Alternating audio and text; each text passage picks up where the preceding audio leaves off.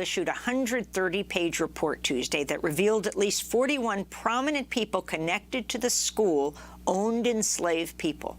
The report states, quote, enslaved men and women served Harvard presidents and professors and fed and cared for Harvard students. Moreover, throughout this period and well into the 19th century, the university and its donors benefited from extensive financial ties to slavery.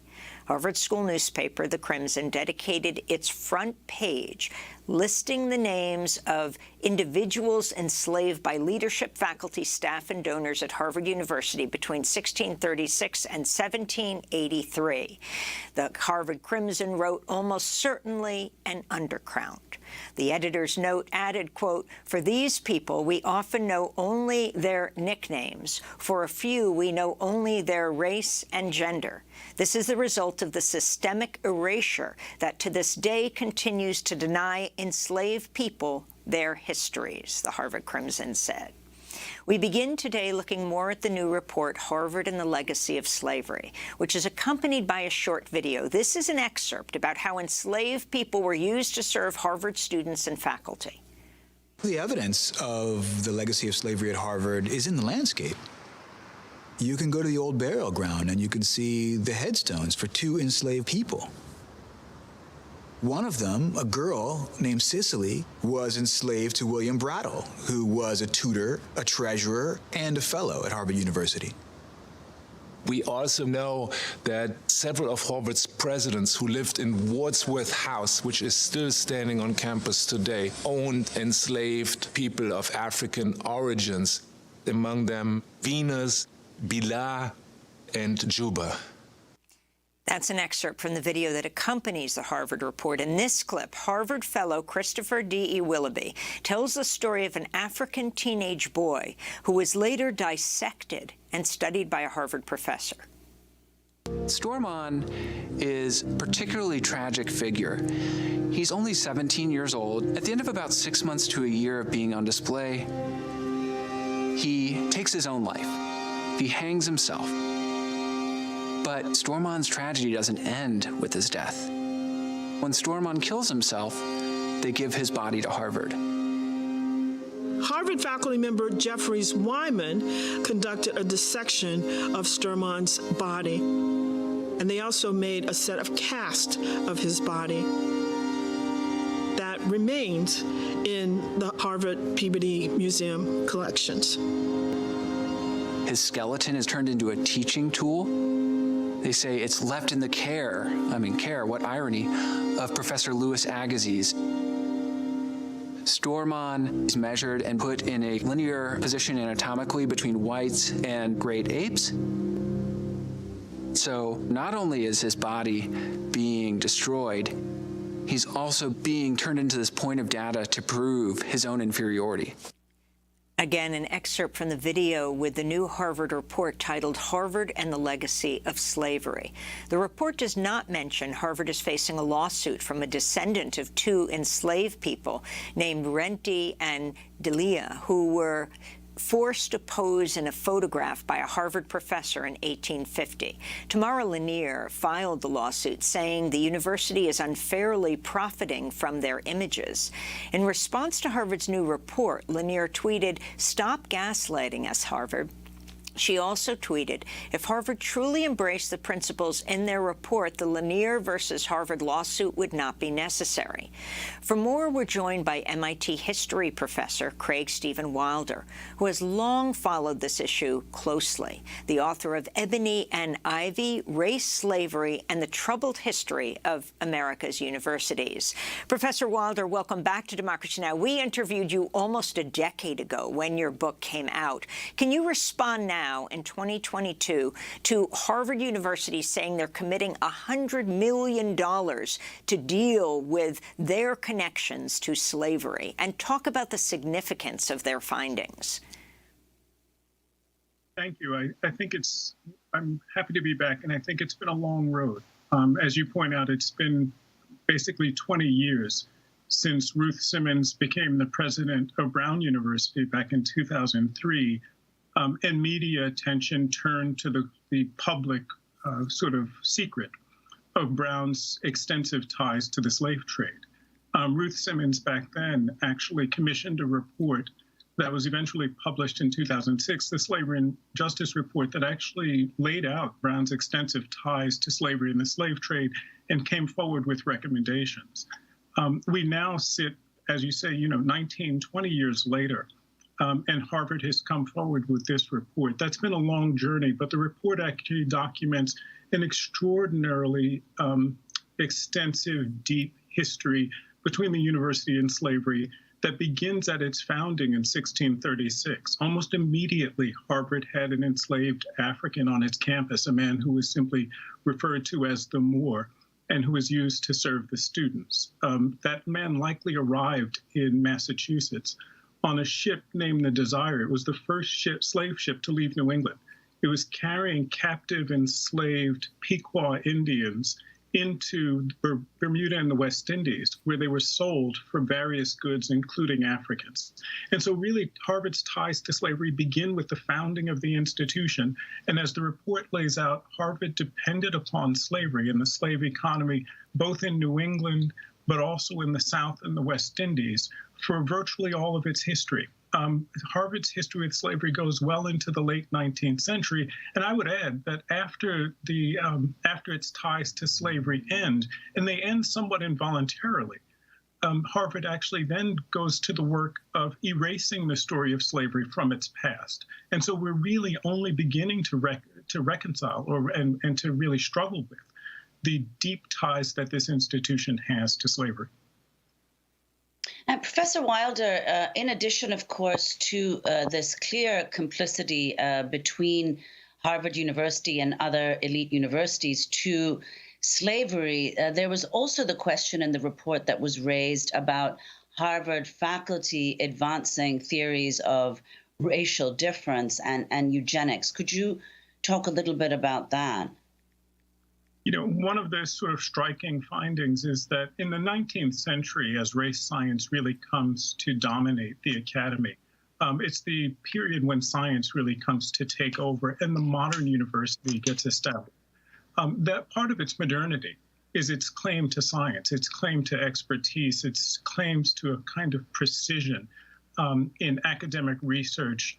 And the way that happens is the scientists really turn themselves over to the slave economy. They become, in fact, the chief defenders of slavery, but not just at Harvard, but at universities across the United States.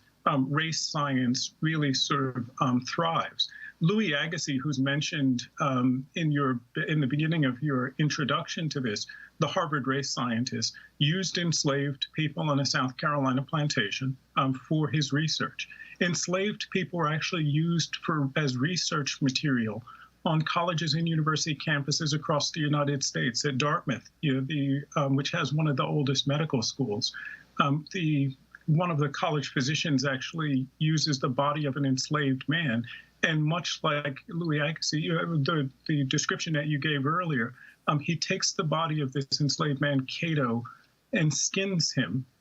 He tans the skin of this enslaved black man like leather and uses it to dress his instrument case.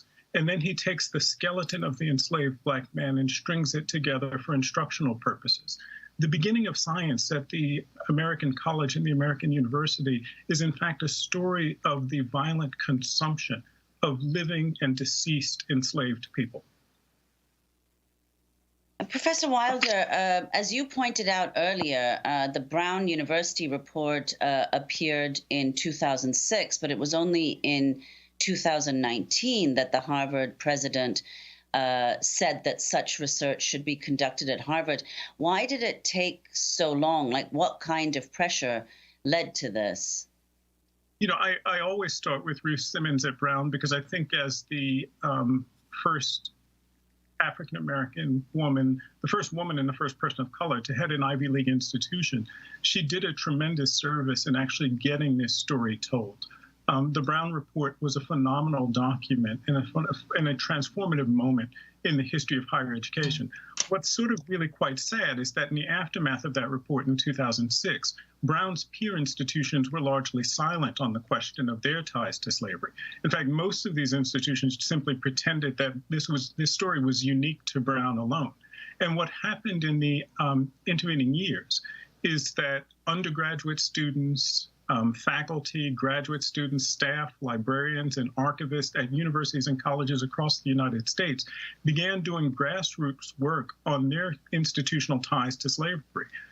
They put up exhibits in libraries. Undergraduates did their senior theses on these topics, and that's what kept this story alive. My sense is that what has really actually kept us focused on this is the research that thousands and thousands of people have done in courses. For instance, the Harvard Project began as a course that got virtually no support, really no support at all, from the Harvard administration. Sven Becker taught that Harvard and slavery class for years.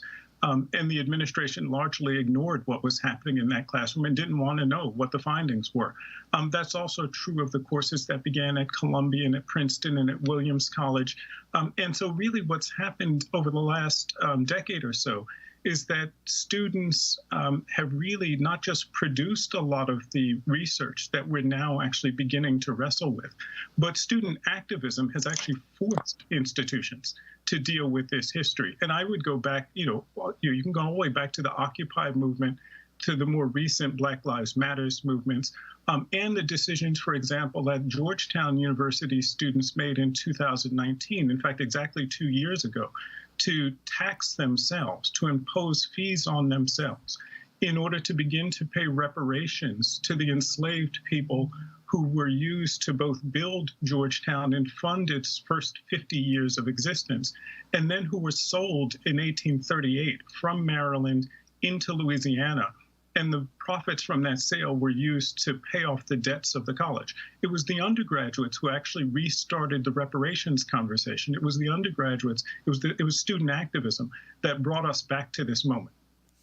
I wanted to turn to the short film again that premiered along with the launch of the Harvard University report. In this clip, Harvard professor describes how Harvard Law School was founded. In 1736, Antigua's plantation owners became fearful that enslaved workers were plotting against them, and they decided to crack down. The royal family was involved in putting down this slave uprising. A lot of head chopping, decapitations to make people as examples, burning people. Then Isaac Royal Sr. migrated back to New England, to his huge property, several hundred acres of land. He brought enslaved workers from the Caribbean to Medford to work. Eventually, Isaac Royal Jr. donates lands to Harvard University, which the university then sells and uses to endow the first professorship of law at Harvard University. And some people take that as the founding of the Harvard Law School. Craig, Stephen Wilder, this is pretty powerful stuff. What we're talking about here, I mean, it is just a story that some have known in this country, but and it certainly goes further than Harvard. But the story of Harvard Law School and its connection to the Caribbean slave trade, if you can explain who the royal family are, and the fact you've got this endowed chair as well at Harvard Law School named for them? The royal family is a family, as the film points out, that traces back to Antigua, an Antiguan plantation family in the 18th century. They removed to Medford, Massachusetts, just outside Cambridge and Boston. Later in the century, Isaac Royal Jr. actually on that farm, that small plantation, has some 60 enslaved people. And that's the family that eventually actually donates the land that helps to fund and begin the law professorship at Harvard. I would point out that this is the story actually of professional education broadly. Medical schools in the 18th century begin with the dissection and consumption of the bodies of enslaved Black people and often Native Americans. They begin, the very first medical school in North America, which is now at the University of Pennsylvania, then was the College of Philadelphia, begins when the colonial legislature transfers the body of a Black person to the scientists so they can do a public dissection and show, in fact, the new medical arts, display them and display the necessity of them. Law schools actually at Harvard, at Yale, at Columbia have very similar origin stories. They're actually tied directly into slavery. And law students at Harvard and Yale and Columbia have actually been doing a lot of the research to expose their institutional ties to slavery. I would add that business schools also have these ties. The professionalization of business and the arrival of business on campus as an academic pursuit is very much tied to the evolution of this slave economy in the 19th century. And for institutions like mine, MIT here in Cambridge, the engineering schools and technical schools also have their origins in the 19th century slave economy. MIT wouldn't be here if cotton textile manufacturers didn't surround Boston. It was the cotton textile manufacturers who took cotton grown by enslaved people in the South, transformed it into textiles for the world market. If it wasn't for them, it was that group who needed engineers to build machines and improve efficiencies. And so professionalization in higher education, the arrival of the professional schools, is very much the story of the power and the influence of the 18th and 19th century slave economies. As we noted, the new Harvard report doesn't mention the university is facing a lawsuit from a descendant of two enslaved people named Renty and Delia, who were forced to pose in a photograph by a Harvard professor in 1850. Tamara Lanier filed the lawsuit saying the university is unfairly profiting from their images. In response to the report, Lanier tweeted, "Stop gaslighting us, Harvard." She also tweeted, if Harvard truly embraced the principles in their report, the Lanier versus Harvard lawsuit would not be necessary. We spoke to Tamara Lanier in 2019 about her lawsuit. Last week, my attorneys and I filed a claim against Harvard. I'm asking for the return of my enslaved ancestors' images, and the complaint is more than just a complaint about images. It's a history lesson, and specifically it points to the exploitation of slaves and how universities like Harvard continue to profit. If you can comment on what Tamara Lanier is calling for, and also the recommendations of the report, like working with historically Black colleges and universities, Professor Wilder. Sure. I think one of the striking elements of the report is the acknowledgement of the length of Harvard's ties to slavery, which, again, I think you can find something very similar for most of our elite educational institutions. Harvard's ties to slavery begin really with its founding in 1636, but they continue after the end of slavery in Massachusetts, roughly 1783. They continue right up until the Civil War. What's striking is that even after the Civil War, Harvard continues to have ties to slavery because slavery still exists in places like Cuba and Brazil, and universities are actively actually pursuing those unfree economies as sites for profiteering. One of the things I had written in my book is that in the 18th and 19th century, you could actually judge the value or the prominence of a university by its collection of human remains. Universities and colleges actively collected human beings and samples of human beings. It was part of the evolution of science, and particularly a part of the evolution of the race science that drove the scientific revolution.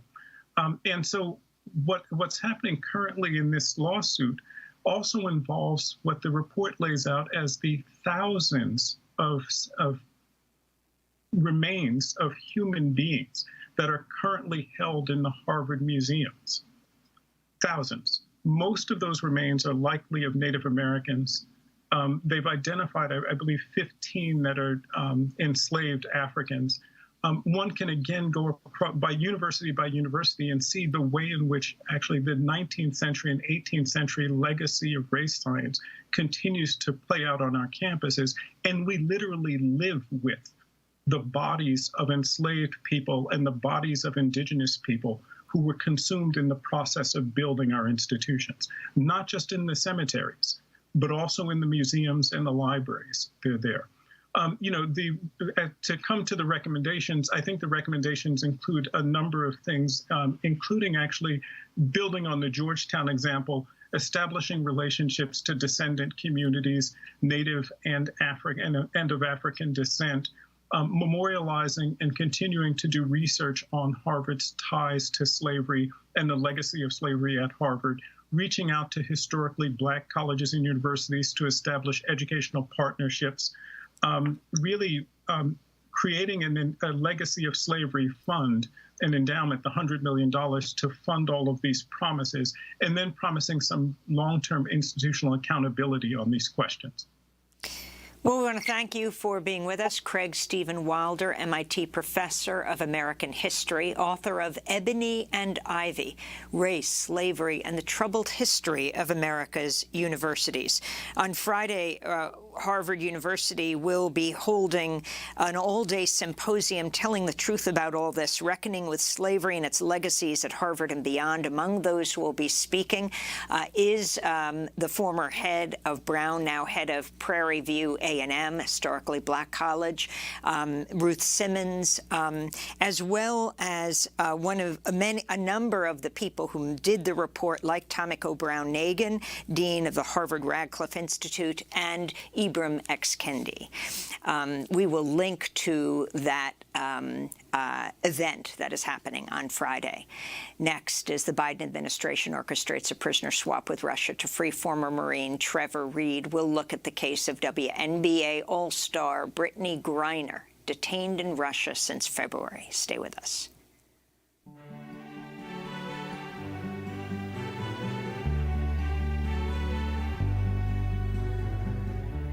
I don't bleed you, I just need to see you. I would love to turn your vice and make a silly error twice.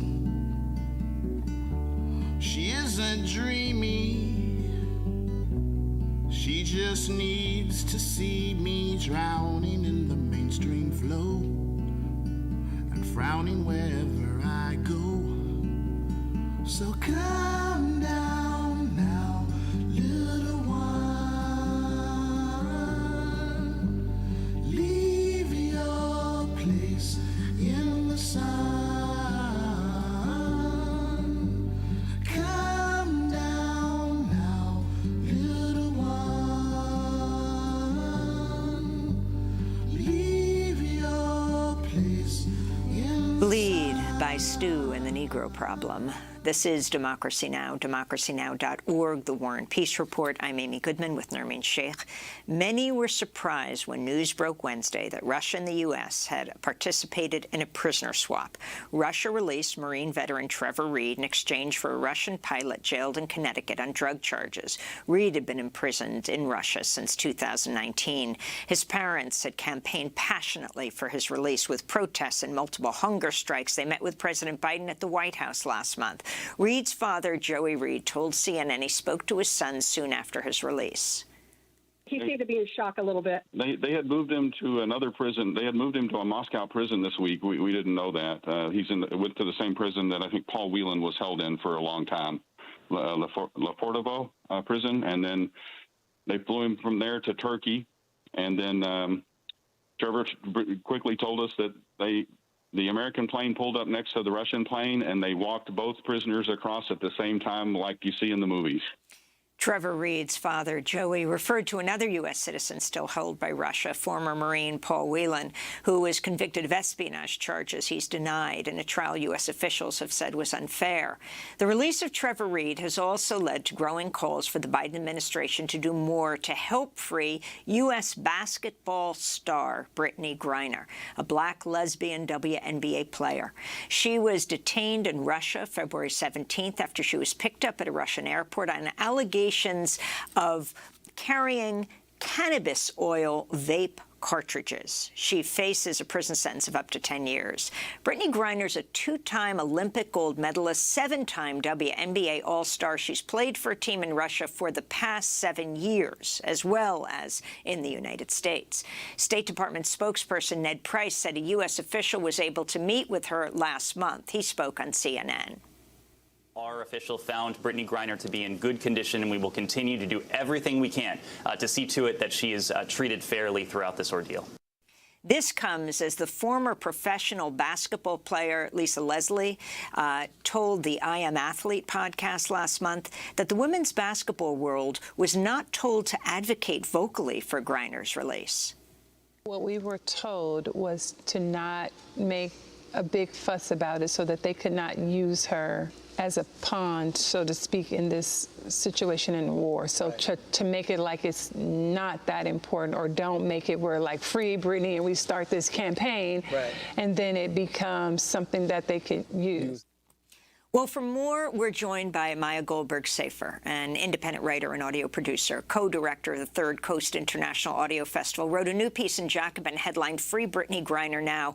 Welcome to Democracy Now! I mean, it is stunning what Trevor Reed's parents did. They didn't stop. They held up signs. They protested even when Biden would be in town, and caught his eye. He spoke to them, used the media nonstop, and their son is now back in the United States. And yet we hear, like we just heard, that the family and the State Department is saying that people should keep silent about Brittany Griner, that there's quiet negotiations that are taking place. Maya, can you tell us more about what's happening in this All-Stars case? She plays in Russia, but also for the Phoenix Mercury in Arizona. Yes. Brittany Griner is an incredible athlete, one of women's basketball's superstars, perhaps the greatest of all time. You mentioned many of her accolades. At the same time, the base salary in the WNBA is capped at about $230,000, and nearly half of the league, its players, go abroad in the offseason to make higher wages that they can't make in the United States. So Brittany Griner was in Russia. Like you said, she's been playing for this team that pays very well in Russia for about 7 years. She's flown in and out dozens of times. And February 17th was different. She was arrested at customs, allegedly for having hashish oil in her luggage. Notably, also, this was 1 week before Russia invaded Ukraine. And I think it's also really worth noting that Brittany Griner is, as you said, a Black lesbian. She's 6'9". She has tattoos all over her arms. She is outspoken about being proud about her sexuality. She breaks gender norms.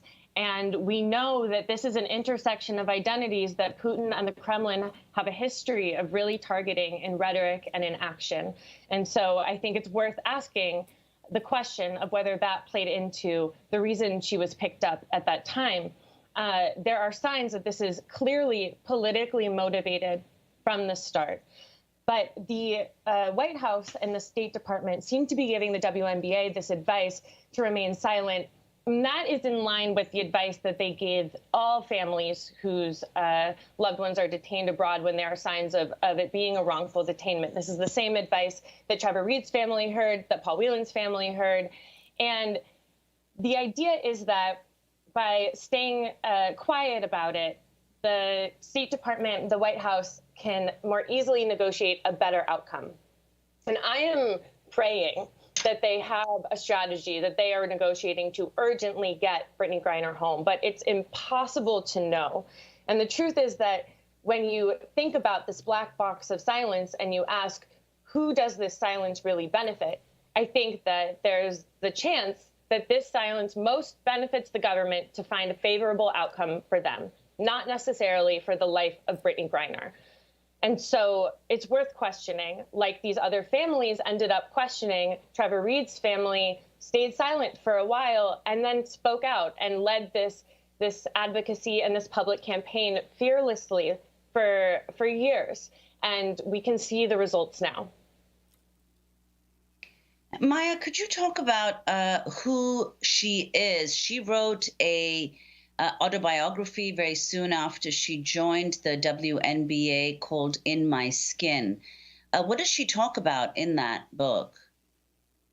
Yeah, so Brittany Griner is an incredible athlete. She is also, to me, a really important political and cultural figure. And I think one of the most important political figures in women's basketball and in sports in the last 10 years. So she has been overcoming huge obstacles throughout her entire career.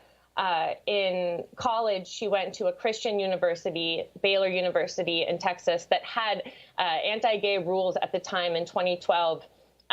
She graduated in 2013, still in the student handbook. And she wasn't allowed to come out by her coaches and the administration. Soon after she was drafted by the WNBA, she wrote this autobiography, In My Skin, where she talked openly and critiqued that strategy to not let her come out publicly, to be denied her full self-expression. She even wrote in this autobiography, becoming a professional basketball player wasn't just about making money or proving myself. It was about freedom, too. So Brittney Griner has been seeking freedom for a long time. She has long faced vitriol and public backlash around questioning her gender. And she is somebody who has become an outspoken advocate for mental health. She is someone who is proud of being a lesbian. And I think she's a huge part of why the WNBA is now so supportive of its players being openly part of the LGBTQIA plus community. That wasn't always the case in the WNBA. And I think that her story and her willingness to tell it was a huge turning point.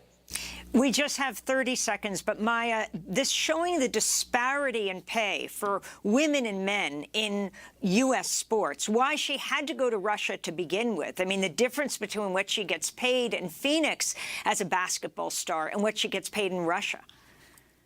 Right. So women make a fraction of what men in the NBA make, women in the WNBA. And so it's a critical part of making the salaries that they need to make during their short sports careers to go and play abroad. And that is the reason that she was in Russia in the first place. I think that's really significant to bring up. And the WNBA has started to bring up this point of pay inequity in sports. I think it's also, this goes beyond an economic issue. This is a political issue, in my opinion. And we know that in order to get Brittney Griner home, the White House will need to intervene. And that's why I think it's so important right now, when this is a timely matter and subject, to speak out, hold our administration accountable for bringing Brittney Griner home and really champion her as a cultural and political icon. We want to thank you so much for being with us, Maya Goldberg-Safer, independent writer, audio producer. We'll link to your piece in Jacobin, Free Brittney Griner Now. This is Democracy Now!, democracynow.org, The War and Peace Report. I'm Amy Goodman with Nermeen Sheikh. Ukraine says Russia is intensifying its attacks in eastern Ukraine. This comes as the UN Secretary-General Antonio Guterres is visiting Kyiv today to meet with the Ukrainian President Volodymyr Zelensky. Earlier today, the NATO Secretary-General Jens Stoltenberg revealed NATO nations have pledged and provided more than $8 billion in arms and military aid to Ukraine. On Wednesday, Russian President Vladimir Putin warned Western nations about intervening in the war in Ukraine. If someone decides to intervene in the current events in Ukraine from the outside and create unacceptable strategic threats for Russia, then they must know that our response, our retaliatory strikes, will be lightning fast, quick. We have all the tools for this, such that no one else can boast of right now, and we won't brag. We will use them if needed. And everyone should know about it. We have made all the decisions on this matter. Putin's comments come just after his foreign minister accused the United States and its allies of waging a proxy war in Ukraine. Putin also met with the UN Secretary-General on Tuesday. We're joined now by Anatol Lieven, senior fellow at the Quincy Institute for Responsible Statecraft, author of numerous books on Russia and the former Soviet republics, including Ukraine and Russia. His latest piece is headlined, "The Horrible Dangers of Pushing a U.S. Proxy War in Ukraine." Explain, Anatol, what you mean by a proxy war and what is happening right now? Well, the reason I wrote the piece was in response to Secretary of Defense Lloyd Austin's statement that U.S. strategy is now to weaken Russia through the war in Ukraine. Basically that is what a proxy war is. The U.S. trying to use the war in Ukraine not just to defend Ukraine, but for a wider strategic objective. The worrying thing about this is that this has been accompanied by more and more statements in the US and NATO about helping Ukraine to win. Now, if that means helping Ukraine to fight Russia to a standstill and prevent Russia conquering Ukraine, then that is, of course, completely legitimate. But there have been suggestions that winning means actually helping Ukraine to reconquer all the territory it has lost to Russia since 2014, including territory that Russia now regards as part of its national territory. That, of course, it would represent a really drastic escalation of US aims with very, very dangerous potential consequences. Anatol, the question is whether the Americans think that a government apart from Putin's might be willing to relinquish areas, including Crimea.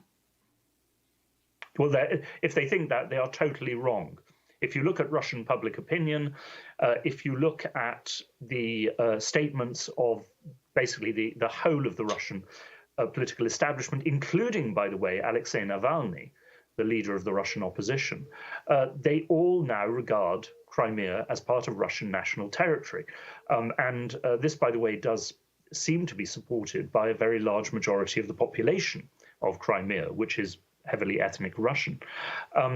So no, I mean, to bring about a Russian surrender of Crimea, you would have to basically destroy the Russian state. Now, at that point, the Russian threats of using nuclear missiles begin to look a little less like bluster and a little more like something that could actually happen. And how can that be avoided, Anatol, even? Well, my sense is that it's quite likely that if Russia can conquer the whole of the Donbass, which it hasn't done so far, the Russian military performance has been pretty pathetic, frankly, but if it can do that, precisely because Russia has suffered such heavy casualties, Russia might stop and offer a ceasefire and negotiations. And the Ukrainian government has put forward some very sensible proposals for a peace settlement based on a treaty of neutrality and compartmentalizing the territorial issues for future discussion, and essentially moving the Ukraine war to the diplomatic field, as was done with the Turkish invasion of Cyprus 45 years ago. So that, in my view, would be a much more sensible approach for the West to support.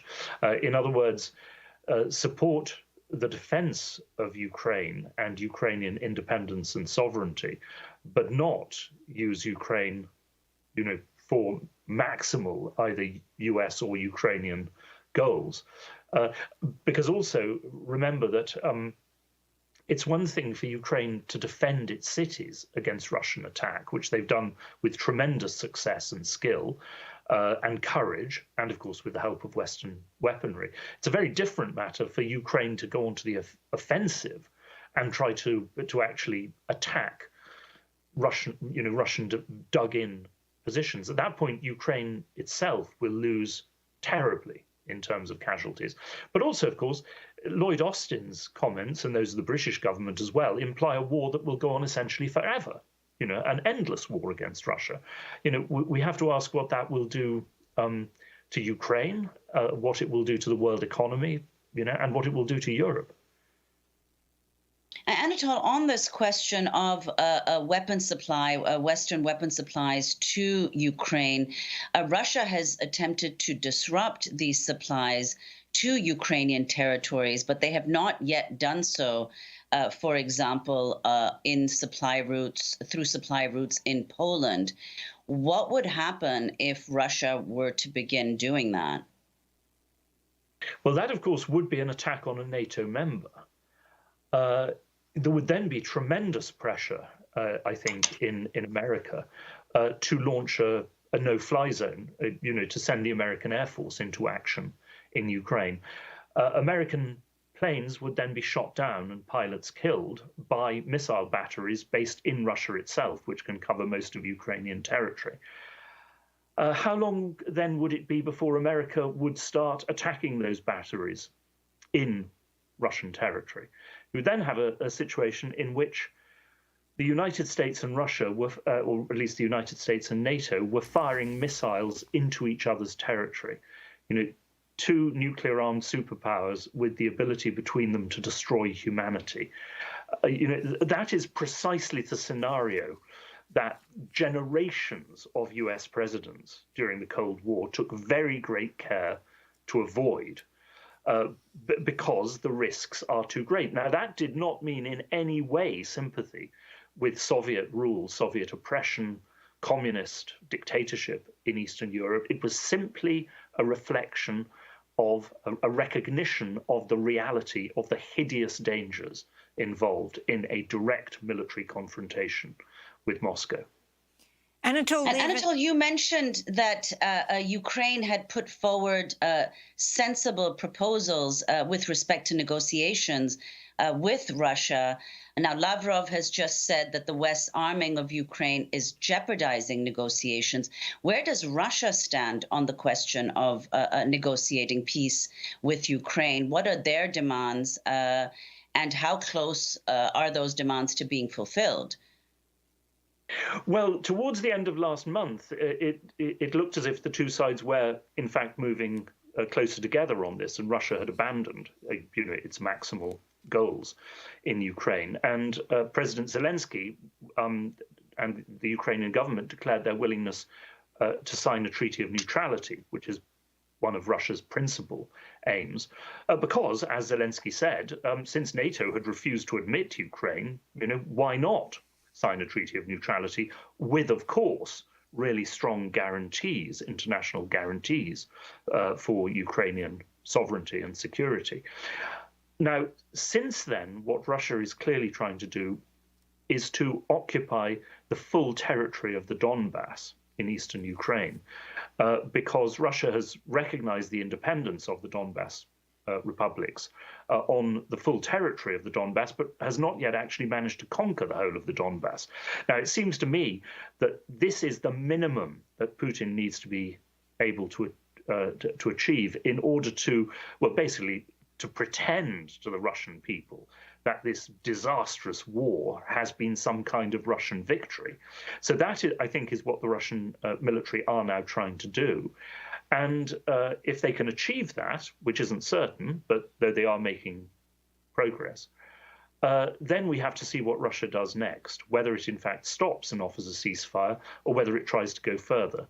One can't say for sure, but I think given the enormous casualties Russia has suffered and the impossibility they've faced of actually capturing really big Ukrainian cities, I think that it is possible that one will then see a new Russian attempt at a negotiated settlement. Can you talk about the possibility of it moving out, not just possibility, I mean, the Russia bombing Transnistria, the significance of Moldova now being involved with this, and what that means, as well as that just overall, you've written about this. I mean, the Secretary of Defense Austin's change of rhetoric, W&W, right, winning and weakening. It's a whole new level right now. Mm. Well, on Moldova, it's very difficult to say what's going on. Of course, you've had a threat by a Russian general to basically cross Ukraine to support the Transnistrian breakaway republic. Is it fair to say Russia bombed it? Do we know? We don't know. And when it came to that communications tower in Transnistria, I think it's perfectly likely that it was the Ukrainians for perfectly legitimate reasons, because, of course, Russian intelligence is using Transnistria as a base. So we're not quite clear what's going on there. But the greatest danger, it seems to me, is in the Caucasus, because with the Russian army so completely pinned down now in Ukraine, Georgia could well take the opportunity to try to take back the territories, the separatist territories backed by Russia, and so could Azerbaijan. It could make an attempt to take the whole of Nagorno-Karabakh, the Armenian territory that Russian peacekeepers are protecting. And then you could see a great expansion of the war elsewhere. And by the way, although 10 seconds. The West, remember, I mean, there are an awful lot of Armenians in America who would not be happy with this development. And just to be clear, it was a series of unexplained explosions that have occurred in parts of Transnistria, the breakaway territory within Moldova. That does it for our show. Anatol Lieven, Senior Fellow at the Quincy Institute. I'm Amy Goodman with Nermeen Sheikh. Stay safe.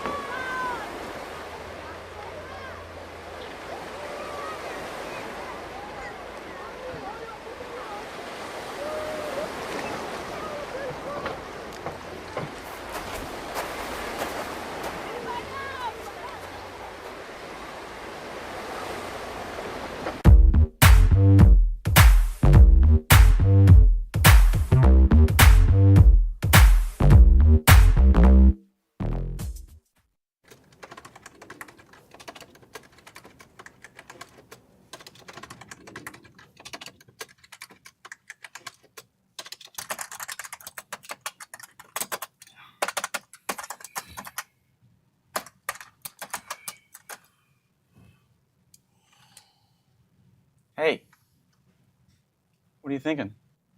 I was just thinking I'm gonna head out. Okay. I was also thinking that this isn't what it was cracked up to be. Well, it never is. But you have to admit, on paper, it's a pretty sexy opportunity. Sexy? Well, yeah, getting paid to do something that you'd normally be doing at home. In your bedroom, at night, alone.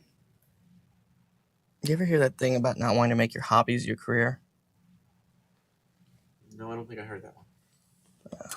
Maybe I just made it up. I don't know. I think I should be a chef or something. Cook. Something else. You coming? No, I'm gonna stay here. It's Saturday. You don't get overtime. I'm aware of that. Thank you.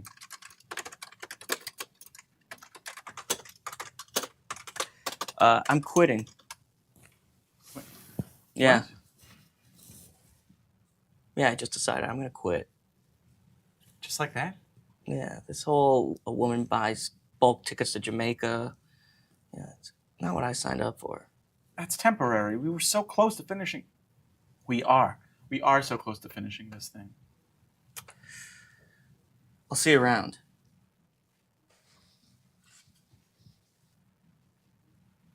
See you Monday.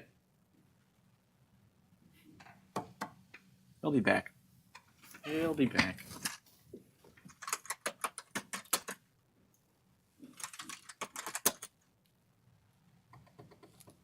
No, don't do it, don't do it, don't do it.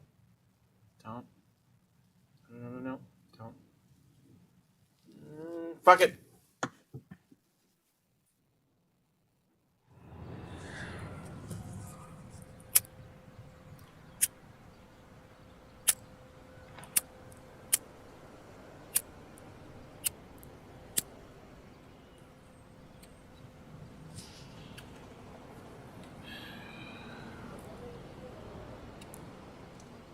Picked a heck of a day to start smoking again. Should I quit my job? Probably. Maybe. No, I don't know. Does anyone even really like their job? No. No, John, don't go down that route.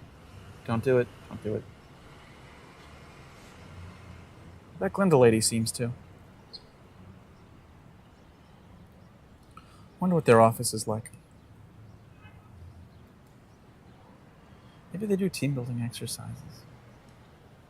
I hate tomatoes. I have a dog named Tomato. Tomatoes are a fruit. You hate tomatoes. That's the lie. Wrong. I don't have a dog.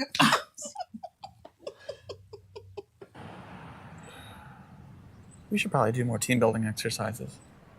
No, Mark wouldn't want that. Mark would want that at all. What else do people do?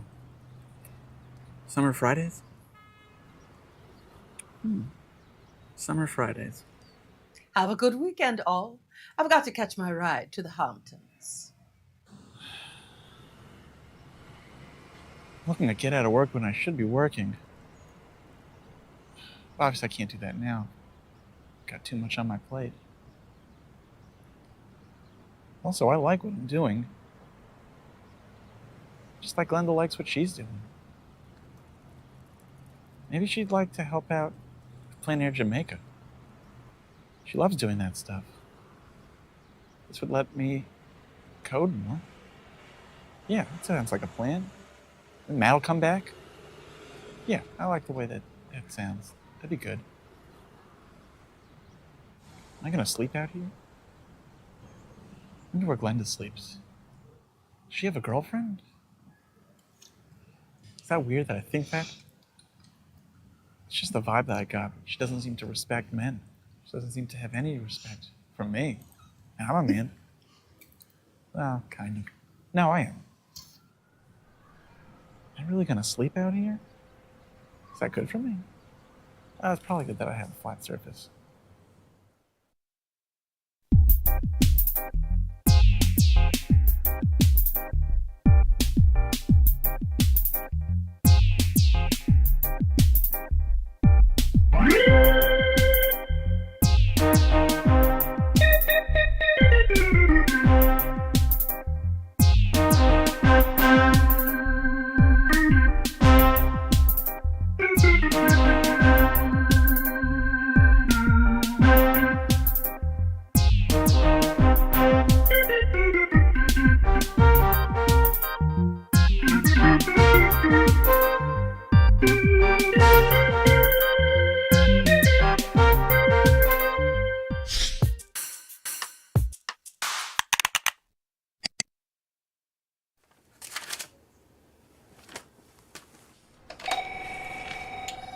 Bedside Travel Bureau, who's calling?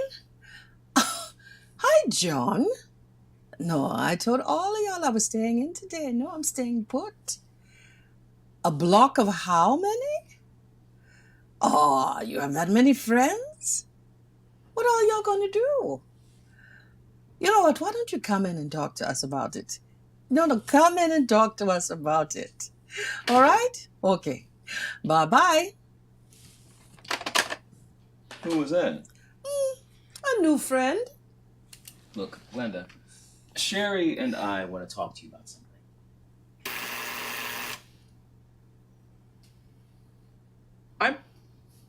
I'm gonna put some more coffee on.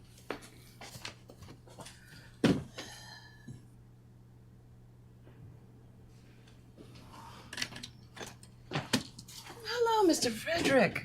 What can I do you for? Glenda, I was hoping you could get me a couple of tickets to Bridgetown. A couple? Yeah, it'll be 2. I tell you, Frederick, I always did say you had some kind of brass balls. What do you mean by that? We're not the only travel agency on this block, you know? Do you not want my business? Not particularly, no. Oh, then.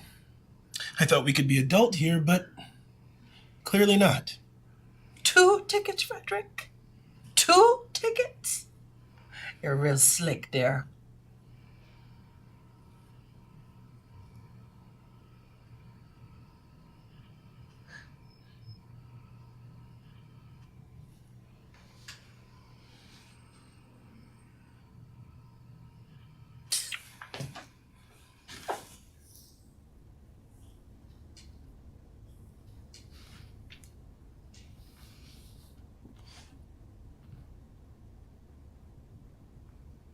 You could have gotten him the tickets. I would have been all right. Really? Mister, I have to make a pot of coffee right this instant.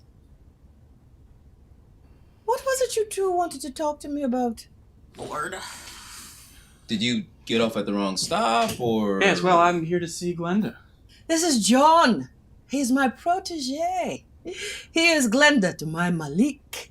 He is a travel agent in training. Yes, well, I actually was hoping that Glenda could show me how to buy tickets in bulk. To Kingston, isn't it? Yes. Well, not for me. You got a church group or something?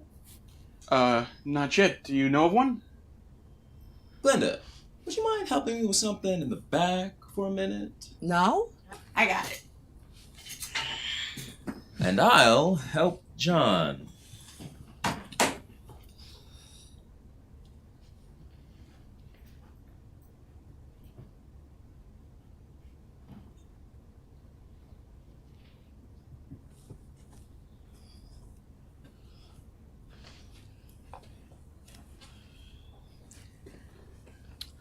Look, Glenn, I know you don't much like talking about this, and we felt terrible ever since Hilton's passing, and also a little worried. We have to talk about this now. I just think that you are throwing yourself into work instead of allowing yourself proper time to grieve. Everyone should be allowed to cope in their own way. Richard and I think that it would be best for you to take some time off. Time off? So you're kicking out the boss now? No, never. It would be paid time off. I don't get paid to sit at home on my ass. I'm no charity case. It's not like that. Oh, what's it like then? Malik approved it. Oh. Malik left me in charge. Did he not?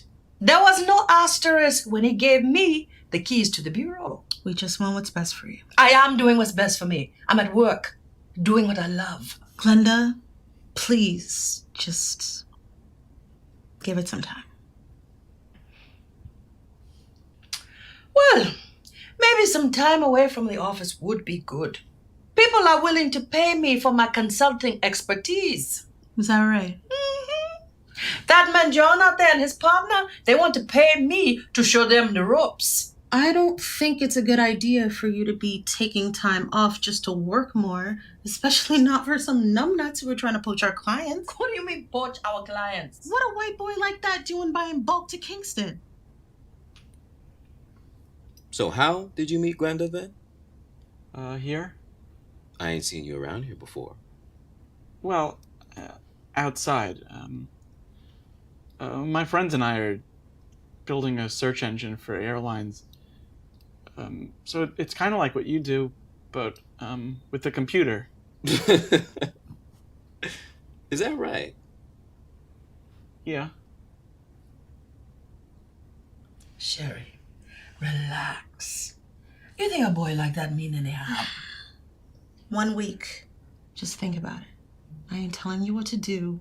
Just think about it.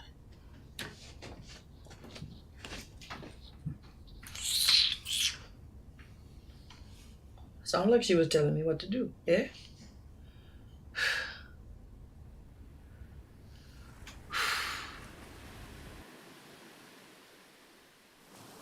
No commercial today. No selling. Just relaxing. Trying to enjoy my vacation. Which is a lot less enjoyable when it's not your choice. Like a lot of things in life, I suppose. Took that paid week of leave. Left with John. Showed him how to order up to 50 vouchers with Amancia, my contact at Air Jamaica. Made my commission and said, hey, mind if I get one? He said, no problem. Sherry was right. I did need a little break. John and them had some big plan to push the tickets on their clients and make back the difference as their investment. Some business plan. It'll never work. But John's a sweet guy. He means well. I think it's important to support people who share your passion. That's how I got where I am. And Harborview. Sand beneath my toes and... I think it would be nice if some guys stopped by and chatted me up. Oh, a welcome distraction that would be. Instead, I sit here with my thoughts. Thoughts of Hilton. Thoughts of how I'm actually alone.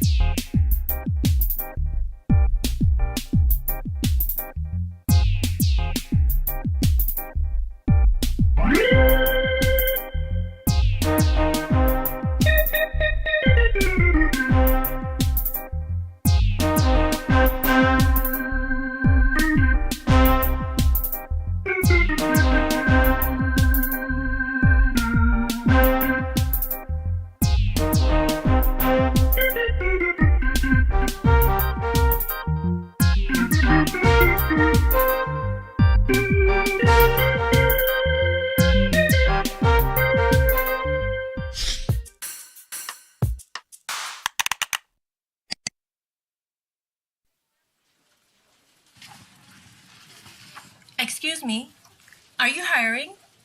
What makes you think I'm in charge here? Thanks, Malik. All right, see you in 9 months. A hunch.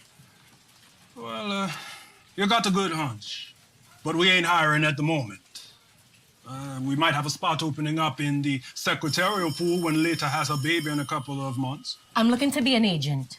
Oh, yeah? Why is that? Booking travel's a valuable trait to have. Is it now? I'd like to be able to visit my family, help others do the same. Where are you from? Glenda. Where you from, Glenda? Hololo. It's a small town near Port of Spain. I know where it is. I'm Trini myself. So you want to work here so you can go on vacation back home, huh? You got me there. We'll give you a call, Glenda. Our line's down now, but I can call you.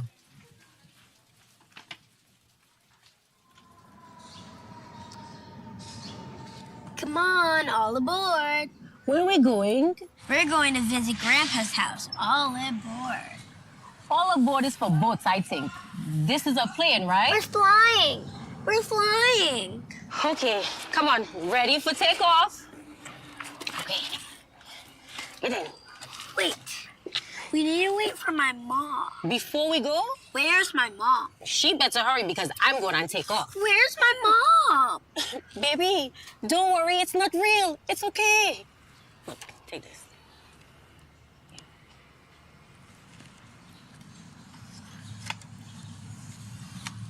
Cool.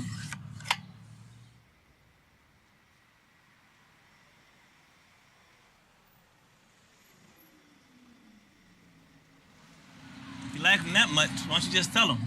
Excuse me? I always see you stalk around here, scoping someone out. I'm scoping out a job. What are you doing? All right. No need to get testy. I'll get however I feel.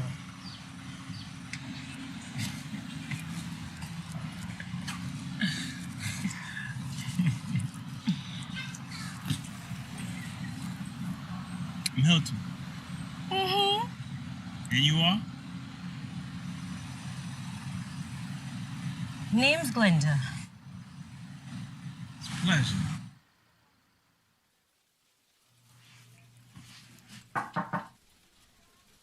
And, how is it going? It's all right. I know it's not ideal, but it's a start. And I was serious about what I said before. I work late on Monday nights, and you can shadow me. See how it's done. What happens after I learn the ropes? Will you be offloading some clients to me? We can talk about it. And I'd make a little commission too? We'll discuss that when the time comes. For now, it's time to crunch those numbers.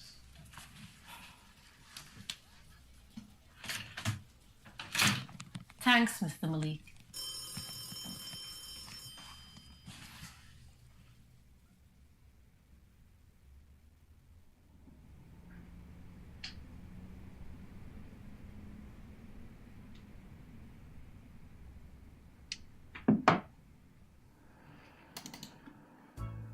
Pass me a red stripe, Mon. Jamaica. It's more than a beach. It's a country. Am I in love? Or is this my one love? The capital of Jamaica is Kingston. Jamaica. Once you go, you know. All right, I think something's off. Can I see the frame? Sure. Cool. Can you actually turn around for me? You want to see the frame while you're doing it? Yeah. Okay. Maybe some kind of more earnest approach would work. What? Like you're still selling something, but on the surface it's less out. Okay, I got it. Thank you. Good note. Good note. All right, we good? Hi there. My name's Mark Johnson, and I created www Travel so you can get where you need to go in as little amount of time as possible, for as cheap as possible, without sacrificing any comforts along the way. That's www.travel.com. Try it today. Okay, cut. Nice. That was supernatural.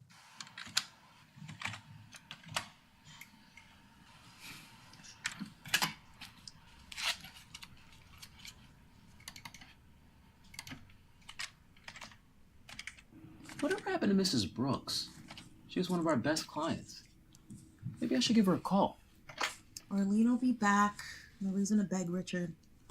She may have found someone else for now, but she'll be back. You're in a family business. Your clients are family. I suppose. I'm gonna make a cup of coffee. You want one? No. All right then. Hi there.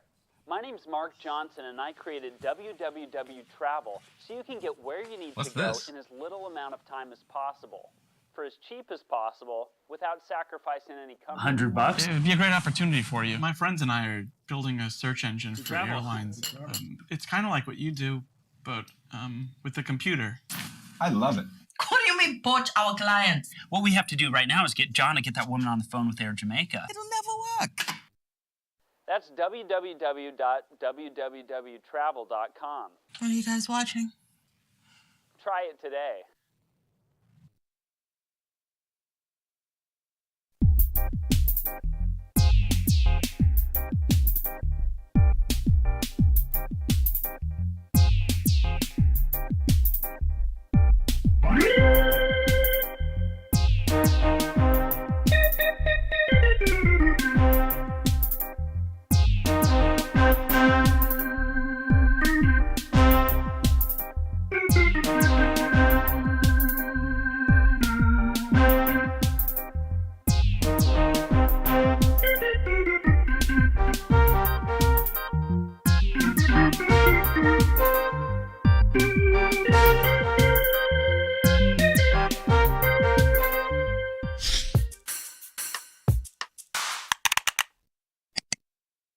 There are people who are invisible and who are made to be invisible, who are forced to be invisible. And I think the greatest form of social justice is to acknowledge them and the power that we have as writers. It doesn't have to be a book as pressing as like, look, there's an issue and we're gonna tackle an issue. Sometimes it's just writing a character that hasn't been written.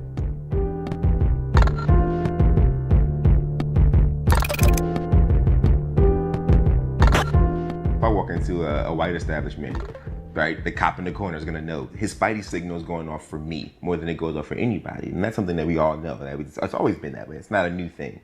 But in the meantime, I think that when it comes to like invisibility, I don't think like here's a prime example. A prime example is Black people are in the news all the time.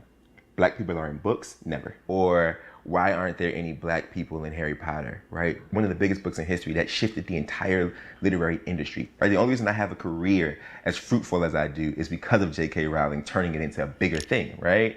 And there are no characters of color. We just don't exist in Hogwarts. There was that one Asian. There was the one Asian one. There is the Asian girl. Shout out to the Asian girl. But but I think about all those things. And even when I'm working, like when I think about what I'm gonna write next, right? I'm always like, yo, where do we not exist? And let me like, all right, I'll make us fly. I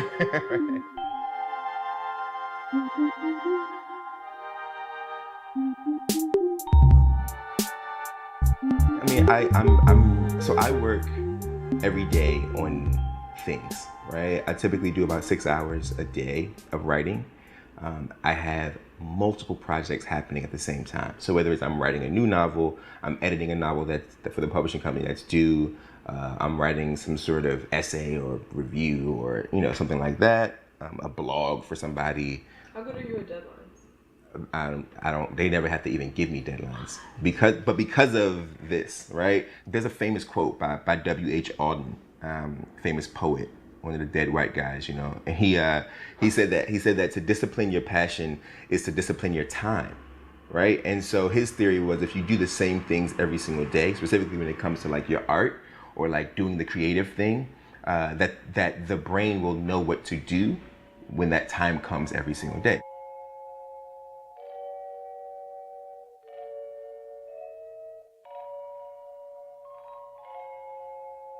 Between the 80s, 1980 and 1999, you know, besides Walter Dean Myers, for young people, I mean, there's a gap, right? There's like a 20-year gap, right? So if you're a black kid in this country, especially if you were a poor black kid in this country, and you were living in a poor black environment, where the three biggest sort of like movements, so to speak, in your community was, you know, crack cocaine, HIV, and hip hop music. And none of those things exist in literature at all during my entire childhood. None of it exists in any childhood literature that I could ever find. My life wasn't mirrored. Like to read about Scout, right? To read To Kill a Mockingbird, it's brilliant, right? But Scout wasn't me.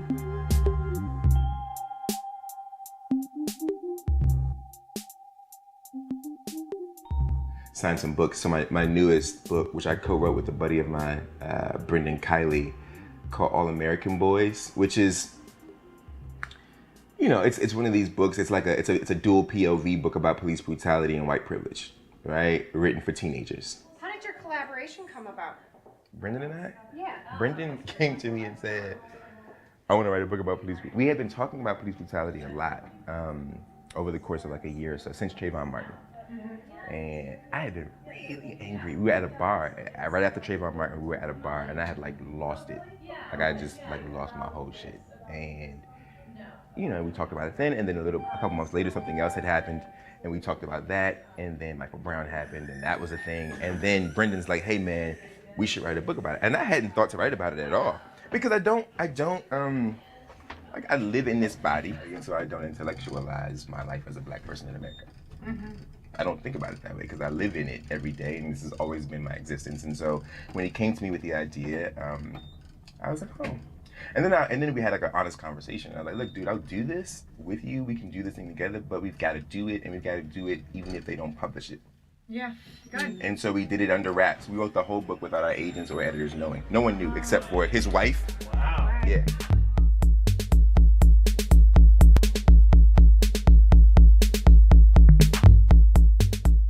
No matter where I am in the country, 9 times out of 10, there are students who are so surprised because they didn't think that any writers could look like them, right? Like, oh, he's got crazy, you know, hair, and he's got tattoos, and he wears sneakers, and he's got on jeans, and they can't understand how it could be possible that a guy that looks like me can do this, right? Can do something other than play basketball or be a musician or a rapper, right? All of those things, which I actually think are awesome, right? That as much as you practice basketball, as much as you practice freestyling, practice like telling yourself your own truth, because sometimes it's that truth that is your golden ticket. Your story in and of itself is worth $1 gazillion.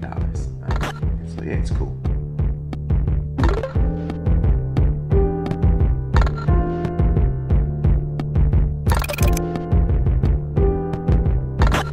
I've written 11 books, and they're all coming out, and hopefully by the time the 11th one hits, I won't have to write so much. I love writing and I love storytelling, but I want to get to a point where I'm not afraid of the door being closed. There are 2 books on the shelf, 3 books on the shelves, and a book coming out in a couple of weeks. But there are 11 books in the can because of the fear that if I didn't, the dream would be over. And I want to get to a place where I feel secure in my career, where I really feel like, yo, I write a book once every couple of years. I write a really good book, be comfortable and respected by my peers, and that there are a lot of little black and brown kids who become adults and who have had a life with a relationship with literature because of the springboard of Jason Reynolds novels.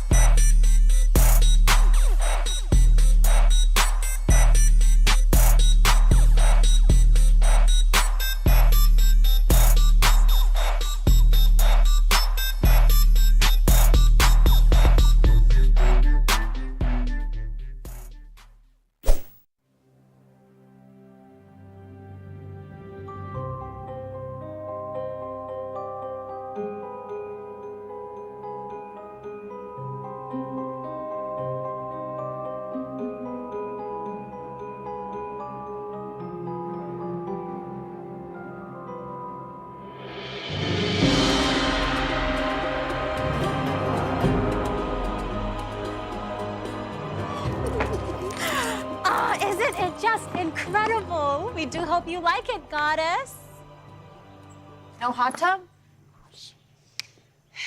Whose house is this? Oh, he lives in the shed. Do I have to pay rent? Nope. How long do I get to stay here? For eternity. Cool. Wait, eternity? If I'm a goddess, does that mean I live forever? I tried to kill myself 3 times and each time it didn't work. Does that mean I can't die? As a goddess, whatever you want will be given. More like whatever you want. Healing, comfort, inspiration. Nobody actually cares about my feelings. We care. We've always cared. Yeah, very much. Well, then don't pull me out. Oh my God! Oh my God, goddess! Are you okay? Okay. Goddess! Goddess! Run away! Goddess! Hide! Hey, come on to me!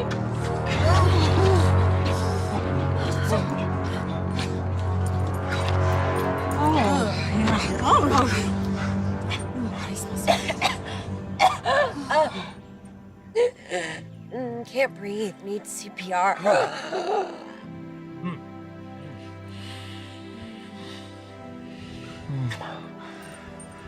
At your service. I'm still choking.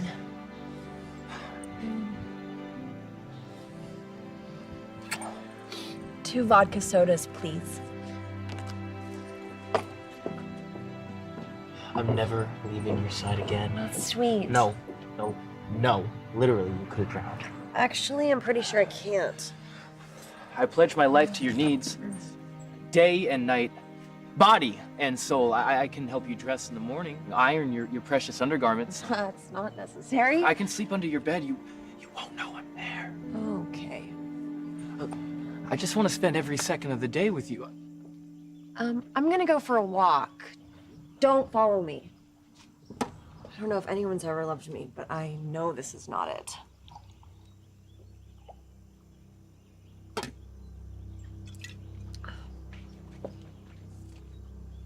Do you think she likes me?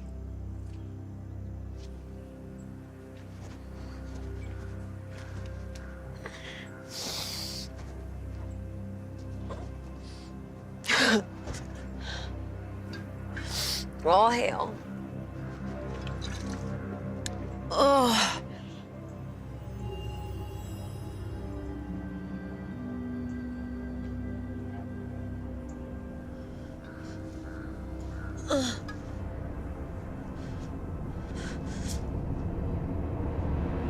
What the?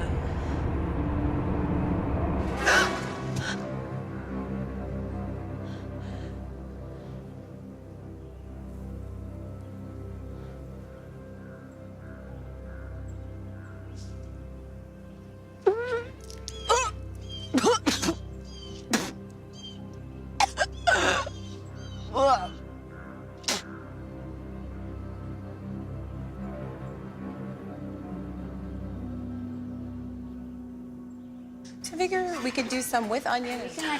What are you gonna do with them? You're just gonna throw them away? Well, hello, my divine beauty. I have chicken for you, chai. Would it be okay if I stay here with you?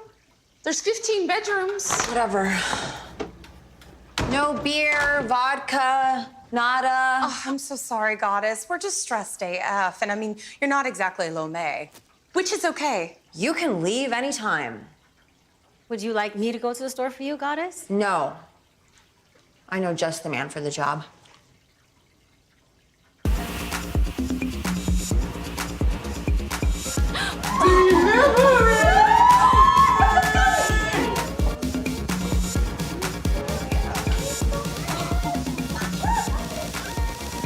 How you doing, Goddess? Good.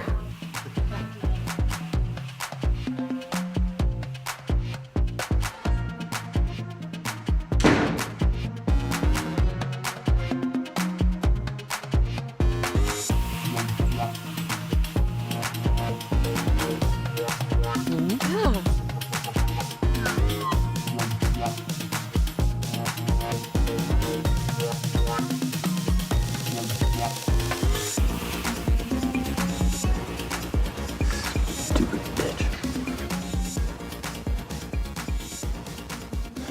Just a little bit harder. Oh, sure. Like this? Your feet feel like puppy ears. That's literally not a compliment. I just meant like in the soft way. Oh boy, it's getting late. Would you like me to escort you inside? For the 12th time, no. I'm tanning. Okay. Look, why don't you let me get all these people out of here so we can be alone finally? What is your problem? No problem. You're supposed to be making my life easier, not annoyinger.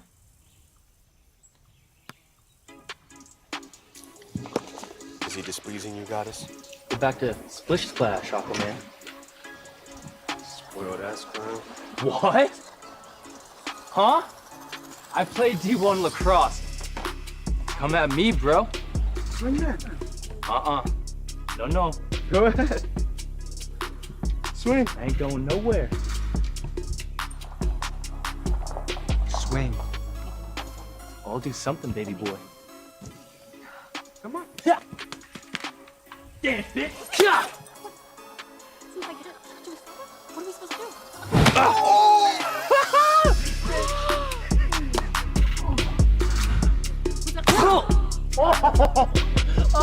Oh, my face! My precious face! No,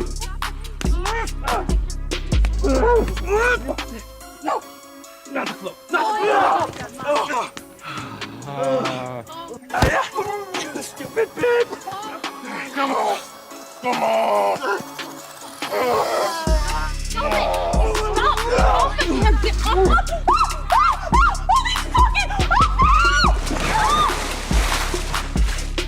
Enough!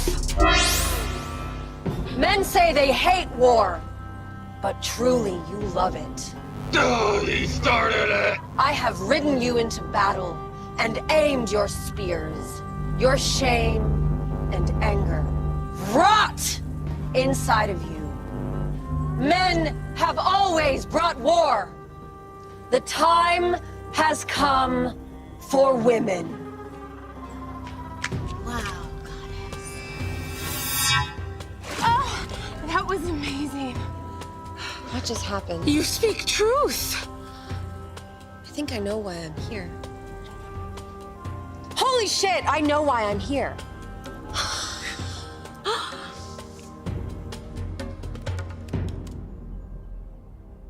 She herself took many lovers. Awesome. That's me! The pic is terrible. Goddess, please, I beg forgiveness for fighting. Your words gave me a revelation. Me too. This whole time I thought I was supposed to be an emotional punching bag, but now I realize I'm supposed to stop other people from punching each other. I need to heal our violent world. I just have no idea how to actually do it, except for these weird superpowers that I can't really control.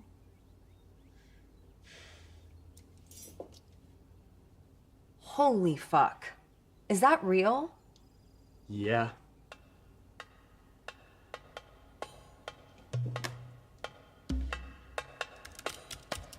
It's never too late to wake up.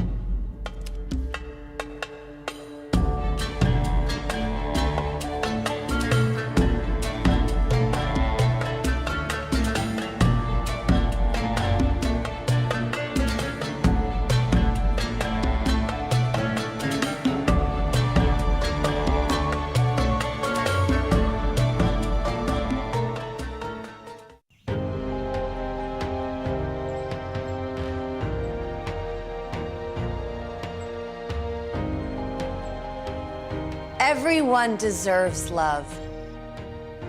You don't have to work for it. It's our birthright. You. Definitely you.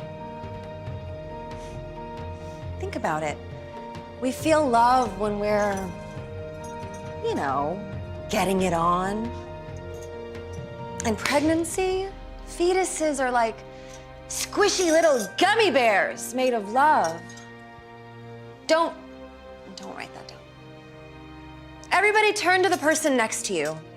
Repeat after me. I love you. I love you. I will do no harm. I will do no harm. Except to ghosts, Nazis, mosquitoes, and people who clip their nails in public. Except for mosquitoes, Nazis, ghosts, and Nazis.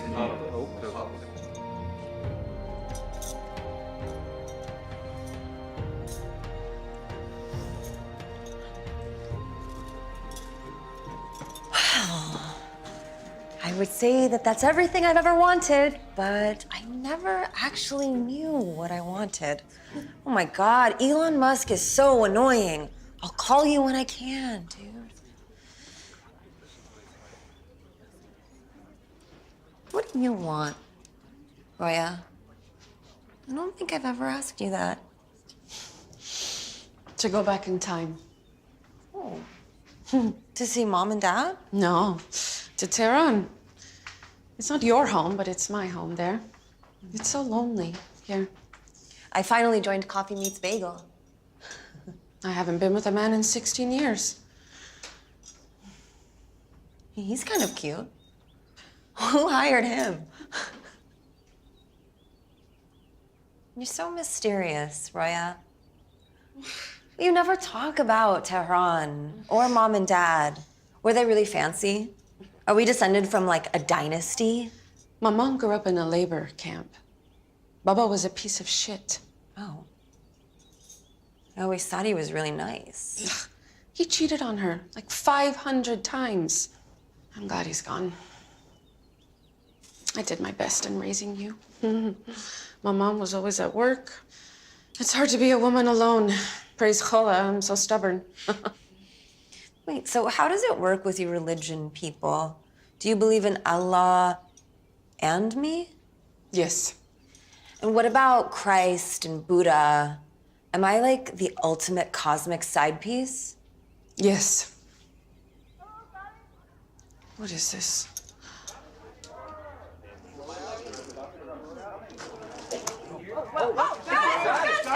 Good afternoon. How can we help Private you? property, go. Are you Versace? Yes? No? Are you on the Real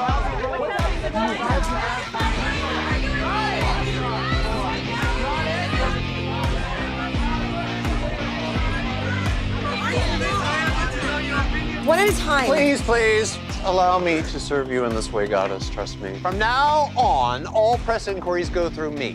Who the hell are you? I'm her publicist.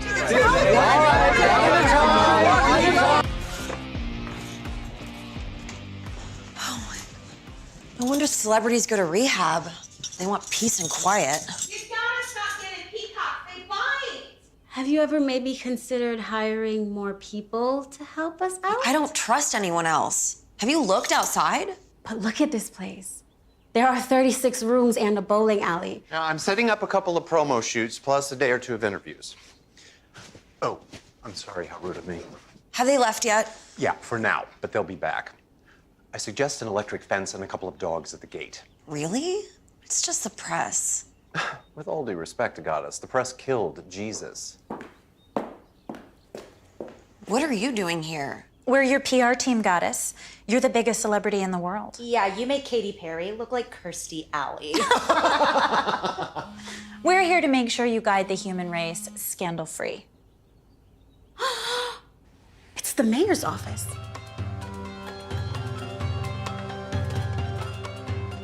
We're doing great. Greenhouse emissions are down. The rail system is getting there. And soon, Brooklyn will have commerce to rival Manhattan. Things couldn't be better. Except, Trump's pulling our federal funding. How much? $5 billion a year. Yikes. Why? My son tried to strangle Barron at Ariana Grande's birthday party. I didn't break up the fight. I see. I was hoping you would speak with him. You never know when he's bluffing, deluded, or actually going to follow through. But this time, I think it's the latter. He gave me till 5 p.m. Oh. All right. Fine.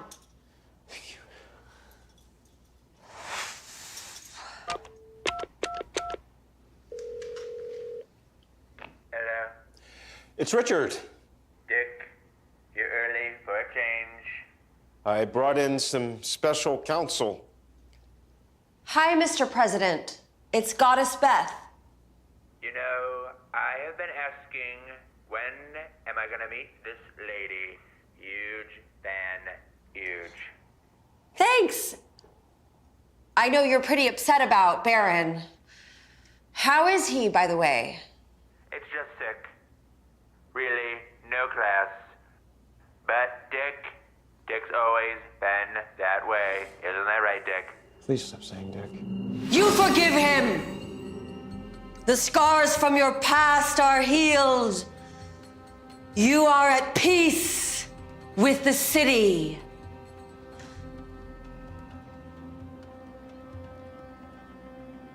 I feel really good about giving this funding back. Beth, let's do lunch next week. Need your help with Jaina. And Dick, don't go and spend all this on schools.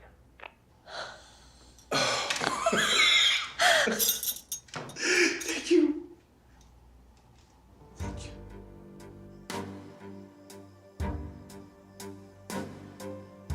Wow.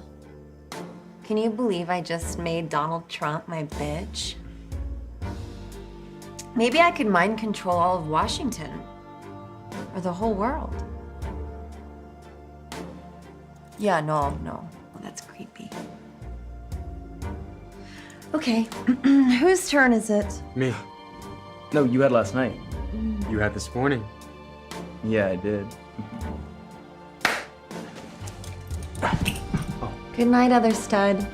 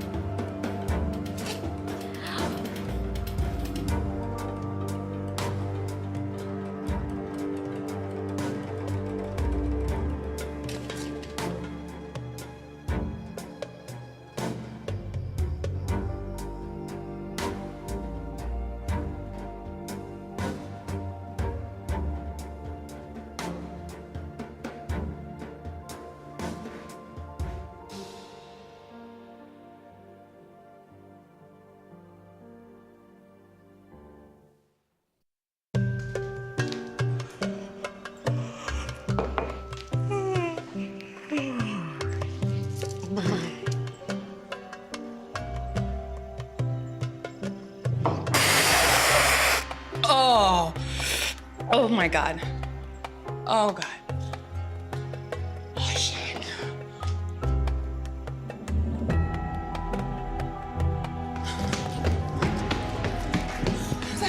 The news. Have you seen the news? No. It's talk. It's your sex tape. What? It's viral. It's all over Twitter and Instagram, and millions of people in India are protesting. Arkansas is rioting. It's sex shaming bullshit. What do you want us to do? I don't know.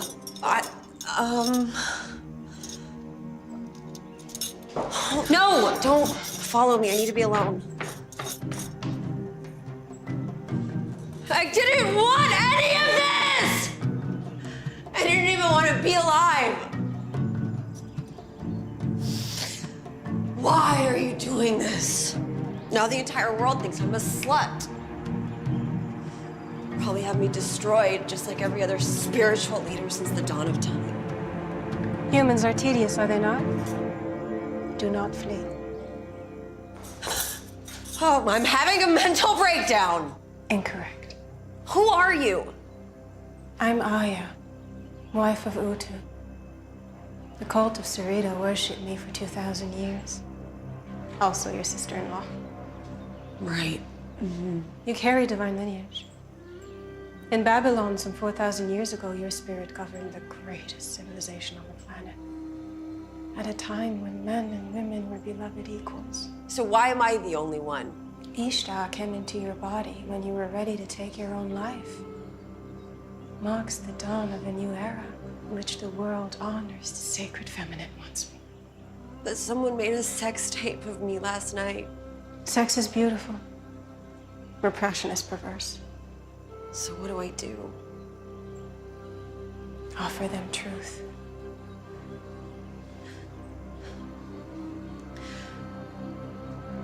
The truth wears no clothes.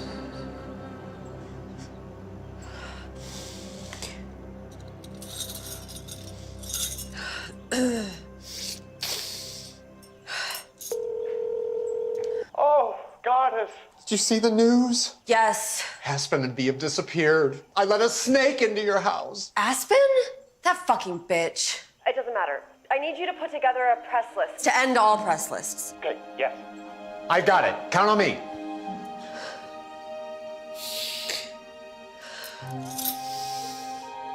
Sex is beautiful. Repression is perverse.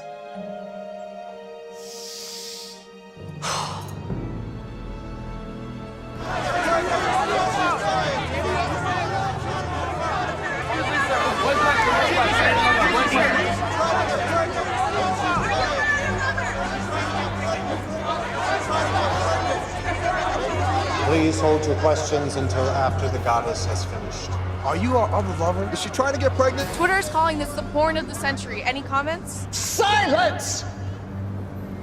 If you seek the truth, open your eyes. I present Goddess Ishtar. Did you know that you were being filmed? Are you considering a career in porn, perhaps? Are the rumors true about you and Jay-Z? Maybe trying girl on girl? Have you talked to Beyonce? I used to be immortal, just like you. Yeah, it's true. I got sad. I got headaches. Now I'm a goddess. I have riches, powers, disciples. But the biggest difference between being a goddess and being immortal is shame. When my naked body goes viral and you utter shame, the shame is on you. The truth is naked.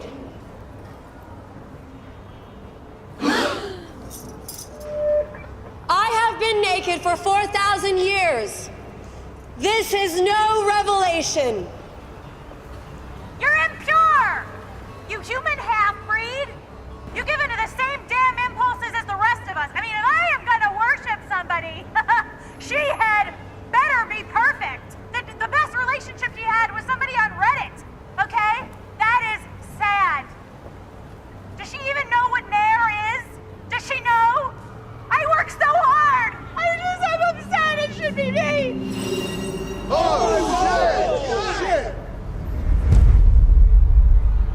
That's messed up. But YOLO, okay, whatever. Any questions?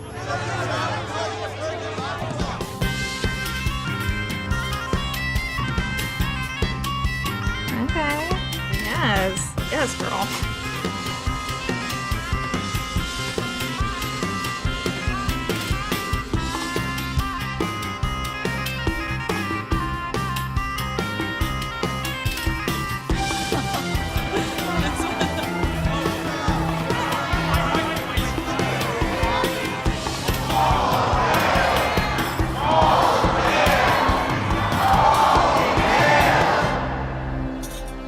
Careful, Abji, please don't hurt yourself. It's okay, I just need to practice. Beth. Still pissed she called me a half-breed. Maybe that's how I turned her into dust. I just had to be really pissed off. Well, it's kind of true, you know. What? My mom was born in Iraq. She escaped to Iran when she was 12. It is what it is. I'm half Iraqi? You are all goddess, Junam. Oh my God. Oh God, no. Oh. Your pilgrimage begins now. God! Could you please stop scaring me? Only in ancient Babylon will you learn to control your powers. Find your way home.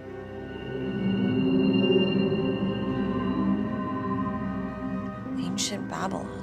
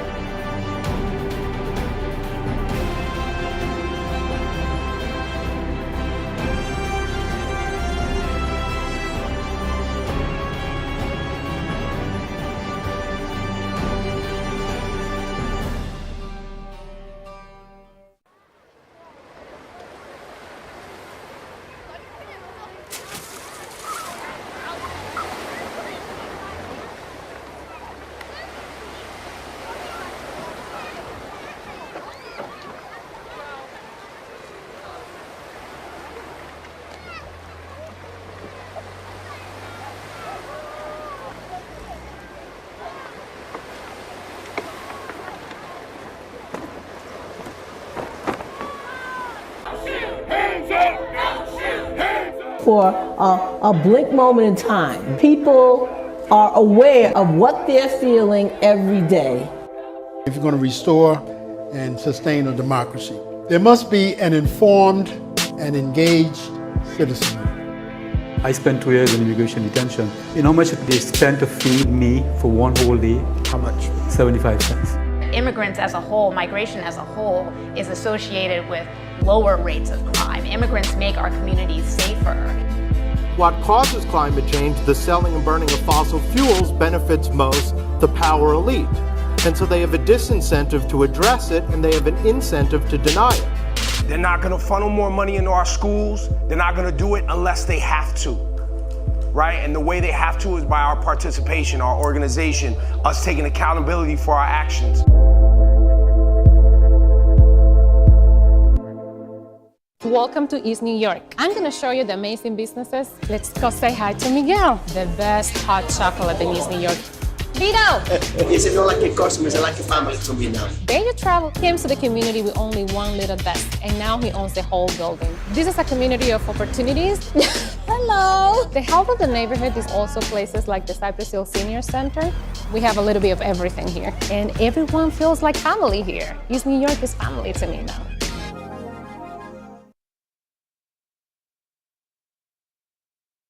As per U.S. law, any child bought or sold into the sex trade is a victim of human trafficking. Why is the first time I'm hearing about this? On the same websites where you sell a couch, there are sections to buy people. Really? And up to half of these victims are boys. There is no such thing as a child prostitute, only a victim of exploitation. And it could be anyone. She's talking about me.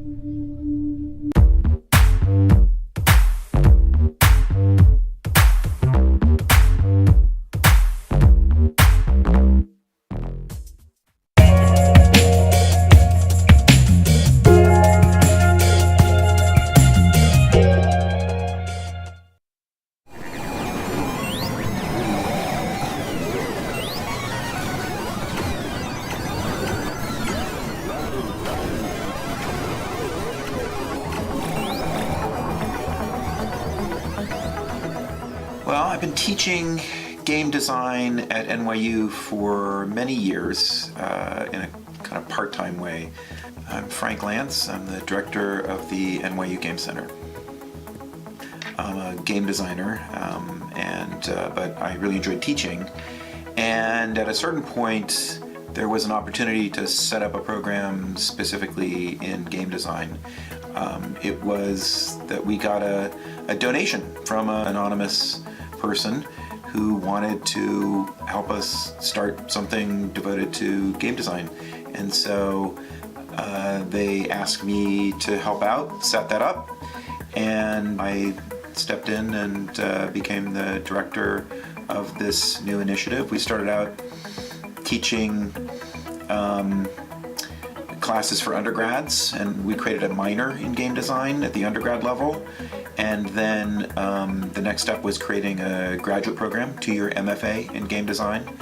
And then after that, we had a full 4-year undergrad BFA program. So that's where we are now. What we try to do is create a particular kind of context. One of the most important ingredients is community, that you are doing work surrounded by people that are your peers, that support you, that respect you. You don't see eye to eye with all of them. There's differences of opinion, there's differences of taste. You're not necessarily friends with all of them, but there is a sense in which you are part of this shared project. You want to make great games. And just knowing that you are together in this kind of shared project, moving towards this kind of shared purpose, I think it's a great motivator. For me, I love the idea of game culture on society and at large. You know, that's an important thing. The accessibility issues of the game industry, the diversity issues in the game industry. It's very difficult to be a woman in the game industry. They face extra challenges, and that's a major concern. Right now, I'm working on Tuned Out, which is a 2 to 4 player local multiplayer game where you switch between games like you would a channel on your TV. My name's Michelle Centio, and I'm a game designer as well as an adjunct at NYU. A block for me in entering games was, or even conceiving that I could become a game designer, a game developer, was that I didn't know anyone that looked like me or came from my background that made games or even conceived of it as a possibility of an occupation for themselves. One of my goals was to make myself visible to other girls. You know, I have nieces that play video games all the time, and they're super excited that I make games. And I know that that's opening up in their worlds and their brains the possibility that they might be able to go make games, even if they don't want to make it as a, they don't want to be a game designer, that they even have the possibility to just make a game like you would make a painting, is something that I want to advocate for. I want more Black women or Latinos to feel like, oh, I can do this. I can make games, My job here comprises of 2 main things, which is running our library. So we have the NYU Game Center Open Library, which is a collection of around 3,000 digital and non-digital games, as well as some books and other sort of like hardware and different peripherals from game history. So I manage that, and we have a conference called Practice. So those are kind of like our main events, and I manage like a bunch of those. So I'm Gwen Fortune Thrift. I'm the assistant program coordinator at the NYU Game Center. I mean, I think the most common thing we get from parents is like that, oh, you guys just like sit around and play video games, and just kind of this like more traditional idea that like video games are all Call of Duty and they're all kind of this one thing that's made for a specific type of person. So we also teach like sports and big games and games with weird controllers and things like that. The like wide range of stuff people do in the program. It like opens up their idea of what they thought games were. The network that you can build here, I think that's like the biggest thing, of network with our faculty and network with fellow students. And as we continue to have more and more graduating classes, we're seeing the benefits. It's always good just to have like a strong resource like the Game Center to kind of support me and help me to become the best game designer I can be. My name's Isaiah Rosa. I'm a student here at the NYU Game Center, and I'm also an NYU Game Center librarian. We have a course called Games 101 for all students in NYU, and that's where people come here and learn about specific genres of games and like the history of games as a whole. So usually a few days during the week we have tons of people in here just playing like different types of games. For my Intro to Games Development class, I'm building a top-down puzzle game where you play as a little ball and you have to navigate around certain mazes and collect items along the way. It's called Bounce Adventure. I guess for potential students like looking into the Game Center, I would strongly encourage applying for the NYU Future Game Designers program if possible. Like if you're in New York, it's a no-brainer. I really enjoy that the Game Center is here in Brooklyn just because every now and then I just get to visit home every once in a while, and it feels like a little bit more cozy than being in Manhattan. We want people from different backgrounds, from different socioeconomic levels, but who are interested in games, fascinated by games. We want a much more broad and diverse set of people. I think downtown Brooklyn is gonna flourish. I'm excited for NYU to be here, part of this community, and we want to be a positive force for having this part of Brooklyn grow and evolve.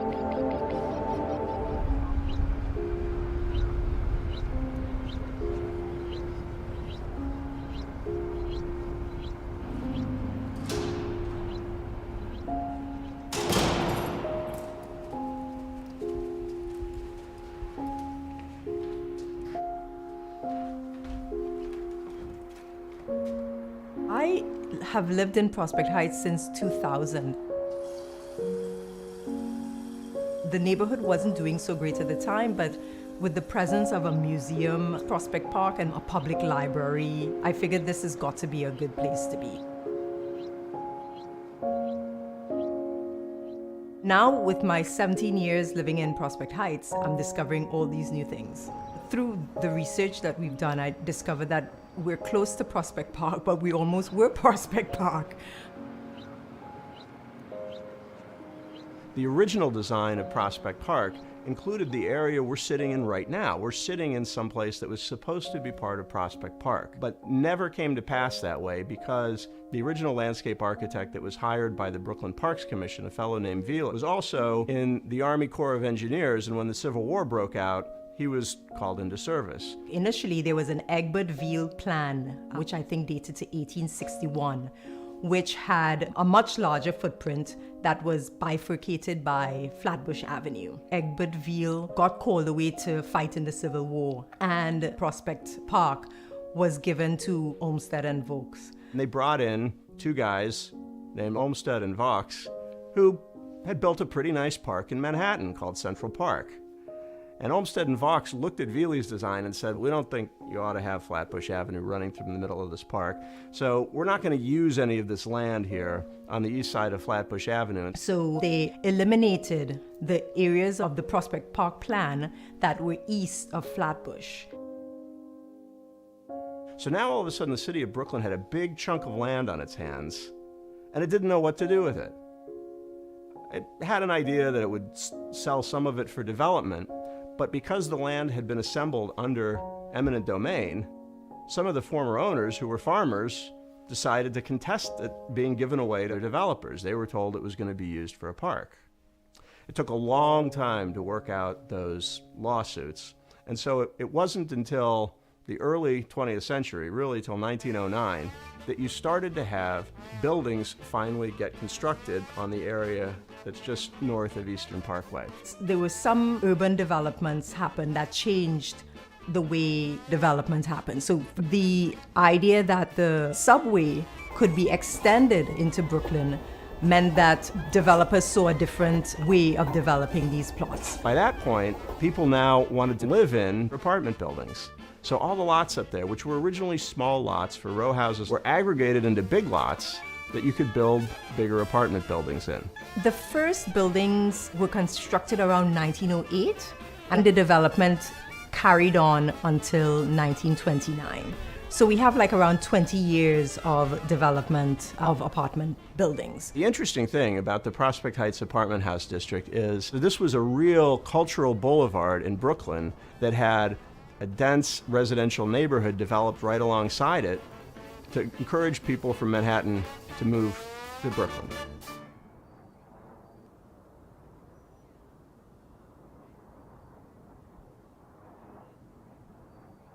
The city has an agency called the Landmarks Preservation Commission to regulate buildings of special historic or aesthetic value to the city, state, or nation.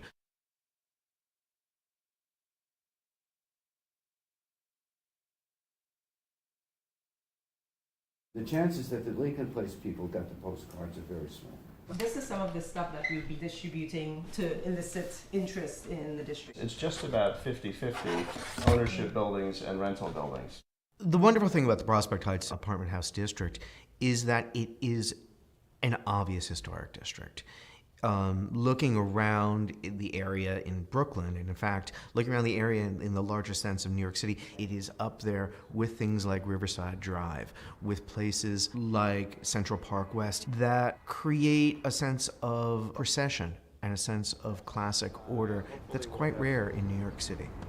We'll have some progress to report. I think we have a call with the city. We're trying to reach not only people who own apartments and co-op and condo buildings in the southeast part of the neighborhood, but we would need to reach the tenants as well, and especially need to reach the tenants so they understand what the benefits are with respect to historic designation on helping to stabilize the housing stock in the neighborhood.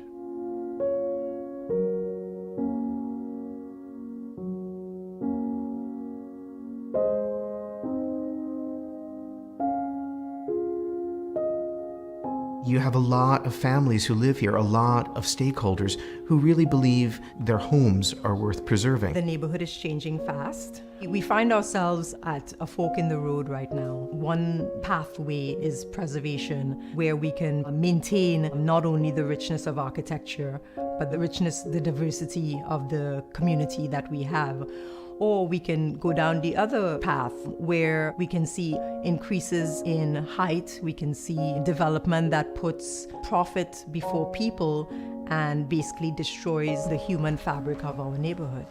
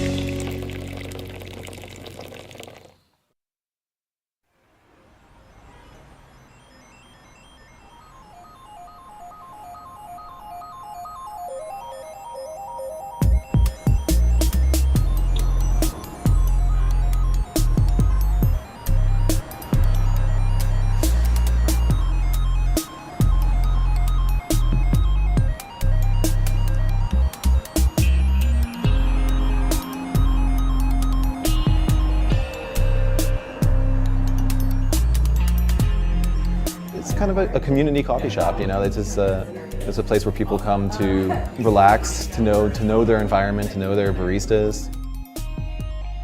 Not to mention our coffee is pretty amazing.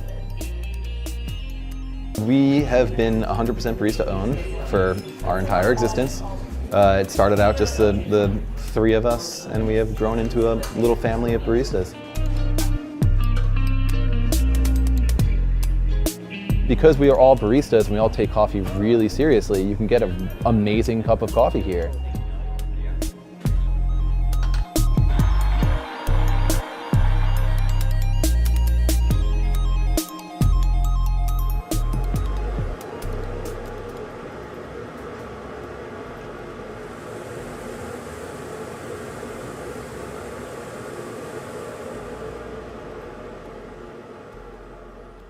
A lot of what it comes down to in coffee is curation. We try to give the best service we can for our clients. I have no doubt that our coffee is great. We source well.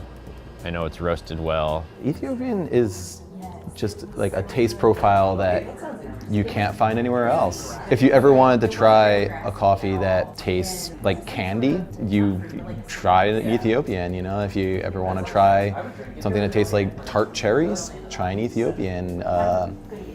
Yeah, I mean, it's kind of like no other coffee experience.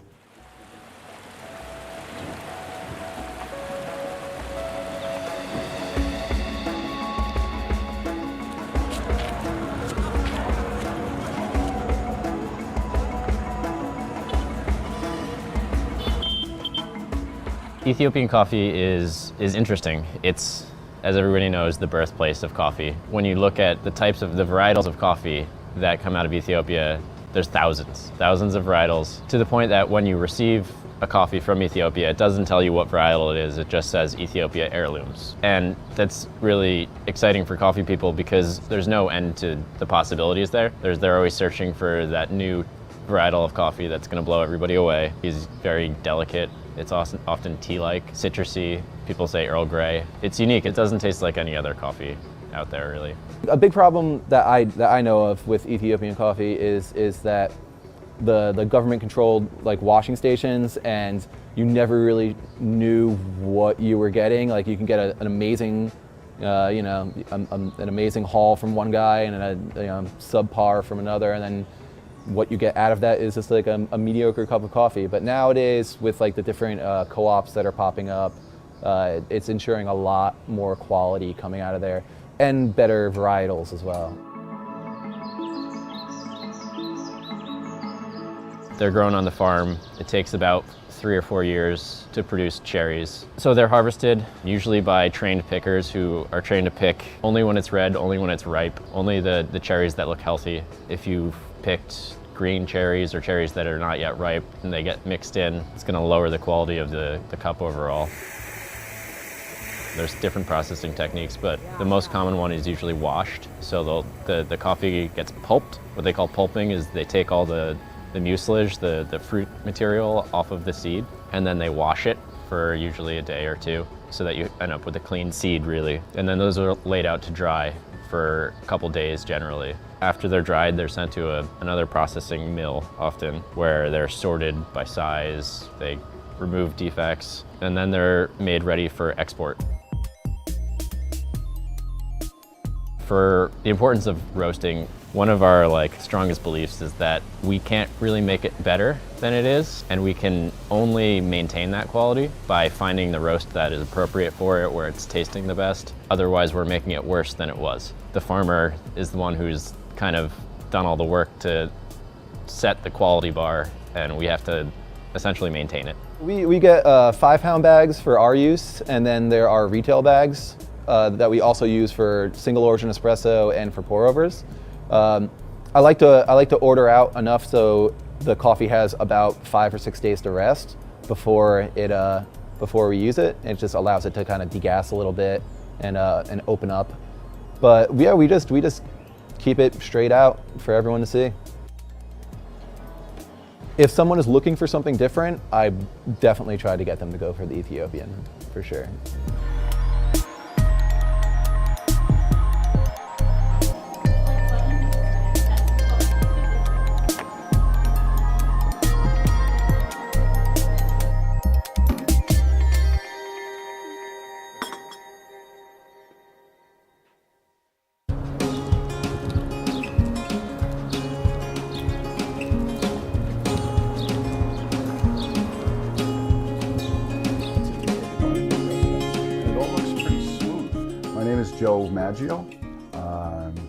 I work in a bookstore and I'm a huge astrology enthusiast. My sign is Scorpio. I grew up not far from here. This is Bensonhurst. I moved here a while ago. I grew up in Gravesend. I had my family, a lot of relatives in the neighborhood. As far back as I can remember, I was always attracted to any astrological paraphernalia. Anything that had my birth sign on it was very attractive to me. I often ask people, and I often guess upon meeting them for a moment, oh, you're a Gemini, how did you know? Oh, I'm an astrologer, it's, a sideline of mine, a hobby. Oh, would you like to do a reading for me? And I'm like, sure, name the time or place. You have an opportunity now for a lot of stability by the sun moving through Taurus, your second house of stability. So I met Joe, it's been over a year now. I was living in Delaware for a long time. I got divorced, needed a change, so I up and moved to Brooklyn. I was a little scared of what he might say because I was at a pivotal point in my life. But he gave me the advice and told me things that did wind up happening and enabled me to make decisions and really let me feel like I was on the right path. The sun is in Taurus now. Everyone is experiencing the sun in Taurus.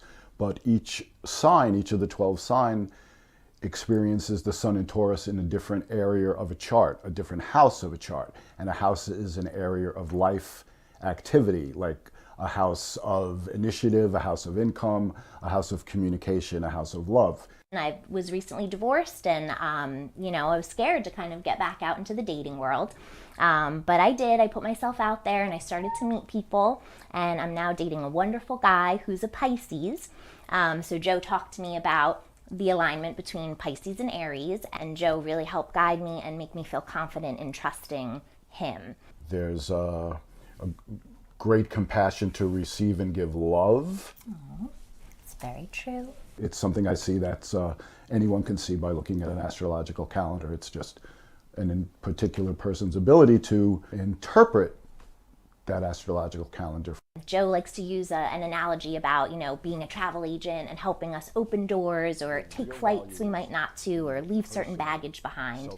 And that's absolutely what his readings have done for me. My style is to uplift people and include the good and the bad. My style upon the darker side of life is to just try to alert the person that this may be a time when your fortitude is tested. The truth is that you just have to stare at it squarely and face it for what it is so that you can appropriately make the right decisions. Joe's a wonderful person, but he really has a passion for this too. Truly passionate about astrology and about the things that he tells you and helping people. Well, it's helping other people through giving them an accurate reading about themselves or about things that might be around the corner. It's a great reward to share with people. It makes me feel that there's something that we all share.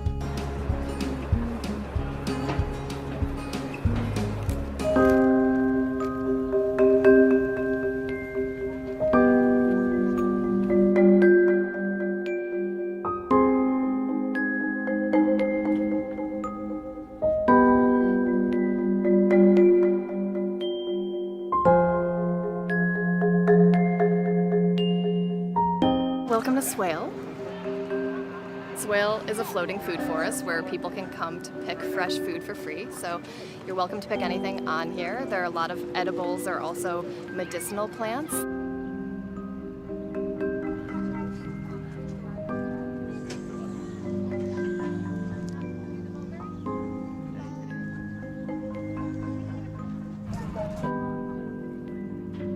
Part of the point of Swale is to get onto the water, to get people onto the water, to get excited about the watery space of New York City and also the plant life and the soil, what goes into making an ecosystem work, and how we could have edible spaces like this in New York City in public parks.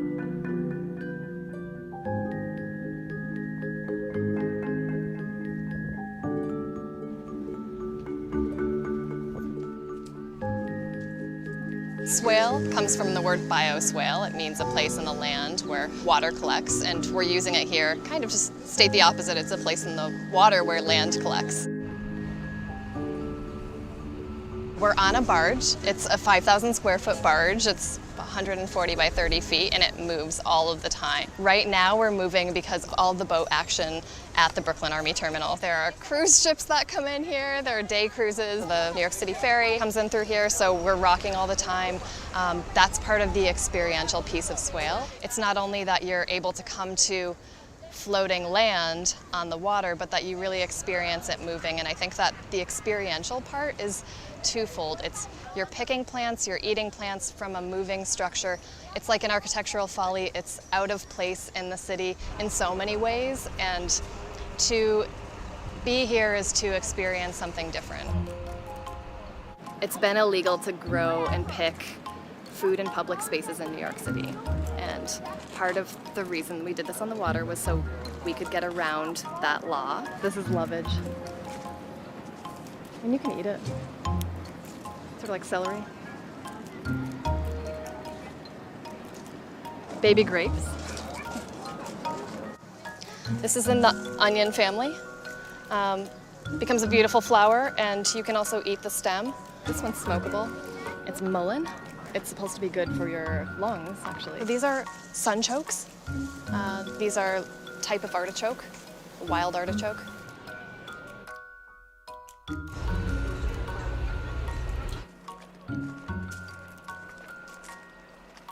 For us, we're trying to talk about foraging in public space.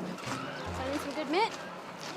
So currently in New York City parks, you're not allowed to forage anything. It's called destruction of property, is what they say. So we're trying to have this conversation about what it means to steward public land, not just take all of the food and all of the medicine and all of the fruit, but actually take care of those plants and take care of that land in a way that's taking care of our common home and paying attention to what's there and why.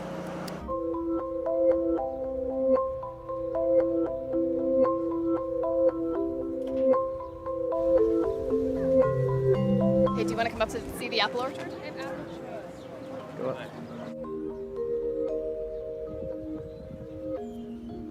The difference between this kind of art and gallery art is that this is a public art installation. Right? And Mary has a studio practice. She does exhibit in galleries. I've in fact curated exhibitions of her work in gallery spaces too, but often in a context where she's also working in public. So you could see it as public art, so it is a big public sculpture. You could also see it as, you know, what we currently call social practice, where it's a project that she invites her audiences in to engage with the project in very real and dynamic ways too. When we first started, we asked people to sign their name as part of a petition for public food that we would present to the city, and also what they wanted to see growing in their parks. So when we had that information, we started to plant some of those plants on swale to make it a more usable space. What we had in the beginning was what we could gather for free from partners, and when we had been around for a little bit longer, we had some funding from smaller grants, and we were able to actually buy some plants that people really wanted, and that made this place a lot richer. Swale is really about public food, and thinking about what New York could look like with a public food initiative. Our ideal is that there would be lots of forageable spaces all around New York City, so you could be on your lunch break and you could pick apples from a tree, and the health that is in that apple that's fresh off of the tree, as opposed to being in a supermarket and sitting on a shelf for weeks, is just enormous.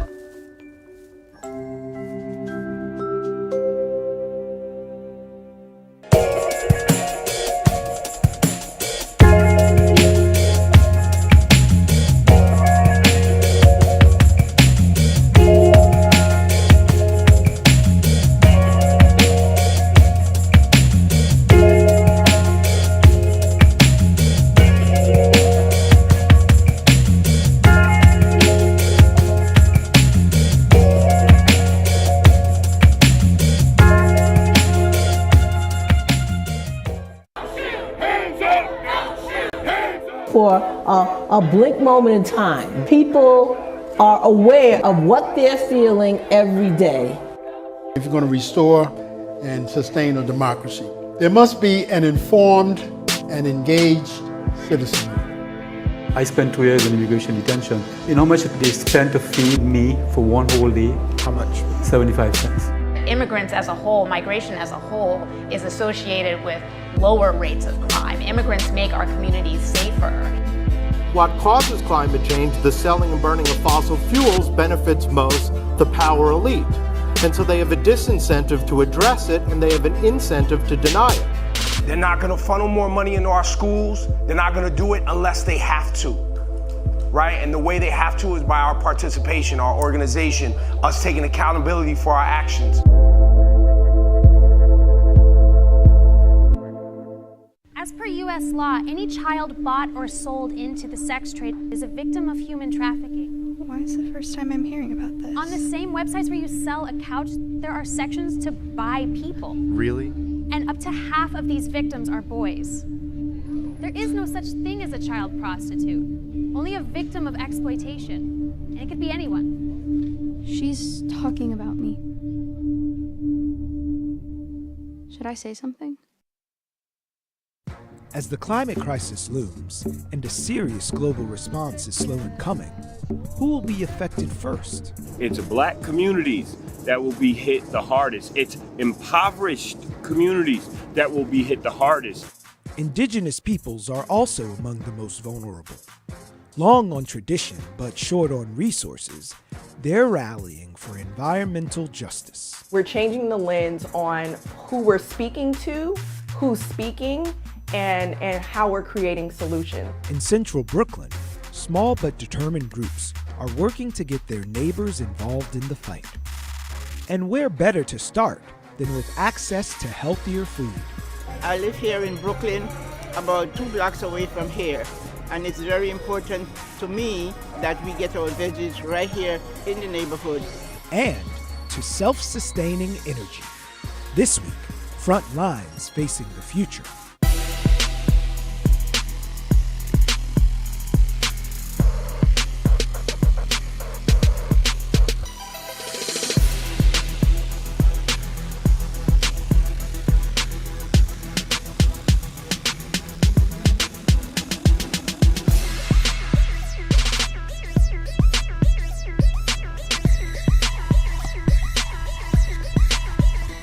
By now, most of us realize that climate change is a global issue.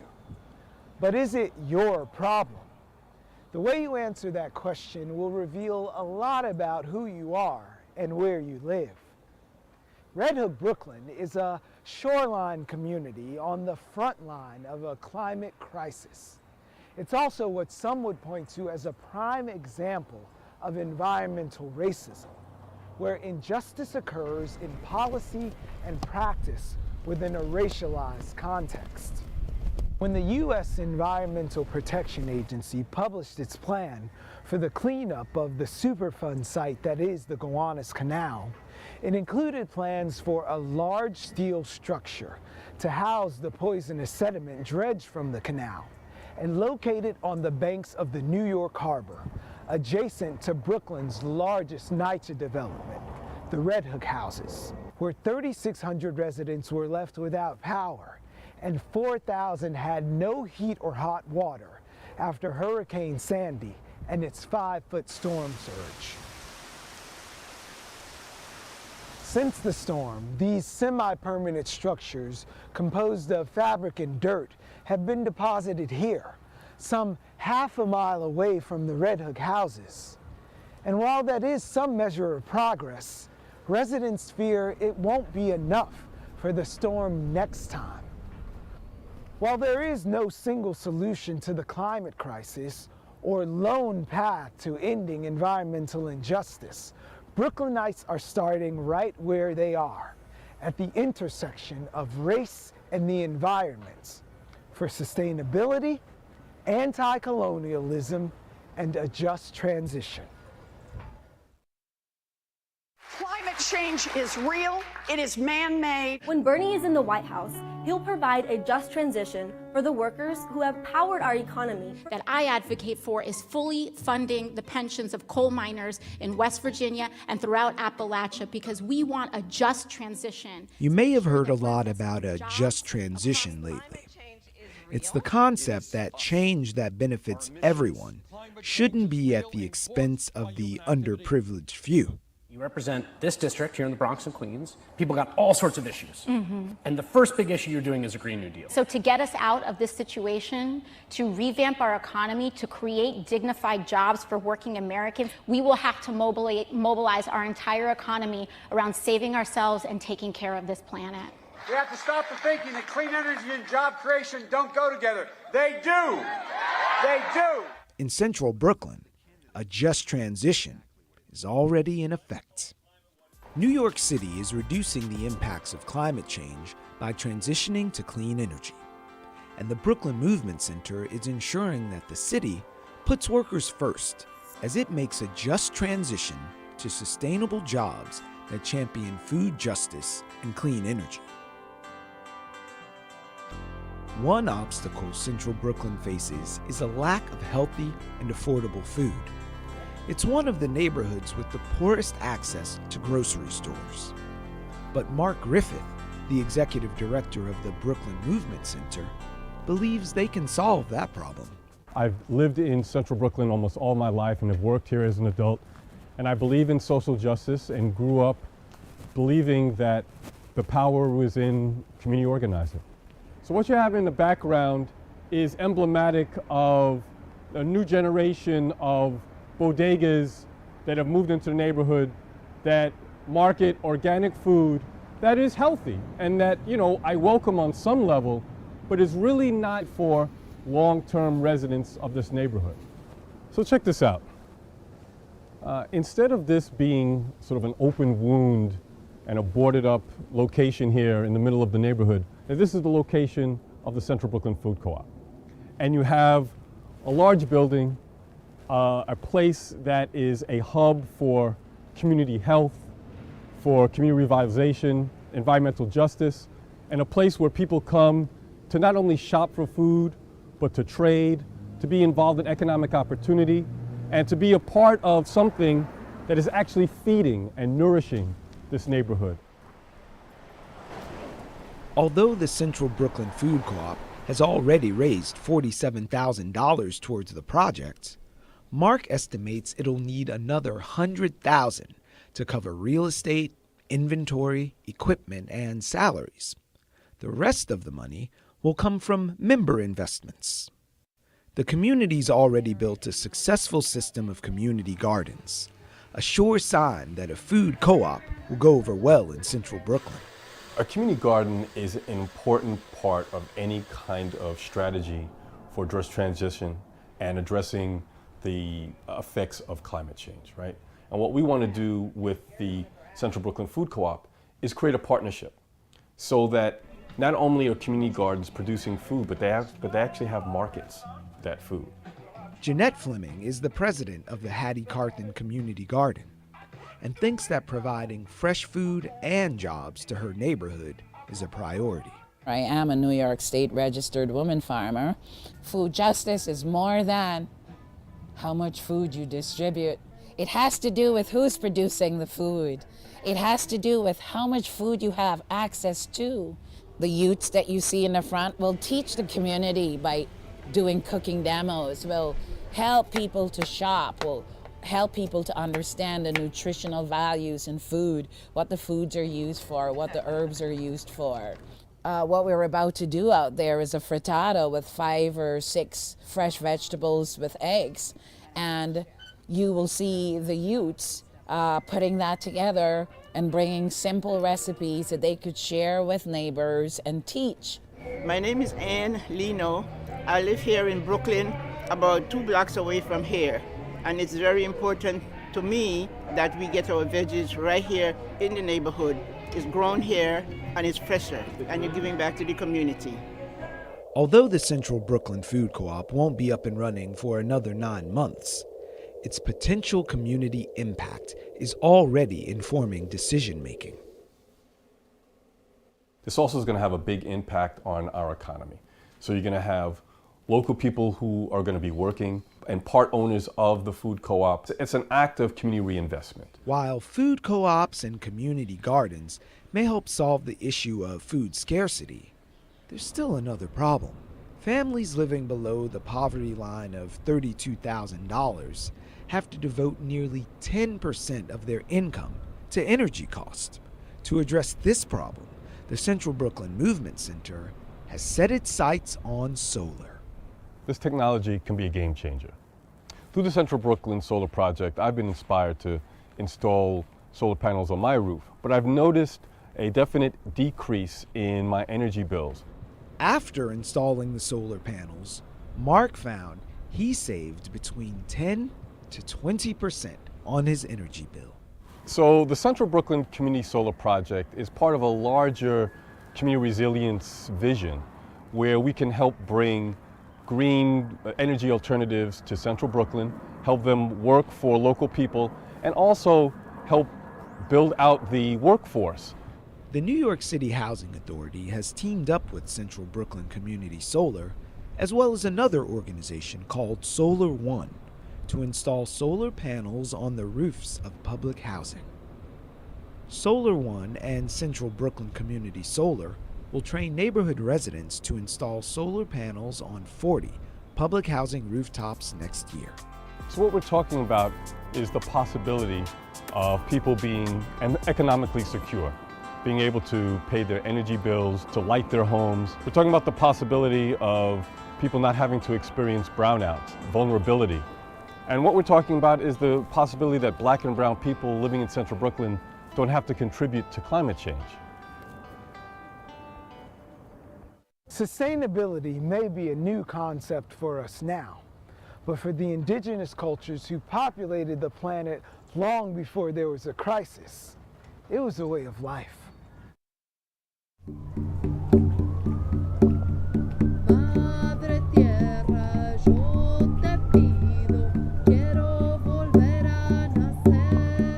Our system is broken. It doesn't mean that it's wrong, it just needs healing. As we heal ourselves, we're able to heal the planet. And so my dream is really to be able to have a movement that comes from the energy of love.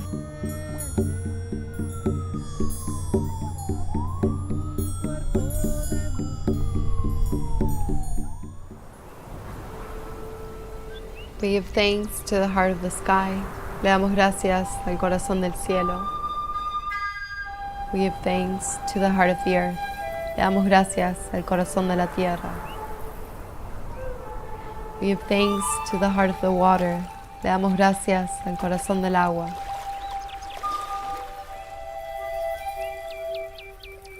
We give thanks to the heart of the fire. Le damos gracias al corazón del fuego. We give thanks to all four winds that we breathe. Le damos gracias a los cuatro vientos que respiramos.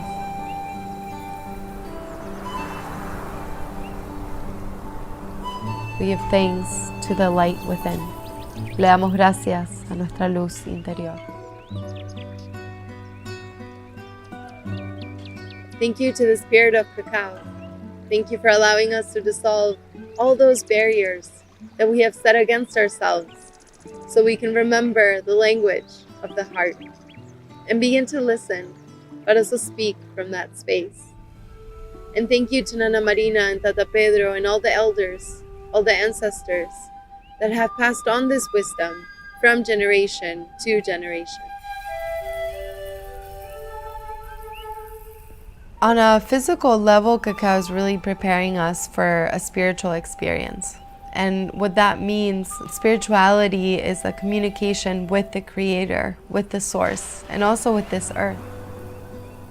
So on a physical level, cacao is opening up our blood vessels. That gets the blood stimulated so you feel all this natural energy, but it's also relaxing the muscles, the joints, the nervous system. So it creates such a beautiful duality of being awake, but then also really relaxed.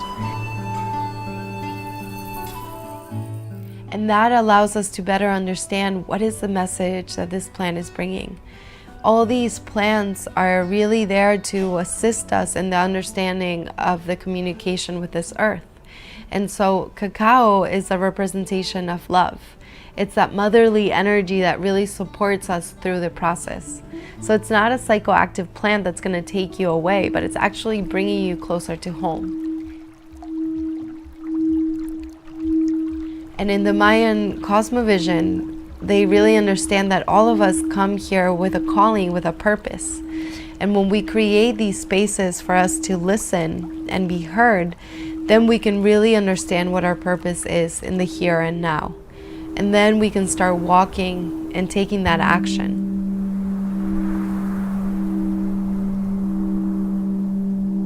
So we're gathering together from different communities, from different backgrounds, to honor and invoke the Amazon, to pray for this healing, and also pray for our own healing. As we heal ourselves, we're able to heal the planet. Our future generations are important to us. If we don't take charge of our future generations and clean up for them, they're going to have a drastic time in their time. I'm here as a keeper of peace, keeper of waters, and a worshiper and blesser of winds. We have to take care of our 4 seasons and learn from them. Every day, she is calling for us. Every day, she is speaking to us. We may not hear it in words, but we hear Mother Nature when she shakes her skirt. The area that we gathered is where, the 9/11 towers came crashing down, and we gathered around a tree. It was the only tree that survived those attacks, which, is symbolic of how we are going to survive this climate challenge that we are in, and we're going to rise, and we're going to overcome it, and we're going to come together as a species. And that was kind of the goal, is to show this in a micro way, what we're going to do globally in this next decade. And so my perspective is that the Oculus World Trade Center, which is this building actually modeled after a dove of peace, is the heartbeat of human activity on our planet. And so we did this to the heart. So we tried to really bring healing to the heart of really humanity and Earth at the same time.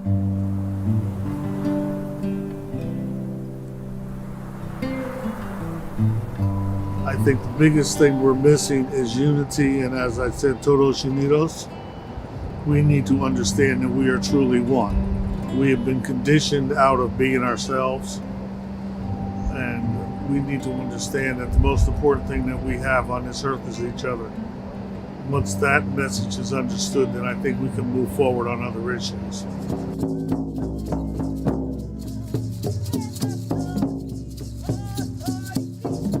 We don't destroy ourselves because we're not destroying Mother Earth. Mother Earth will still be here, but we're long gone. The ones that we're destroying is ourselves. We'll leave nothing for our children if we keep on going the way we are. We can see it constantly. A hurricane comes, destroys everything.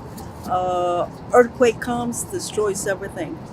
And it just regenerates. The earth regenerates. But we are the ones that are going to suffer. We're the ones that are going to be extinct. The burning of our forests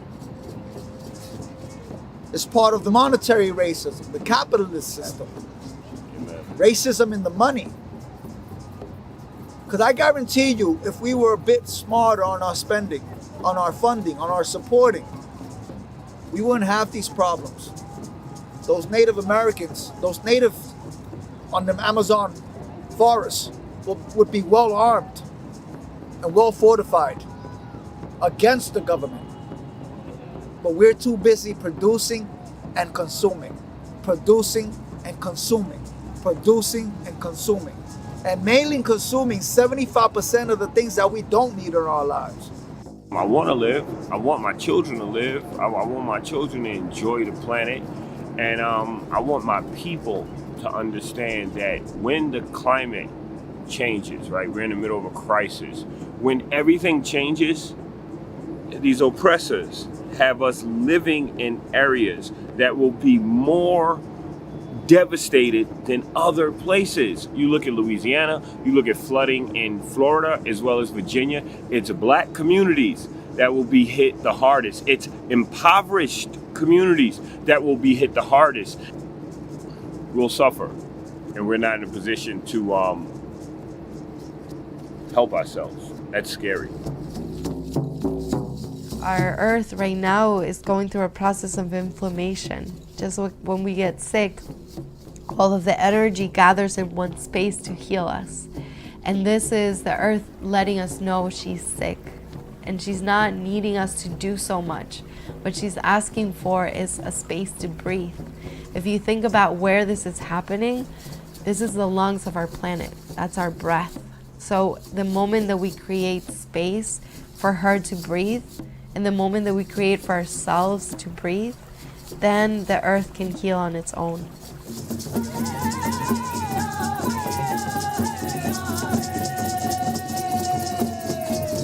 We're all brothers and sisters, and we're here to unite under this big umbrella. Listen to your dreams. Listen to those small whispers inside of you when it tells you something ain't right in your environment. Listen to your children. Above all, listen to your children.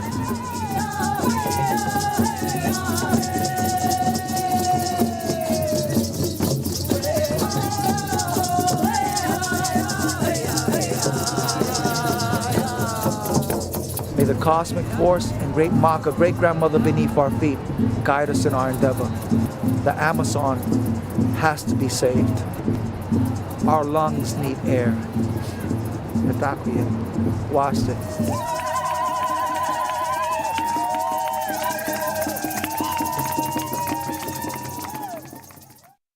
Where some might see urban decay, others see an opportunity for community empowerment and a sustainable future.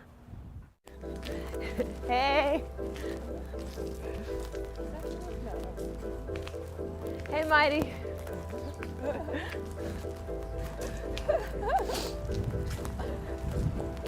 My name is Whitney McGuire. My name is Dominique Drake Ford, and we are Sustainable Brooklyn.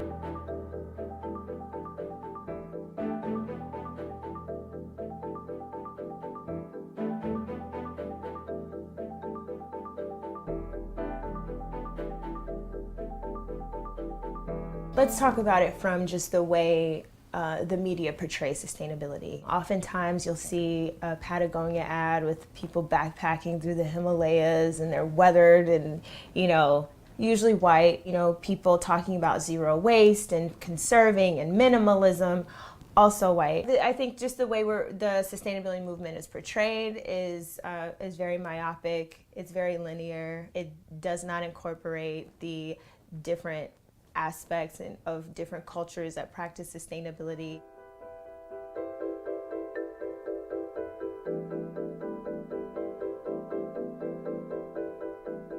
Community is at the heart of what we do and who we are. Without building and connecting and shifting the collective consciousness of our community, there is no sustainable Brooklyn.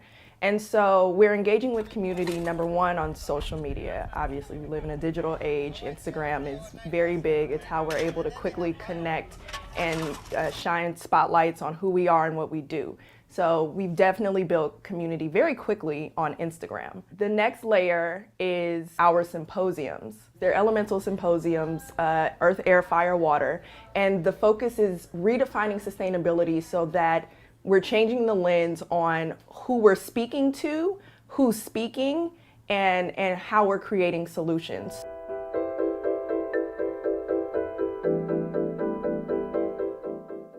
Our volunteer days and our symposia really stem from the fact that we aren't situating ourselves as experts in this field. What we're doing is actively learning with our community. So we're building community as we're actively engaging in the things that we want to know more about. We wanted to see how people in the community are generating ideas for ways to eliminate clothing waste, or at least mitigate it as much as possible. So Fab Scrap is one of those organizations. They have a location down in Brooklyn, Army Terminal. They sort through the clothing donations and sell scraps of fabric, to designers. It's a pretty cool system. I'm excited to go help them sort. I've never done something like that before. I've always been on the donating side, but never on the sorting side. So I'm excited to see how that's going to really reframe the way I even engage with donating clothing.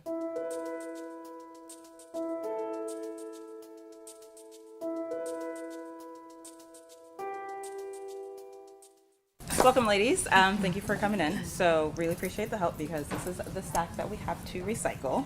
What you're going to be doing today is helping me find a home for all the items in your box. Companies give us items, recycle items with us every week, so we take in about 2,000 pounds a week now, and on a monthly basis, we're now recycling around 12,000 pounds. Last year when I first started, we were doing about 5,000, so within the year we've been able to double. And then we're now serving 400 clients, we'll be able to double that from last year as well. So all of this is what we need your help with. Yes.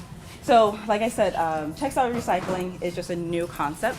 So what you're going to be helping me is find a new home for the item, so that way we can make sure that the least amount of it goes to landfill. The take, make, waste model, how that impacts Black and brown communities first and most often. So the take part, literally like farm migrant workers, laborers, we have people who are currently incarcerated in this bubble. There are a lot of ways that they can be taken advantage of, and that contributes to poor ecosystems for all of them.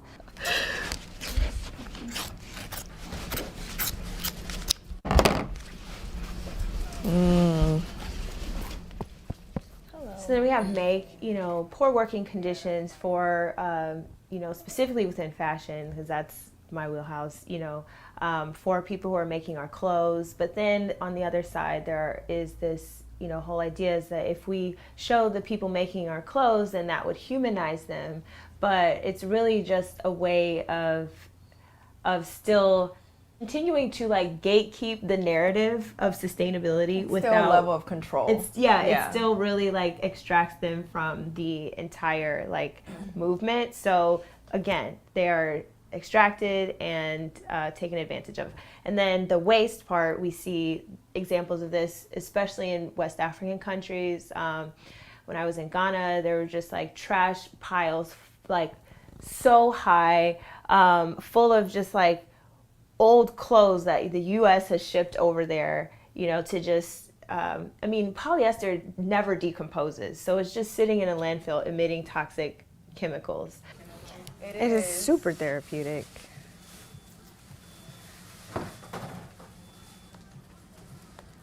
Wow. Yes, look at all this, all these bags of clothes. It's crazy. What is this? What does PA stand for? PA is going to be polyester.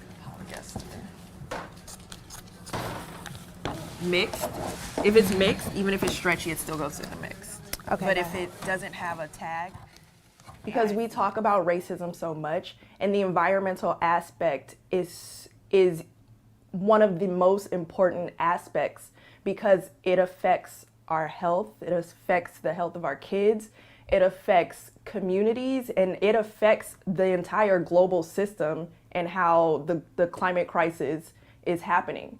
And so there is, like, if we're talking about justice, we have to talk about environmental racism. The work that we're doing specifically with Sustainable Brooklyn, it's like we're looking at Brooklyn in this microcosm, obviously thinking globally, but we have to understand that we each have circular economies within our own community that we're a part of and is affected, as well as when we're thinking bigger from, bigger brands. So it's important to have a distinguished ideology of both the bigger circular economy and the fact that there are local circular economies, because we matter here on the ground in our little community. Thanks for going in with us on climate change. For more episodes, check us out on the web at youtube.com/Bric TV. Bye now.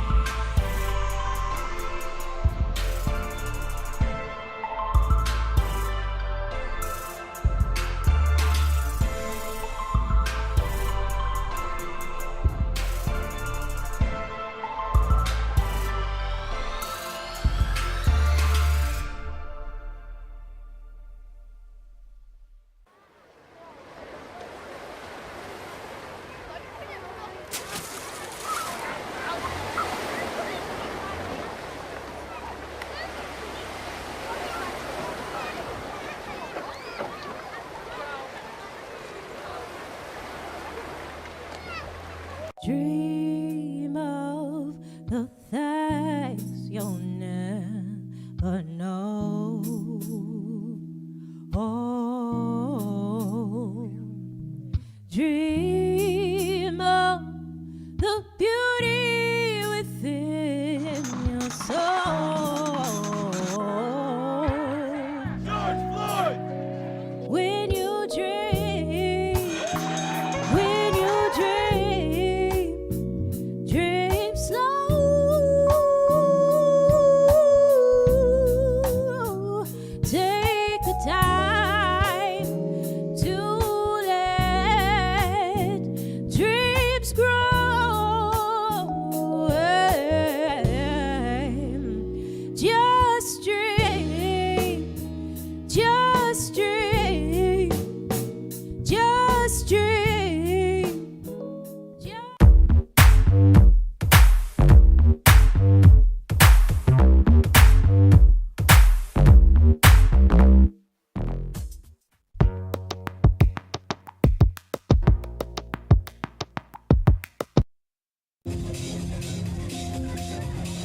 York nightlife matters. It is an essential place that people socialize, gather, and connect and meet each other.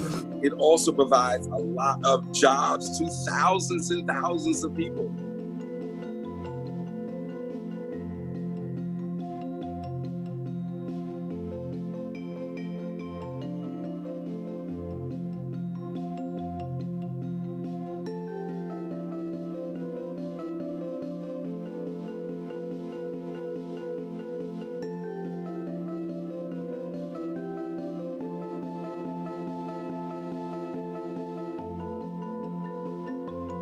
The formula for a bar restaurant to be profitable, you need to have at least 80% capacity.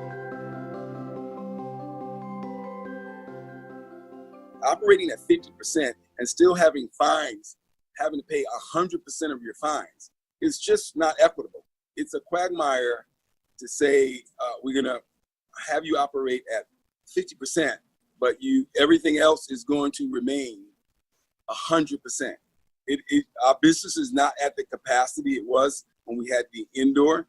It is at least allowing us to make some income, but it is just enough not enough to sustain us, but we are starting to catch up. Phase 1 of the restart has been successful so far. Phase 2 has been successful so far. Today, we begin phase 3.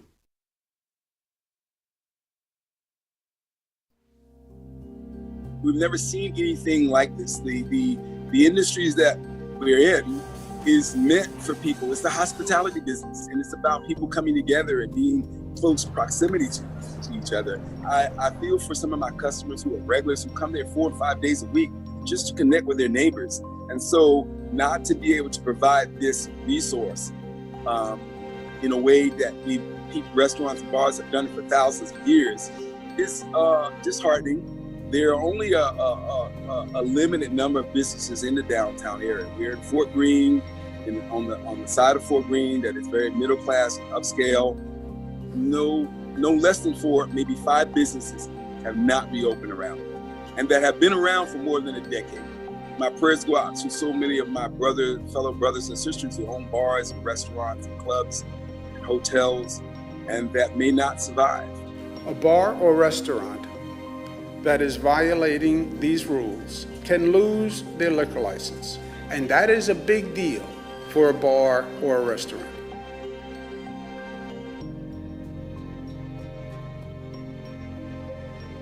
I was so overwhelmed and just elated to see so many whites and Asian and Latinos and other people of color and just out there supporting Black Lives Matter. And so I think one of the ways we can help Black Lives Matter is that we have to have an economic element to that. And the only way to do that is to have Black-owned businesses. Seek out Black-owned businesses. Those people, all those whites that I saw marching, seek out Black-owned businesses. There were far more Black businesses 100 years ago than there are now. We only own 3% of businesses, and so we have to change that.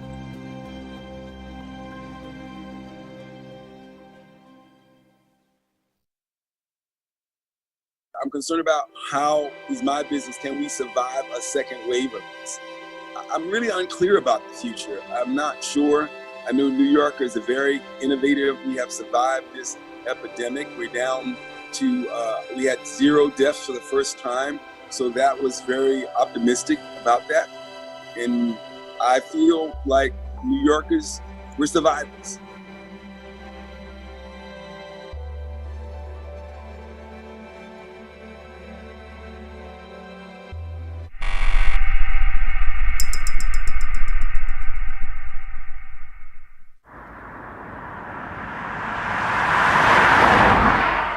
When COVID hit in mid-March, my family and I left Brooklyn and came upstate to the Hudson Valley. Sometimes it's called the breadbasket of New York City. And with 6,000 farms, it's a good place to observe what's been our country's worst food crisis in a generation. But at the moment, I'm on my way back to Brooklyn, following a farm truck to Bay Ridge to see the local food supply chain in action.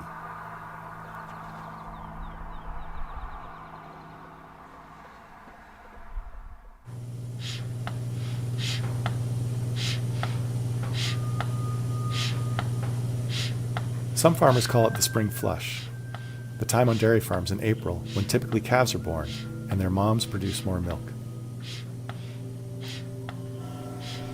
This year, it came at the same time as COVID. Enclosures to schools, large cafeterias, and dairy processors meant fewer places for this milk to go.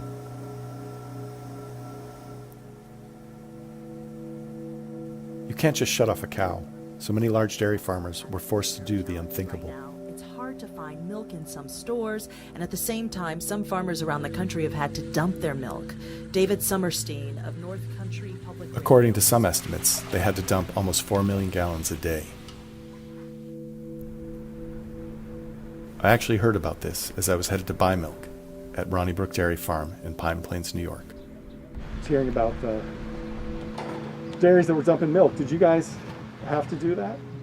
So luckily for us, we're sort of in a different, from here to there, all our milk is used. This is Dan Osofsky, one of Ronnie Brook's owners. He was pointing to the barn where the cows are milked, then to the facility across the road where everything is processed into a variety of products, including their signature glass jug milk.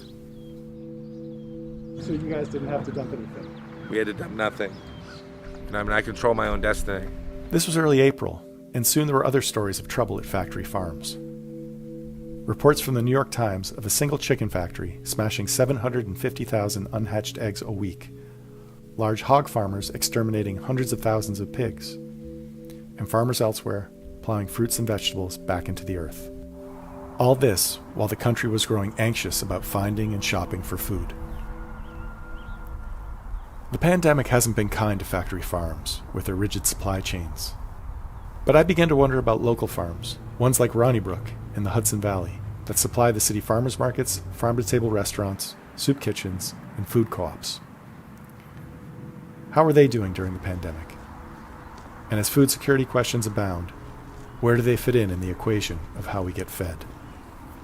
Okay, so he says 8 cc of the Multimin 90 and follow directions on the vitamin E. Before COVID, local farmer Sean Stanton of North Plain Farm in Great Barrington, Massachusetts, relied on restaurants for 50% of his business. He produced beef, pork, chicken, and dairy for Blue Hill Farm Restaurant in Greenwich Village. That business disappeared in the middle of March, but his season started with an additional challenge, one that wasn't related to the pandemic. I have a cow that's not feeling well, and so we're going to try and move her. She can't get up right now. She got up once and moved, but now I got to go get her some water, and then I got to try and get her up again. It could be so many things. It could be parasite overload, could be there's a cancer that older, especially beef cattle, can get. It's one of those things where you're like, am I going to just shoot this cow, or am I going to try and get her better? North Plain has 90 head of beef cattle that feed on hay all winter and move to the grass in the spring. This is the day they head to the grass. They're eager to go, but it seems like they don't want to leave anyone behind. There's a psychological challenge of losing animals. I mean, even sending them to slaughter has its own challenges. But there's also the financial challenge. I mean, the animal's worth $1,500 at least. Okay, what do you want to do?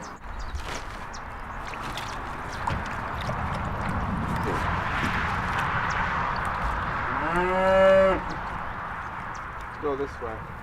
The animals are only worth money when they can be turned into food. The spread of COVID in large meatpacking plants has complicated that picture. It's boosted demand at smaller slaughterhouses, but there are fewer smaller facilities than ever. Most have disappeared over the last 30 years, either gobbled up by a handful of giant corporations or put out of business by the rock-bottom prices they ushered in. Today, 4 companies process more than 80% of the beef in America. But North Plain's family-run butcher east of Albany has stayed open. So these cows will eventually end up on someone's plate. Somewhere. And the one that was down is on her feet and in the grass, so that's a good scene. And the grass it's like gold for them. I mean, can change everything. With their product intact, next came the question of how to bring it to market after their main retail outlets had to shut down. Like March 15th, they closed. I think it was March 15th. And we just like hit the ground running. I mean, we weren't really scared, but we sort of knew what we needed to do. And the fact that we have a farm store, we're able to just turn right around and start selling direct to consumer. That's the only thing that's saving us. I mean, it's not to say that it's going to save us long term, but it's been pretty amazing to see that also the consumer awareness. The consumers get that, you know, they're alternatives. The alternative being local, more sustainably grown vegetables and animals with fewer antibiotics, growth hormones, chemical pesticides, or artificial fertilizers. It's the moment where it's really coming to light that the industrial food system is so fragile. By contrast, smaller farms have seen their stock rise, and in early spring, cash flow for many was reaching record highs. And you wonder, when you're in our position, if it's possible that maybe it'll change consciousness and maybe it will change buying habits. And, you know, that's really that's the American way, right? Voting with your dollar. Another way people have been voting with their dollars is with community-supported agriculture, or CSAs. CSA farms are booked out this year, like for the first time ever for a lot of them. Hardy Roots Farm near Hudson, New York has been running on the CSA model since its inception in 2004.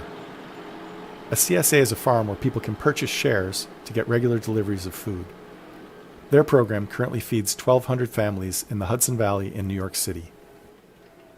Daniel Woodham is their harvest leader. Community-supported agriculture is now a sought-after thing.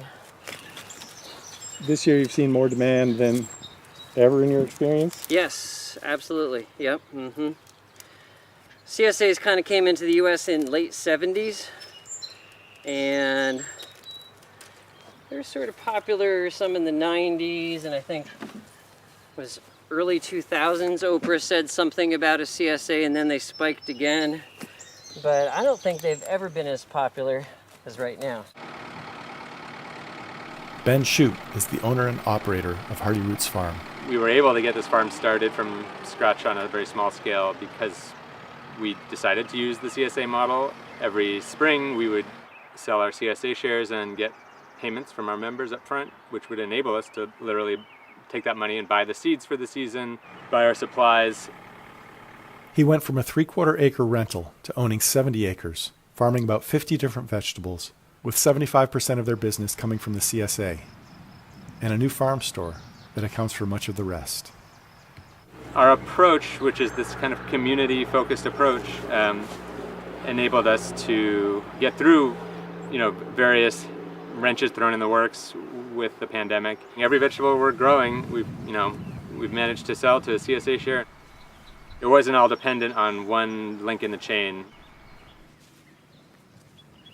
People were definitely made a little more aware of where their food is coming from or not coming from when they started to see grocery shelves empty or limitations on where they could shop and how they could shop. The CSA relationship is unique. It's like paying for a personal grower who also happens to be thinking about your cooking habits and your salad. All our plans for this season are based around our CSA. We say we're growing for this many families this year, then we plant our field according to that.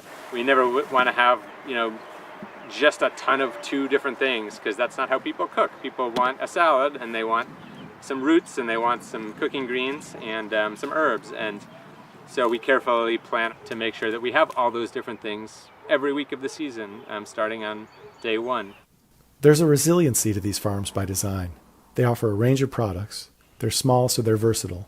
And they're also built to be self-reliant. Unfortunately, you can't reverse the track. That would be ideal.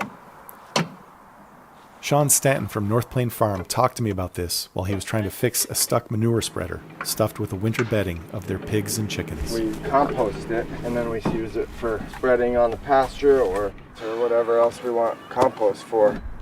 The reality is you have to have fertilizer to grow vegetables for the most part, and there's different ways of doing that, and one of those ways is to have animals. It's part of the biodynamic philosophy, a holistic process that's even more rigorous than organic farming. It's a cycle, it's an ecosystem within a farm, and it has plants and animals, and humans are basically skimming off the top of everything. But a push for productivity in the 1960s gave way to huge factory farms that would produce few things, and smaller, more sustainable farms, from the federal government's perspective, became an afterthought. All in the name of efficiency. It's not actually efficient when you look at all the external costs that aren't calculated when you go to the grocery store. I mean, this isn't terribly efficient either. It was May when people started talking about a meat shortage in the United States. It was more of a figment, but the talk came with a panic, boosting North Plains sales even further. Even though one of the main sources of their income, the farmers market, opened late and with restrictions. Attendance is down, but this farmers market, we've seen almost double in customers for the past 3 years. This market's bonkers, and it's a beautiful market. Got the eggs, the sauerkraut, 24 total. The chops are, okay, the total's $133.78. It used to be sort of like our advertising budget, we would say, and now it's a huge part of our income. So we really hope that we can maintain some of that. We'll see. The CSA model has been more predictable, and currently there are more than 120 in New York City. Hardy Roots is preparing for its second delivery of the season on Saturday to one of its oldest CSA partners, one in Bay Ridge, Brooklyn. So we need 600. So that's the fourth one, I think. So if you want to keep a count, continue to do our 30s here. When I wanted to do my own farm and rented a little bit of land, wanted to not only meet the needs right in our, town, but also to be bringing food down to New York City. And that seemed like an important service to be providing. If you leaf like this, we're going to take that off. His farm also provides 2,200 pounds of fresh produce a week to city food pantries.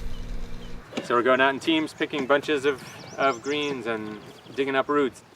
All right, let's pack it. And sending everything into the barn where we're washing it. Getting it all in great shape to then pack up into shares. All right, so let's do dairy first. 107 shares. This year, putting them all in boxes or bags for people so that people aren't having to touch bulk bins of vegetables at the pickup sites. And we get all that together, goes in the cooler overnight. First thing in the morning, for New York City, we're loading up the truck and sending that truck down to the city to drop off at our different neighborhood sites.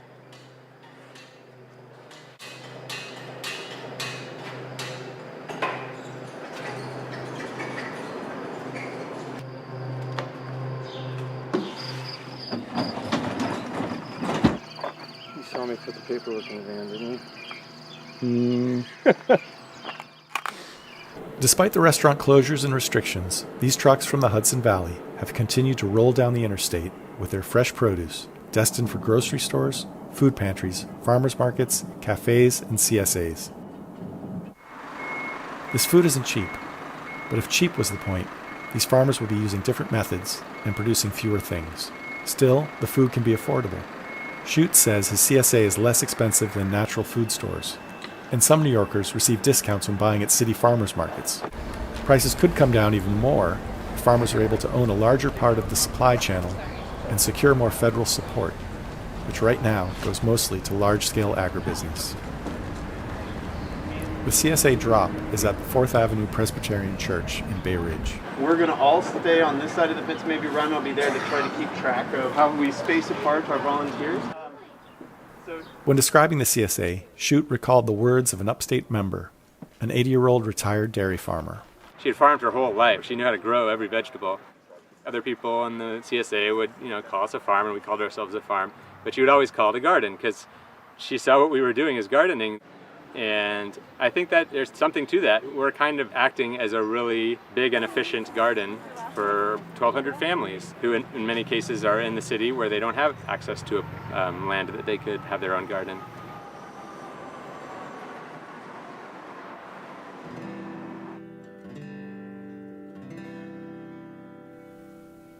It's not surprising that smaller, local farms appear to be more resilient now during the pandemic.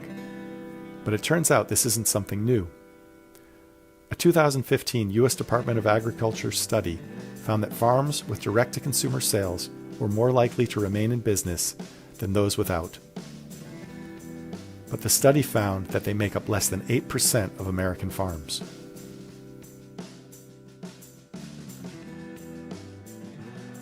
Do you think people are appreciating the importance of, kind of local, small farm and... Yeah, I think... Yeah, people get it.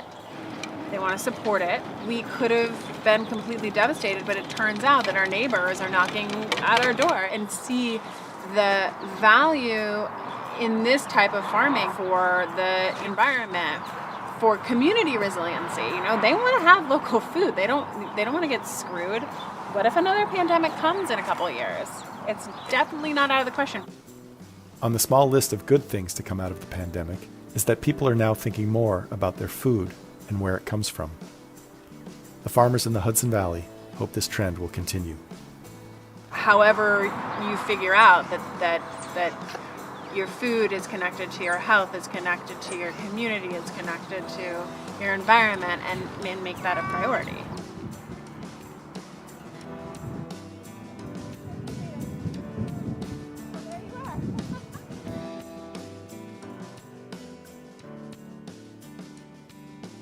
I was even looking for some lipstick. So Okay. I talked to you guys. I put on some earrings. This must have been the first earrings I had on and since this stuff started. And I have 10 tubes of lipstick. I couldn't find one.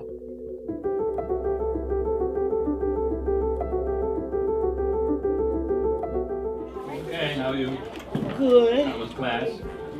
Listen, I need somebody to rub me down after them classes. I could barely walk again. Rio Circle, we provide advocacy and support for LGBTQ older adults. Even today, a lot of seniors who identify as LGBTQ, they may go to a senior center and feel ostracized, or they may go to a senior center and have to go back into the closet based on how they identify. And for us, we created an affirming space where you don't have to go back in the closet, you can be who you are, but also we tailor a lot of our programming which centers around African-American experiences. They kind of saved my life. When I didn't have anything else to do and my situation changed, they were a savior for me. And I really loved them for that. I really did. And I appreciate that we have somewhere like Rio for elderly people, my age and stuff. It's just perfect for us.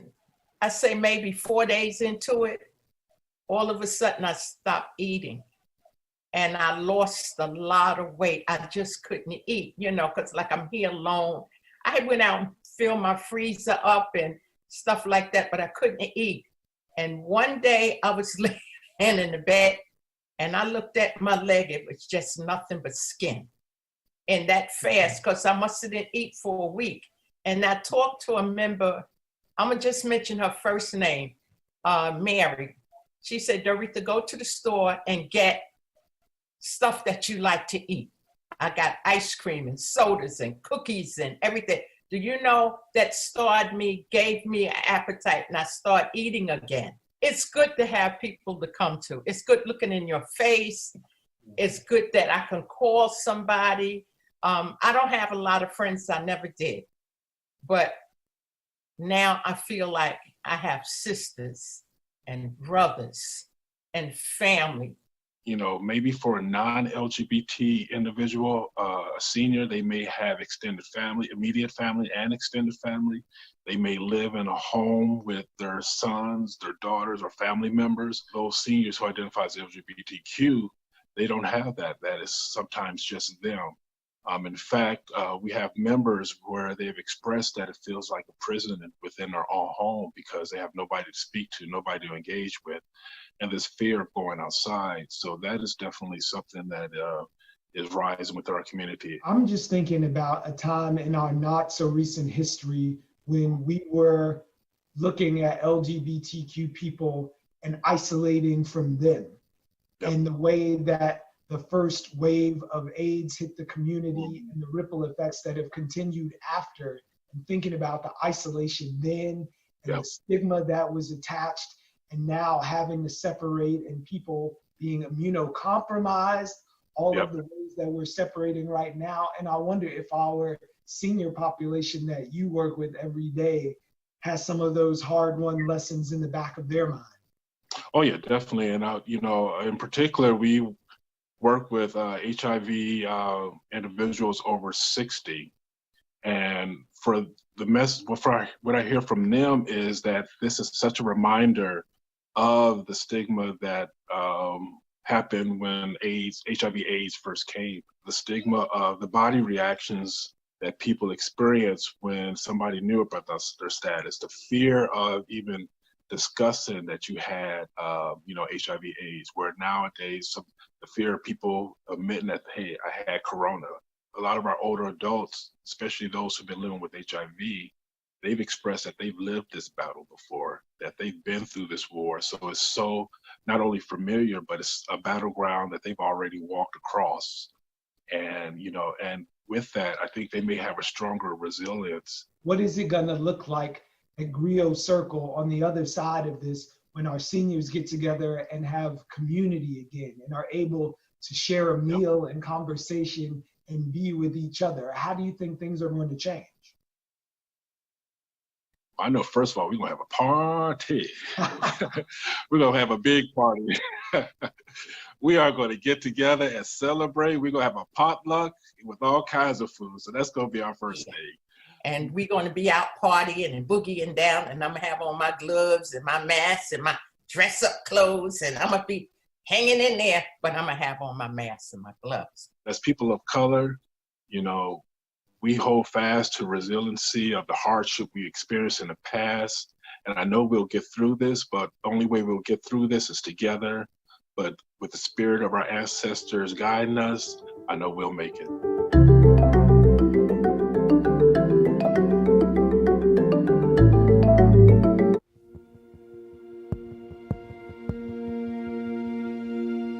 Pride is love, moving forward, fighting for what we believe in. And I cannot sit here as depressed and sad and mentally depleted because of my personal circumstances, because my mother's health, because I live in the Bronx, because I'm suppressed, because of COVID-19, because of these protests. I cannot sit here, not my wisdom, not my love, not my passion, to sit and be in a dark place. Been there, done that. Pride is us. Live it, learn it, and pay it forward. Love and light. It's the 50th anniversary of Stonewall, such an important anniversary for the LGBTQ community.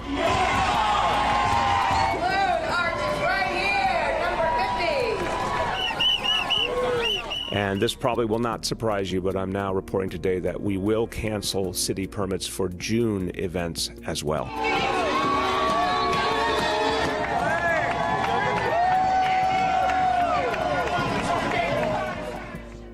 Due to COVID-19, we had to shut our services.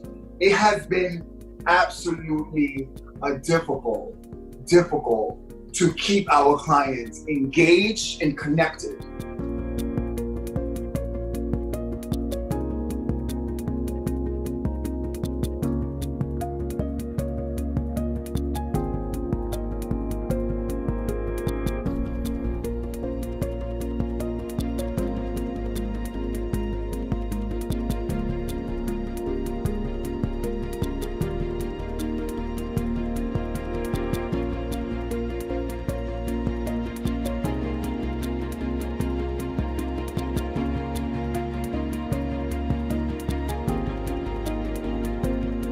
we're reaching out to our clients, and I'll speak about some of the stuff.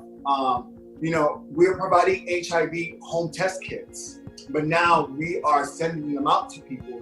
And for the trans community, likewise. Even though there's a male empowerment program, we accept all. But we're real close and connected with the trans community and the coalition and leaders in the community that can support our trans community.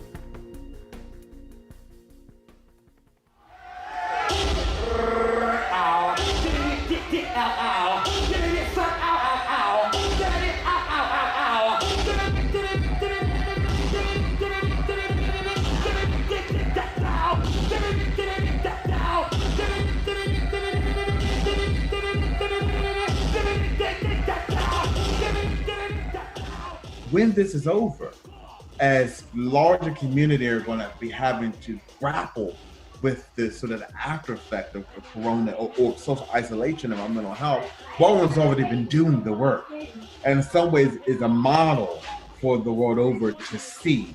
About 3 years ago, we began to take young ballroom people particularly through the HEAT program through 3MV on a away retreat for 3 days.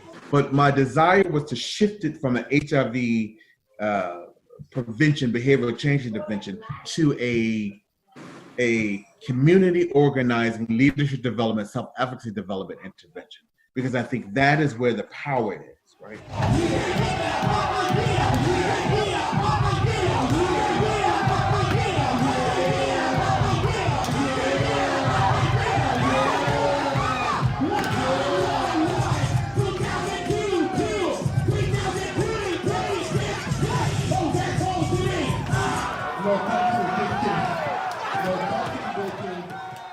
So across every geographical region, particularly in the US, there's a coalition of leaders.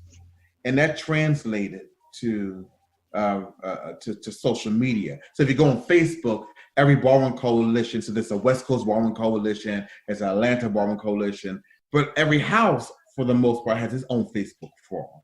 So when this happened, ballroom immediately just does what ballroom does.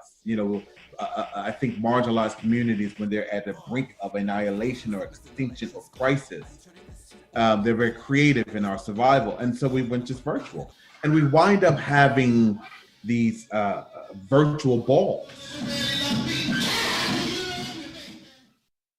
The future is unrestricted. Precious, dynamic, Latinx. The future holds that we continue to be wise, but not forget where we came from and what we have fought for and what our ancestors have fought for. So I see a thriving, hopeful future with lots of abundant and joy and happiness and pride. Pride in and of itself is born, birthed through the backs, from the backs of Black and brown trans women specifically, right? And mostly. We must remember that in this moment. So we can remember, number one. Number two is our ability to adapt and respond to crisis is beyond, right? It's in our DNA. It's absolutely in our DNA. And so it's why Ballroom responded almost immediately. Not the notion that, oh my God, after this, we're gonna have to deal with communities' mental health. No. We do this all day, every day. If I can get on a live with another Ballroom person and read each other, I can get on live and take care of each other. Everybody bring it, let's have a fun at a ball. You matter. Black lives matter. Trans lives matter. LGBTQ, Latinos matter. We matter. We're not gonna settle, and we're not gonna fall behind. We won't let those fall behind. Not on my time. My name is Leanne Fields Stewart. I use they, them, she, her pronouns, and I'm the founder of the Open Project.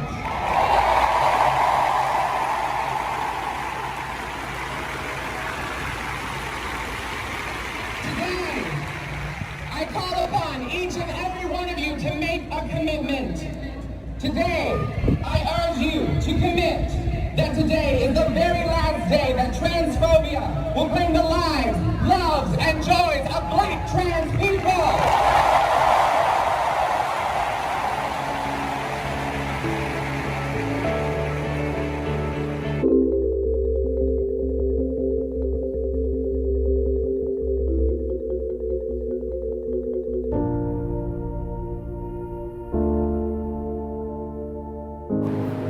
Basically, I make these noises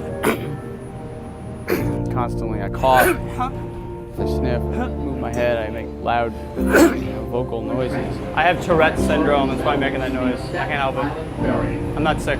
Everyone is very hypersensitive about contact, being around people, and first of all, catching the virus. So that leads very interestingly into something that you've been experiencing.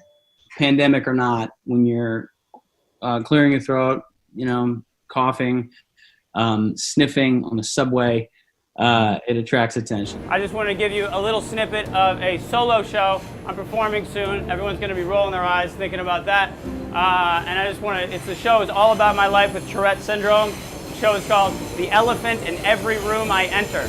Tourette's syndrome is a neurological disorder that you're born with that makes you have these uncontrollable tics, movements, or sounds. Some people say words, shit, fuck, shit. But I don't do that. And neither do most people with Tourette's. For me, it's often a throat clearing like that. And now that I'm talking about it, I'm going to do it more.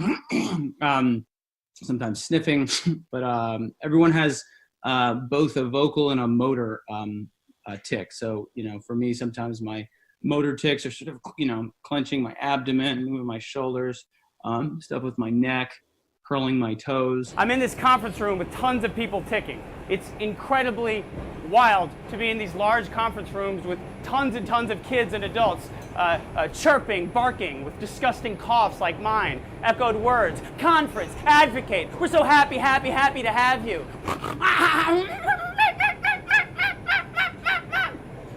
For the first time in my life, it was actually normal to have Tourette's. When I exercise, and I exercise a lot, partially because of the Tourette's and the noise that needs to sort of quiet down through exercise. When I exercise, sometimes that stimulates a need to tick more, unfortunately. So I've noticed recently when I ride my bike in Central Park, for instance, one of the only places I go to that it is crowded, regardless of how, how careful I am about how, far away from anybody I am, it will sort of perk people's ears as if, it's their a sensitive robot that, notices noise or something like that.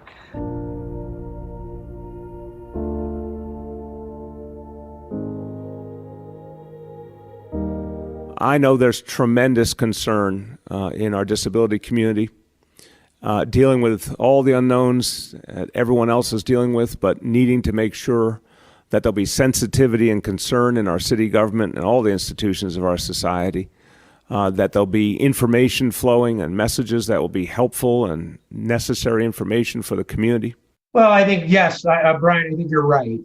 We are in some very difficult times right now.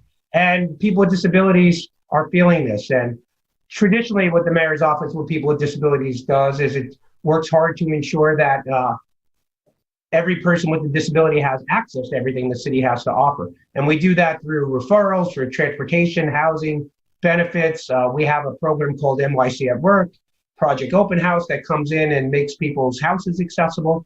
And we have ASL Direct, which allows people who are deaf to be able to contact our office. People with disabilities are the most resilient people that are out there. We've adjusted to things like this throughout our lives and with our disabilities in society every day that people don't see. We adapt every day. And now every other person has to adapt every day. And just like you said, we're just like everyone else, but we're just a lot more resilient than anyone else. I definitely credit Tourette's with making me the actor I am, partially just because it makes me so much more obsessive in the attention I pay to everything. Realizing it with other people. And my mind is just racing. But I'm perfectly expressing all the thoughts. And people actually get them. Are you at all concerned about discrimination that folks may face coming out of this thing, knowing the climate before and what it can be like after? Absolutely, I am. Yeah, just knowing how sensitive people are to, public health, independent of, a pandemic like this, I do expect there to be much more heightened awareness and probably discrimination for something like this. On some level, justifiably, I hate to have to put it that way, but, we're all concerned about our health, and, if someone does have a communicable disease, they should be covering their mouth, so that's always sort of the difficulty. Thank you, everybody. That's the elephant in every room I enter at La Mama. Check it out. It's a really interesting solo show. If anyone wants to come, they're $10 tickets for every night.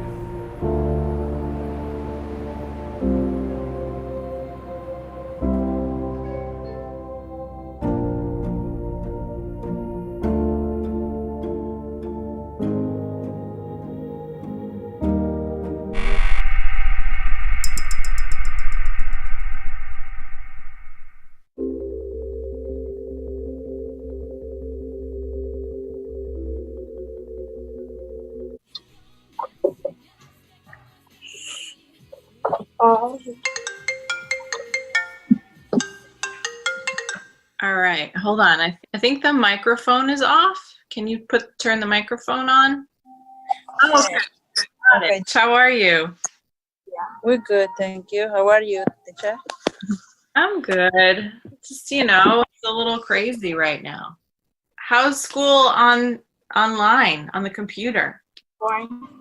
Boring? A little weird? So, have you been practicing the piano at all? A little bit? What? I can still remember my song. Can I hear it? Can you play it? Hi guys, it's me, Sarah, your reading writing teacher, in case you forgot who I am.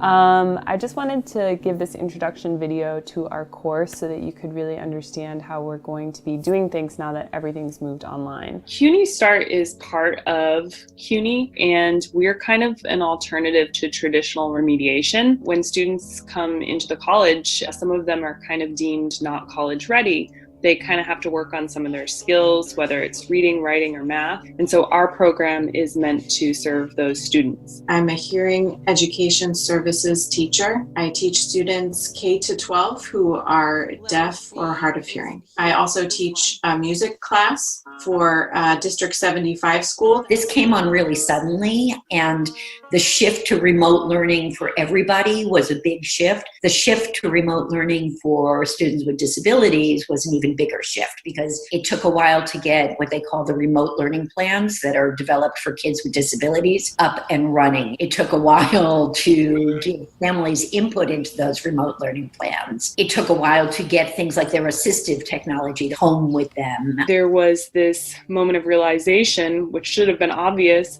which is that our students have major access issues. Many of them don't have access to computers. They are sharing devices with family members. They have inconsistent Wi-Fi, if they even have Wi-Fi. Some of them are using hotspots on their phones to access, classes. So CUNY had to kind of pause and say, wait a second, if we're going to do online learning, we have to make sure that our students, who are some of the most economically disadvantaged when we're talking about students in higher ed, we need to make sure that our students have access to basic technology to allow them to participate in this course and be successful in it. I still, to this day, I have a few students I have to FaceTime because they don't have access to a laptop at home. I have one student, I have to call his father's cell phone before he goes to work, and then the phone's gone and that's it. We wasn't prepared. They had to scramble. This virus took everybody by surprise, and they are not all up to speed yet, especially African Americans and Latino and poor children who's already behind. I think it's so easy to forget about the parts of the student population who have such high needs in times like this. It's not that kids with disabilities can't learn. It's that they need the supports and services to do so. And it's so hard to get them all that they need right now. Can you clap this measure for me? Okay. I did. The pandemic obviously isn't causing the problems in CUNY. The problems in CUNY have been there. The gross inequities within higher education, the rising cost of tuition. So I do think that this pandemic is kind of just revealing that, right? It's kind of pulling back the cloth on that. And we have to kind of figure out how are we going to make sure that these inequities don't prevent certain students from thriving, especially if this online learning is our new normal. I'm just waiting for the pandemic to be over. Yeah, why? It's just totally different. I'm 48. I prefer being in a class setting. I don't know, maybe it's because I'm older, but I like to be able to approach the desk and ask a question in person. And I feel like I'm able to grasp things a little bit easier. I have some older students who have said that they, really don't use the computer. And so it's been challenging for them to even learn how to attend a live class, to locate where a Google Meet invite is. It's been hard for them to figure out how to submit an assignment. And they have kind of given up because they felt frustrated by that. There are a lot of variables as hearing teachers that we have no control over with remote learning. For example, sound, background noise. I can't tell you how many times I've been on the line with a student and I hear so many things in the background, a TV, a little sister, brother yelling, a dog barking, and it's an absolute nightmare for when you're trying to get a hearing session done. I've been teaching classes and some of my students will be sitting in their car because it's the only quiet place that they can learn. Some of them have to go into their bathrooms to hear the lesson. So is not passing and he hasn't done any work since writing paragraph 1 and 2. Right. And he's so great when he's in the live classes. So I want to figure out a way to kind of loop him in. But it's hard because it's like he also, had a family loss. So it's like, right. I'm like, are we still holding these students to the same standards? I don't know. When I'm teaching in person, I can check in with 10 different students in a matter of minutes. When I'm doing it online, I have to schedule those interactions and hope that they attend and show up. I mean, right now we have students who are struggling to show up, students who are not turning in assignments, and we are just trying to kind of triage. Them being able to go to school and be in the same room with kids just like them who have hearing loss too, I don't know of a way to replace that online. I mean, yes, we have Zoom, we have sign language interpreters. It's not the same as being in the room together and having that camaraderie. A lot of them have one-to-one paraprofessionals who are there with them all day. That's not happening now.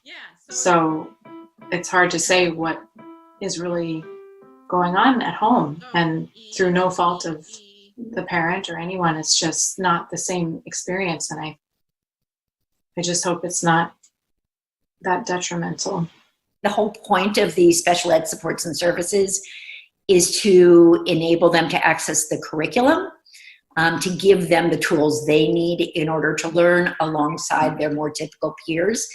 And if they're not getting all of that, which they're not, because the remote plans are not everything that the IEP is. So if they're not getting all of those, it means that their access is more and more reduced, and that those gaps between kids with disabilities and their more typical peers are growing. A colleague of mine who teaches a middle school classroom of deaf and hard of hearing children, she has one of my students from 5 years ago, and she noticed that he wasn't turning on his video during the Zoom calls, and she figured out that it was because he's discouraged from using sign language at home.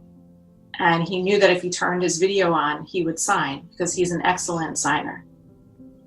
And that just about broke my heart that he couldn't turn his video on because he knew his mom was going to tell them to stop signing. Obviously, that would not happen in the classroom. And I've seen the students sign as a primary form of communication. So I just like gotta check. Yeah, so. This probably won't be the last time that the schools have to go remote. Lessons need to be learned, planning needs to take place. We should be ready next time this happens to put remote instruction and appropriate remote instruction in place, from day one or day two at the latest. Well, it's really wonderful to see you, and hopefully we can do a video again soon. Okay? Bye.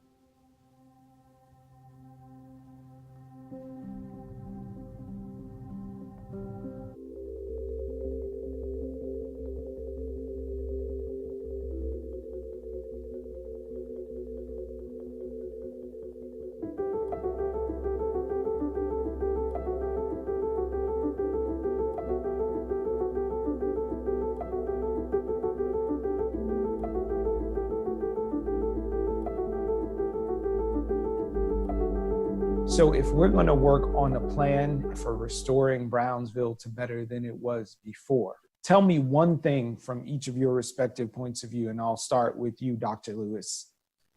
One thing that has to be a part of that recovery plan. We have to invest in the brilliance and strategy and resilience of community partners that are there and have been doing work and have survived multiple things before.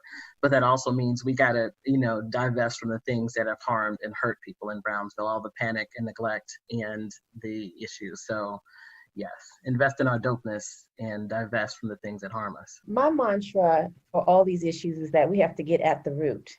The pandemic exposed already glaring health disparities that exist. So what we have to do is really dig deep and go to what is the source of why we are affected disproportionately across the board with all of the various diseases. And it's because of neglect, medical apartheid, the racism within the healthcare delivery system, the employment system, the housing system. And we have to name racism, and we have to have race-specific solutions that are grounded in equity. Because if we kind of have a race-blind solution, the health disparities will stay after COVID is gone. Underlying the racial disparities in health are the kinds of stress and trauma that go with being in poverty or not being able to pay your bills every month, worrying about that, worrying about where you're gonna live. Conditions produce stress.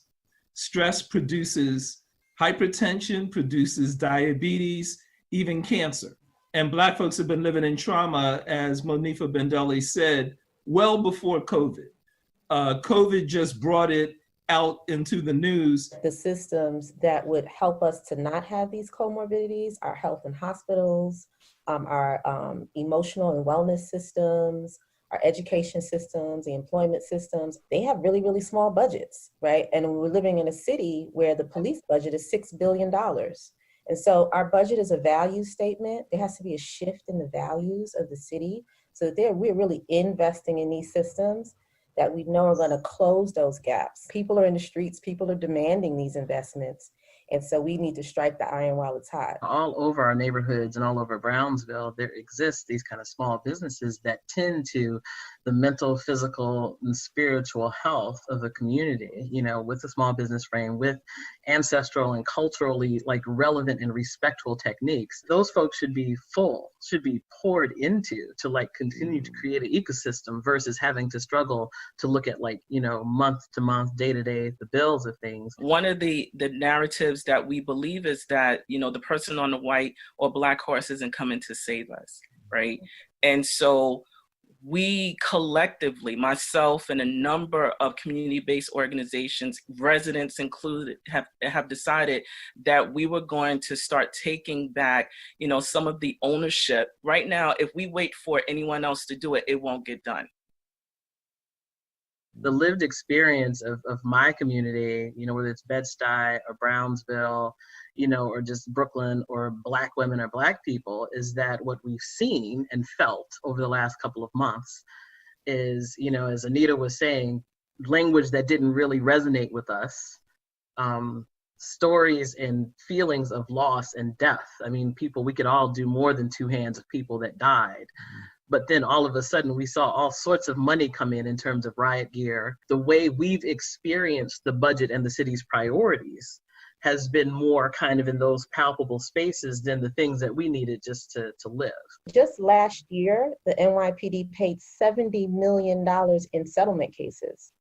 So that's not, to get rid of that number, it's not about laying off people who were hired more recently, but who's committing this abuse that's causing the city $70 million in 1 year?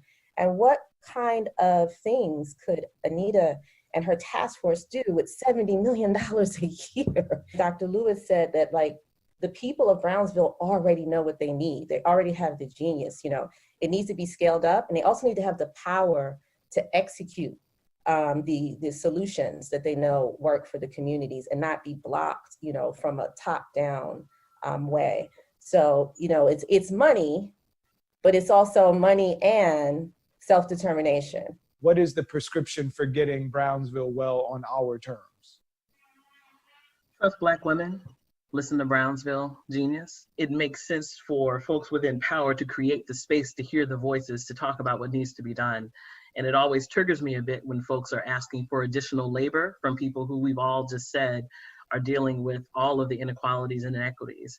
And there are folks like the Brooklyn Rapid Recovery and Response Team, BCJC, Combine, the Health and Wellness Table. We're organized. We know we could create the space and invest. You got 3 Black women here who could easily pull together a group of folks to tell you what we need and put some numbers behind it too. But the prescription is to just love each other well and listen and invest in that dopeness.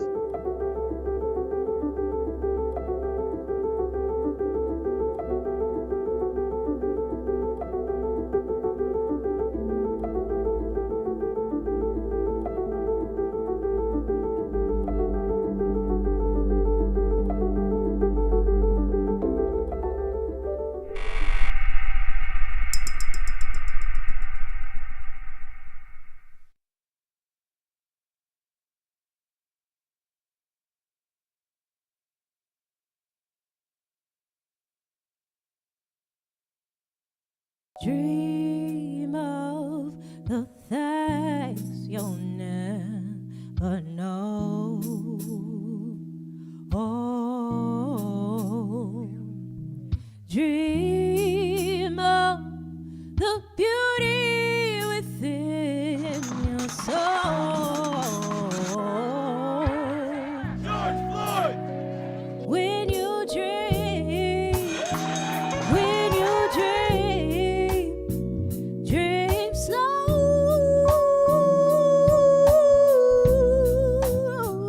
Take the time to let dreams grow.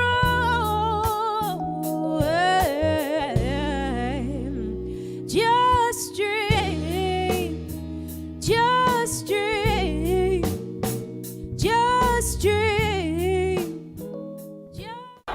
Hands up! For a blink moment in time, people are aware of what they're feeling every day. If you're going to restore and sustain a democracy, there must be an informed and engaged citizenry. I spent 2 years in immigration detention. You know how much they spent to feed me for one whole day? How much? 75 cents. Immigrants as a whole, migration as a whole, is associated with lower rates of crime. Immigrants make our communities safer.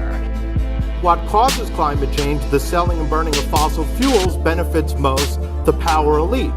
And so they have a disincentive to address it, and they have an incentive to deny it. They're not going to funnel more money into our schools. They're not going to do it unless they have to, right? And the way they have to is by our participation, our organization, us taking accountability for our actions.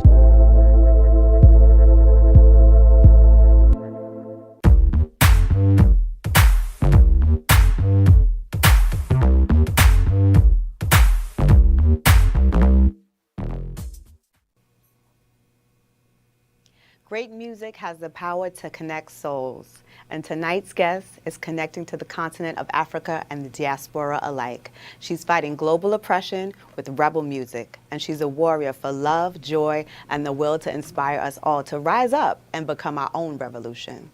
A long list of accolades, including touring with jazz greats Roy Ayers and Ornette Coleman, an instrumental role in the mainstream prominence of Afrobeat here in America, not to mention owning her own successful fashion line. Wumi is here tonight to give us a taste of her sophomore album, She Me. I'm your host, Tiaya Smart Young, and stay right here because Wumi is here to bring us a sonic resistance like no other right here on B-Side.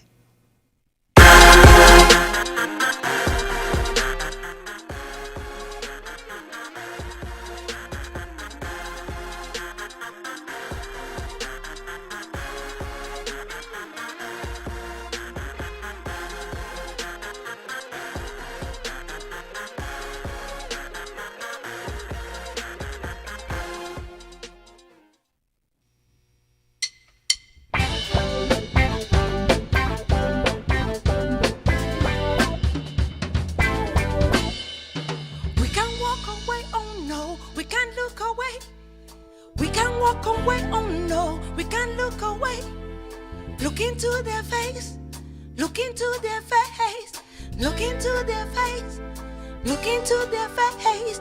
We can't walk away, oh no, we can't look away. Look into their face, oh yeah, look into their face, look into their face, look into their face.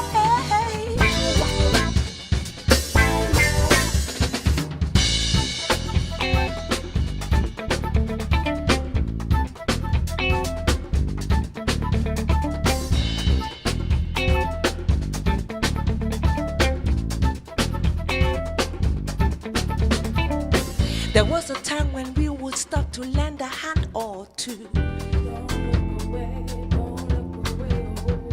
Yet many scary headlines rob us of our will to hell.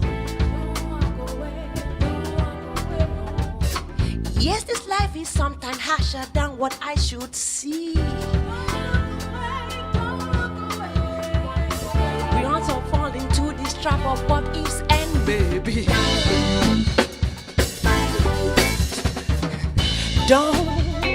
Don't walk away, oh hey, hey.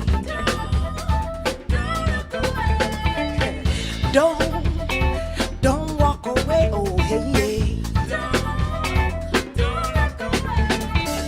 The truth we know, reflections of the choice we made.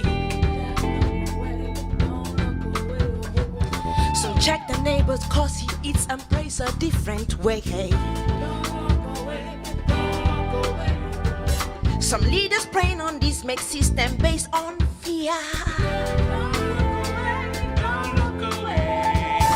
We are the heroes, we need say and do what's right from wrong. So you better not, don't walk away, yo, hey, yeah. You better not, don't walk away, yo, hey, yeah.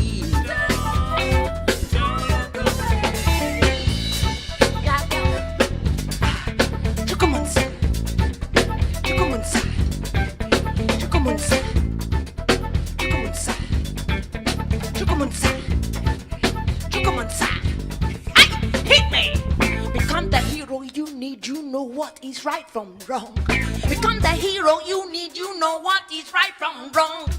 Don't walk away, don't look away, yo, yeah. We must believe we are the heroes we all need today. The time has come for us to take our claim to peace. Say what? We can't ignore what's wrong and have for best with eyes bow short. Don't walk away, yo, yeah. Better not, don't walk away, yo, yeah. You better not, don't walk away, yo, yeah. I said you better not, don't walk away, yo, yeah. Yaga, yaga, yogo, yogo. yaga yaga, yogo yogo, yaga yaga, yogo yogo, yaga yaga, don't, don't, don't, don't, don't, don't, don't, don't, don't, don't, don't. You can't walk away, oh no, we can't look away. We can't walk away, oh no, you can't look away. Look into their face, look into their face, look into their face, look into their face. We can't walk away, oh no, we can't look away. Look into their face, oh yeah, look into their face, look into their face, look into their face.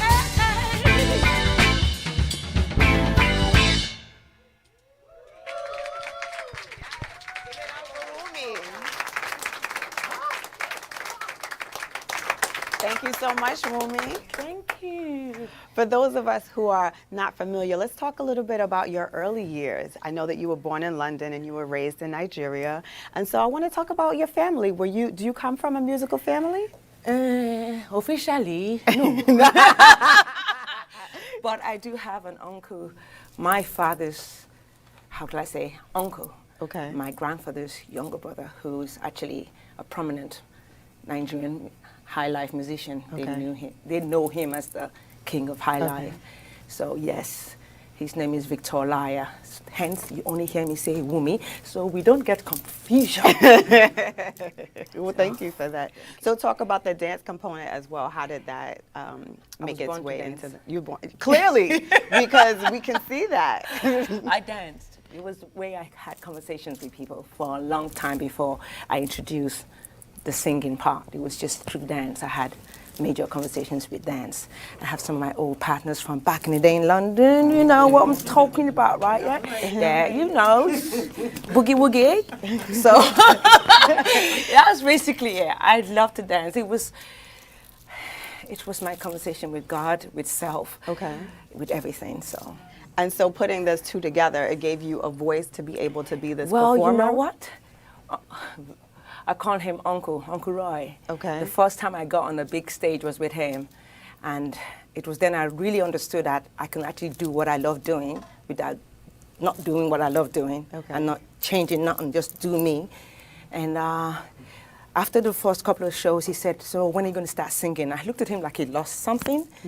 So I was like, sing what? Sing what? And basically, from that point on, he kept grooming me. Patiently waiting for me. When are you going to sing with this? Okay. So when you say Uncle Roy, are you talking about Roy jazz? S. Okay, just wanted to make that clarification. Yes. Hi, Uncle Roy. Well, introduce us to the band as well. Please do. Yes. So let me start with the baby of the band. On the drums, so we have Kenny Lewis. From Brooklyn now. Brooklyn. On my right side here, we have John Woogie. He don't. Another New Yorker. He's got my back so bad on those keys. Thank you, John.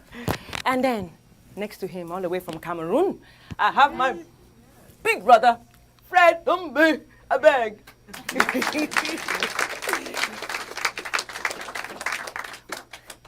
And over there, it's not far, but it's over there.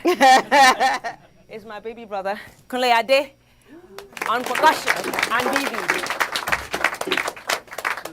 My young sister here, Joylene, phenomenal choreographer, dancer, and a singer.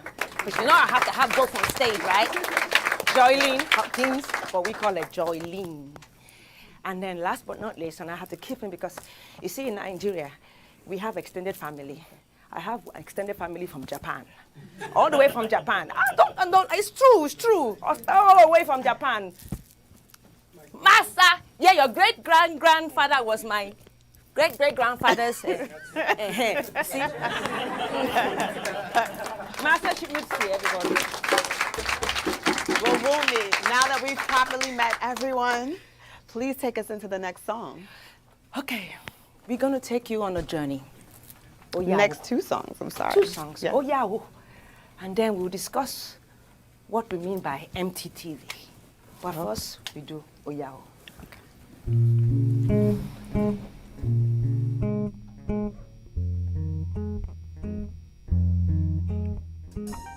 Ṣé ń wòran?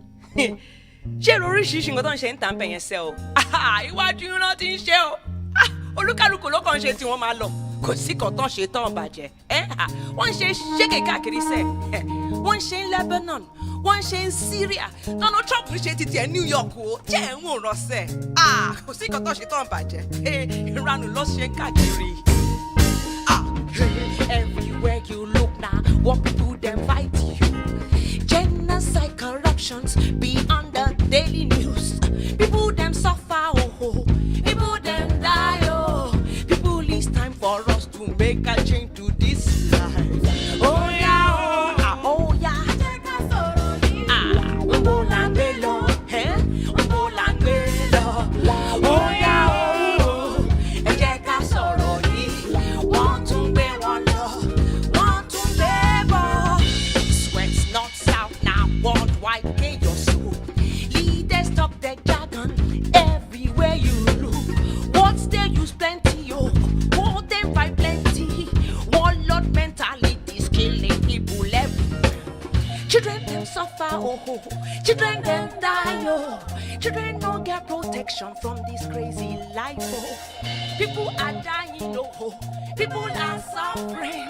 People, it's time for us to make a change to this life. Oh yeah, oh yeah. Hey. Oh langelo. Oh yeah, oh. Ẹ jẹ́ ká sọ̀rọ̀ yìí. Wọ́n tún gbé wọn lọ. Wọ́n tún gbé bọ̀. Oh yeah, oh yeah. Ẹ̀yin aráyé, níbo là ń gbé lọ? Níbo là ń gbé lọ? Oh yeah, oh. Ẹ jẹ́ ká sọ̀rọ̀ yìí. Wọ́n tún gbé wọn lọ. Wọ́n tún gbé bọ̀.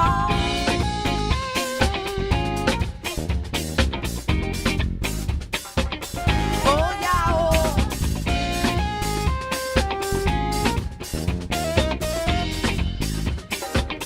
Oh yeah, oh.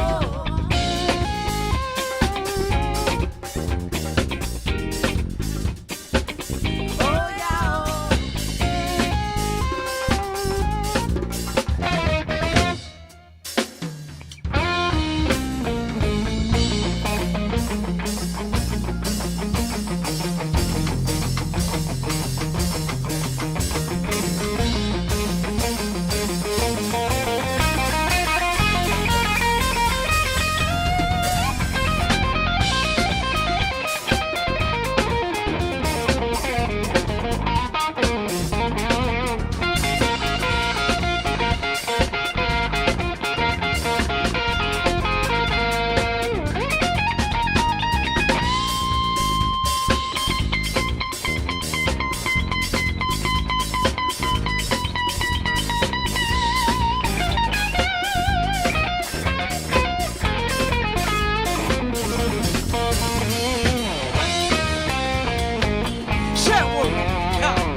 Are you watching? Are you checking the daily news? Fox, ABC, Al Jazeera, BBC, everything is upside down, inside out. Everywhere you look, what people them fight you. Genocide, corruptions be on the daily news. People them suffer, oh. People them die, oh. People, it's time for us to. Oh yeah, oh yeah.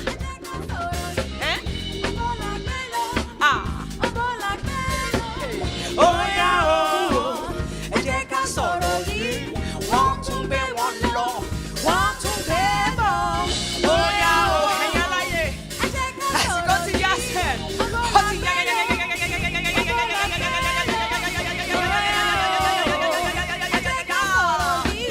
Wọ́n tún gbé wọn lọ. Wọ́n tún gbé bọ̀.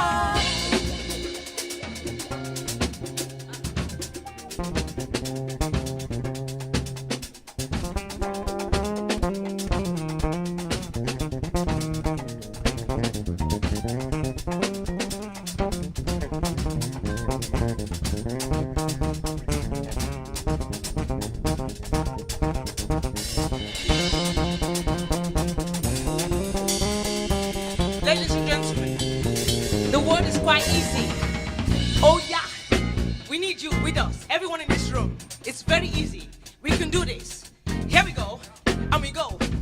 Oh yeah, oh yeah, oh yeah, oh yeah, oh yeah, oh yeah, oh yeah, oh oh. Oh yeah, oh yeah, oh yeah, oh yeah, oh yeah, oh yeah, oh yeah, oh. Oh yeah, oh yeah, oh yeah, oh yeah, oh yeah, oh yeah, oh. Oh yeah, oh ah.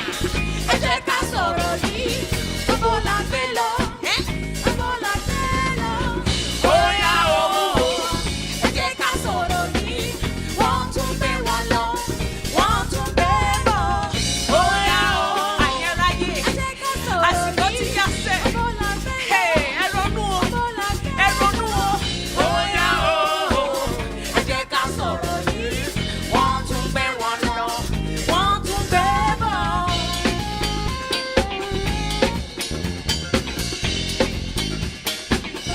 Oh yeah, oh.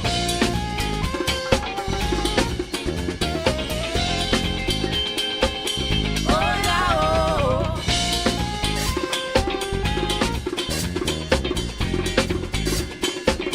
Oh yeah, oh.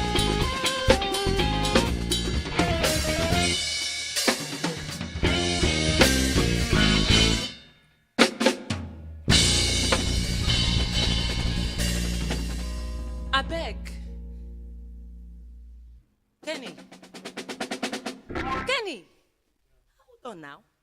Who be commander in chief? Make we now stop this fussing and fighting.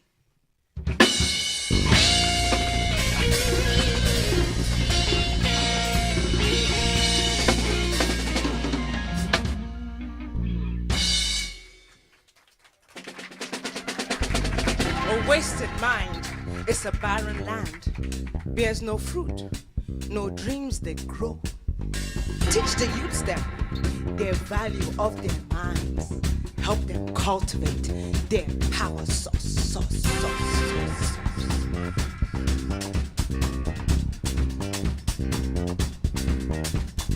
Wanty, getty, wanty, getty, wanty, getty, wanty, getty. She left me.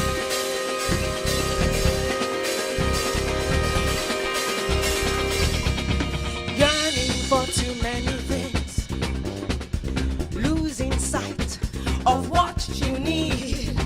Human vultures scavenging through all the mainstreams for means to live. What you have, you know they like what you see. You want right now, who go save you from yourself? Whoa. These empty feelings, these empty TV. Brother, where wa? Sister, where wa? No, she left. Wanty, getty, empty TV. Selling news them.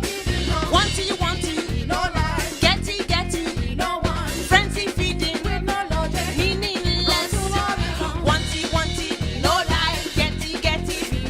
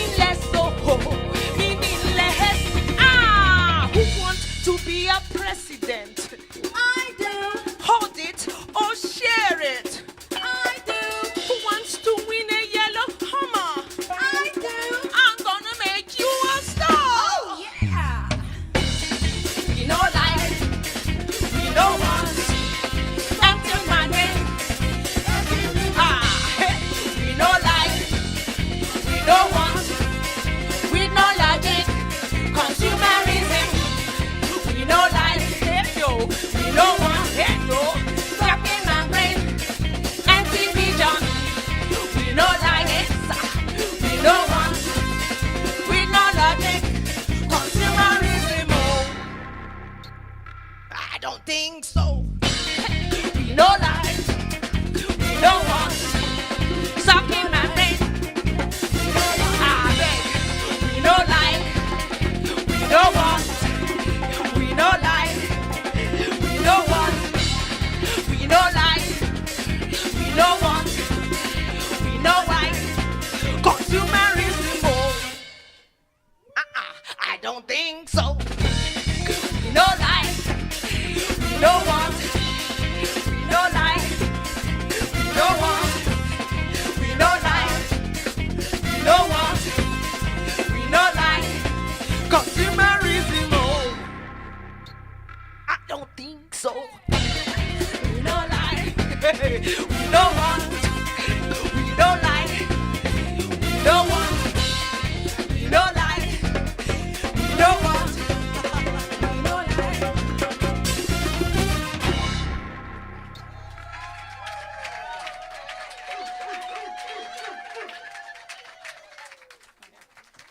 Party now.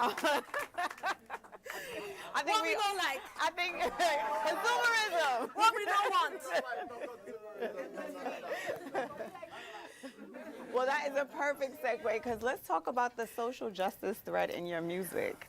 I want to know, is dancing and having a good time and being happy, is that an act of revolution in itself? Everything is. Okay, tell me a little bit about that. Why do you believe that?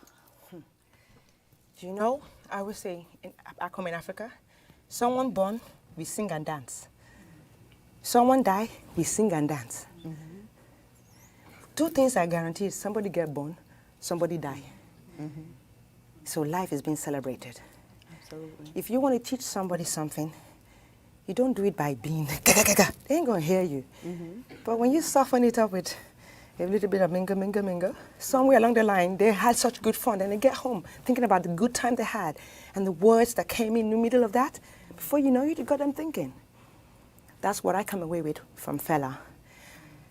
I came away with that thing that music is truly a weapon and a medicine. Use it. There's enough people singing about other things. For me, the reason why I choose to do this is because I can have this conversation. So tell me a little bit about your approach to using that weapon and creating that medicine. Where do you get your inspiration from? Fela Kuti. Fela Nicolas Kuti, let's be exact. The full name. From the streets, from my friends. Life is what we do when we're living it. Yes. Yes. And for me, with music, you know, you spend so much time isolated. Music allows you to actually come up with and share the things that you're doing in isolation. It's like when we go to club, you don't know anybody in there, but everyone is dancing together. If only we could take that on the street. You understand what I'm saying? We don't talk to anybody. You go into club, you don't know nobody, and we're all busting moves together. And how do you, I guess, incorporate all the different aspects from the Afrobeat to the house to the jazz? How does it just seems like it blends so naturally. How do you make it seem so seamless? This is where I feel people misunderstand music. Okay. And if people still keep trying to put me in a box. Do I look square? No, not at all. Not at all. Not at all. So this is the thing about it. Wumi, what kind of music do you do? And I answer, Wumi. And they look at me like, say, you didn't understand the question. I said, you spoke English, and I answered back in English. I do Wumi. I grew up with music. People assume back home in Africa, we don't hear nothing but our traditional music. Lie. We heard everything that even Americans weren't hearing, because music was coming straight from Jamaica into Nigeria. Music was coming from England into Nigeria. We had all of it coming, plus our own music. But then, when you look at music overall, what was the roots of all those music? If it's not Africa. Africa, the center of the world. Well, seriously though, jokes apart, that's for me. That's the freedom of being able to do my own music, and I'm not putting myself in a box. There's elements of sounds in everything. just in everything. Sometimes you hear nothing, but you hear something. Hear nothing and hear something. Okay. With my band and with the producers I've worked with, they understood how much dancing means to me. So you cannot just go one way. It's however I hear it. So to so, however do you want me? So well, I think we are ready to hear some more. Let's set up the next song for us. The next song is Oh My Lord. Are you guys ready? Yes. I think I should put this to one side. I know we're supposed to be in the studio, but guys, this next song is called Feed Body.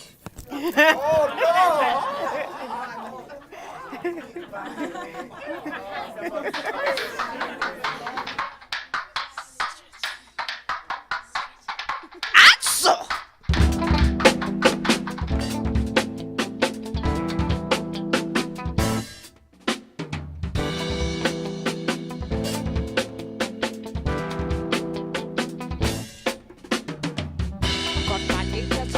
We're gonna rock this party. Got my funky drummers, them gonna kill this party. Call all crazy dancers to come join this party. Oh my goodness, we gonna have a party. When the rhythm's firing hot, fire! Nothing's gonna bring us down. Nah, eh? When the music's firing hot, fire! Nothing else can bring us down. Emi na push.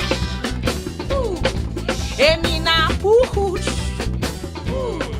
Emi na push. Emi na push. Do you remember when we used to sneak into the club? All because we had to hear the latest craze. All the dancers in the corner as we work the floor. Then the man open mouth and say, oh Lord. Everybody's working their feet, body. Everyone's working it to the ground. Everyone's working their feet body. Come with us as we spread this rhythm round the world. Especially brewed to make you freak your favorite moves. It's layered hot, hotter than your mama's hottest pepper sauce. So, but don't be scared, please don't. To make your body move. Everybody's working their feet body. Everyone's working into the ground. Everyone's working their feet body. Everyone's working into the ground. Everyone's working into the ground. Everyone's working into the ground. Oh Lord.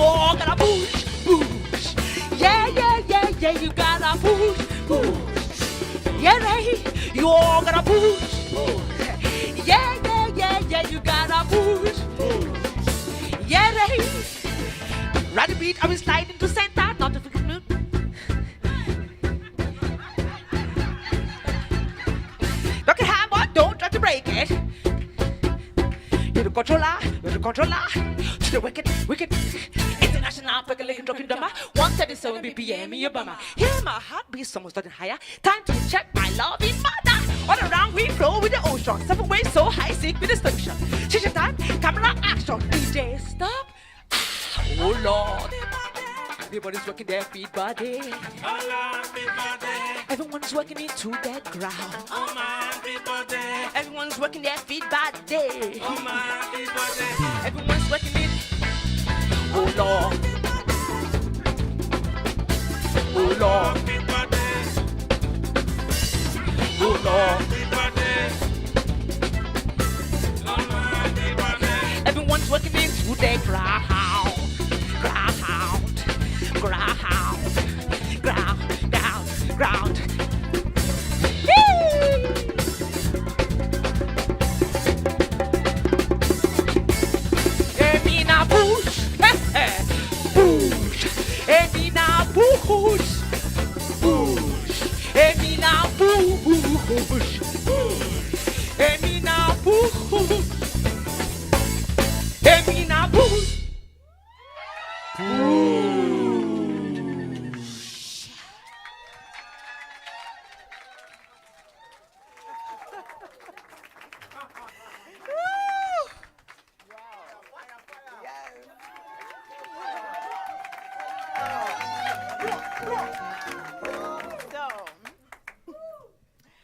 I heard you recorded the new album. Are you ready? Are you ready?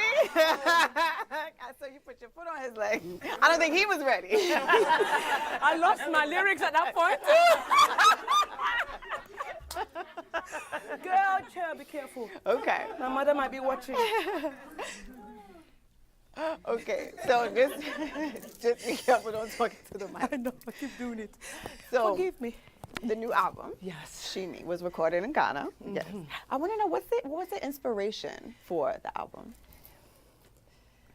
You know, I've been around the world, been fortunate. I went to Ghana for the first time in 2009, and it was like I was back where I was as a child. I went to Nigeria at the age of 4, thinking I was going on holiday, and did 10 years. It was a 10-year sentence.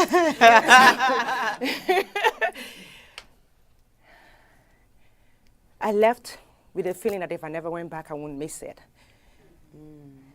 And for all those 10 years, I kept thinking I had something waiting for me on the outside to get there and realize that what I was looking for wasn't there either.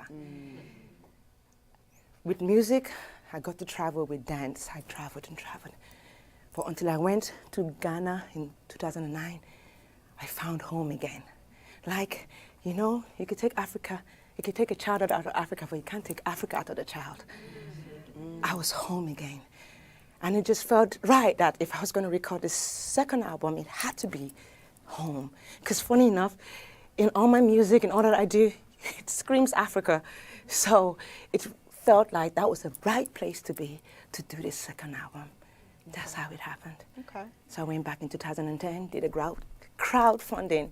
Thank you so many of you who are in here, who are watching.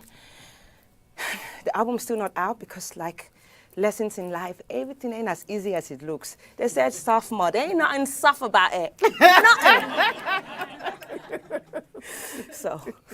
So that leads me to ask then, in your music, you seem to be planting different seeds. This time around, is it straight activism? Is it consciousness? What are you planting this time around? In this album, the songs I've performed so far actually is all of the album. Don't Look Away, Empty Vision, MT Vision. Do you notice that? Yes. Yes. M-T, but you say empty. But in that, there ain't no coincidence to empty vision. And then Fit Body. You see, it was like I had to talk about dance. I had to celebrate dance because dance is what's got me through life. Yes, and we want a body like yours. Yes. So, with that said, it wasn't going to be an album that was just talking about life because life doesn't go just one direction. So it's the journey. The wish, the yes, the there, and the release. That's what the album is for me, and that's why it's called She Me. It's like the whole idea on that track called See Me. She is me. But when you say it yourself, she is me. So, anyway. All right, well, let's hear some more. Set us up for the next one. Wow. I figured out, as soon as some of you might already know my repertoire, that it would be so bad if I didn't do one familiar song from somewhere, right? And so.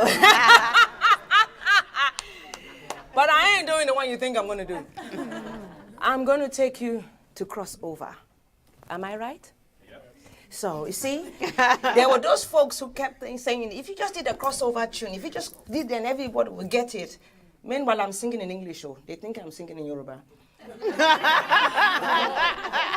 And this kept coming back, do a crossover, do a crossover. So this was how I answered them.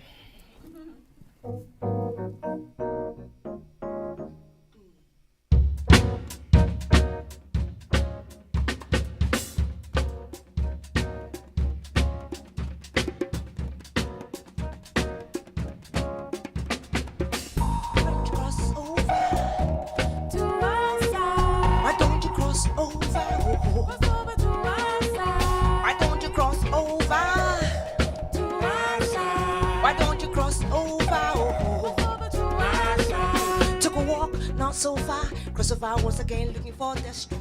Silly me misunderstood. What they meant, what they say. Crossover commercial for mass appeal. For mass appeal. Commercialism is no coincidence. To commercialize, you compromise. You know you do. Your comprehension is that of mass consumption. You're not commercially commercialized. You cross over, oh, commerciality. Commerciality.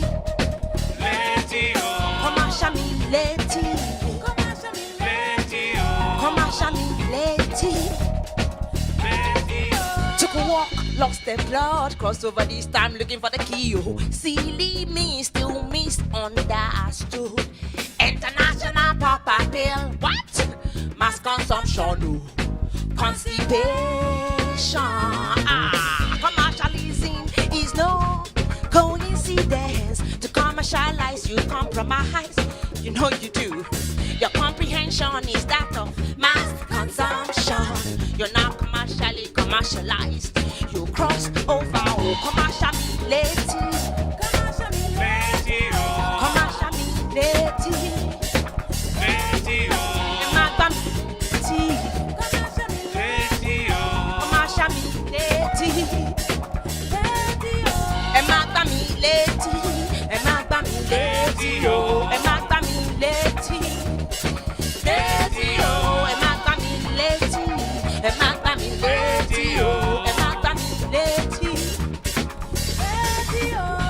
So you asked me to crossover. I asked you what is to crossover. Across the street you tell me I'm wrong. I cross back, you tell me I'm wrong. So tell me where am I supposed to cross over to? The cross is the right, the cross is the wrong. The cross is the right, the cross is the wrong. So tell me where am I supposed to cross over to? Crossover means commercialism. Crossover means mass production. Crossover means mass appeal. I don't think I really want to be where you are right now. Chego, commerciality. Commerciality. Commerciality. Commerciality. Commerciality. Kulemi.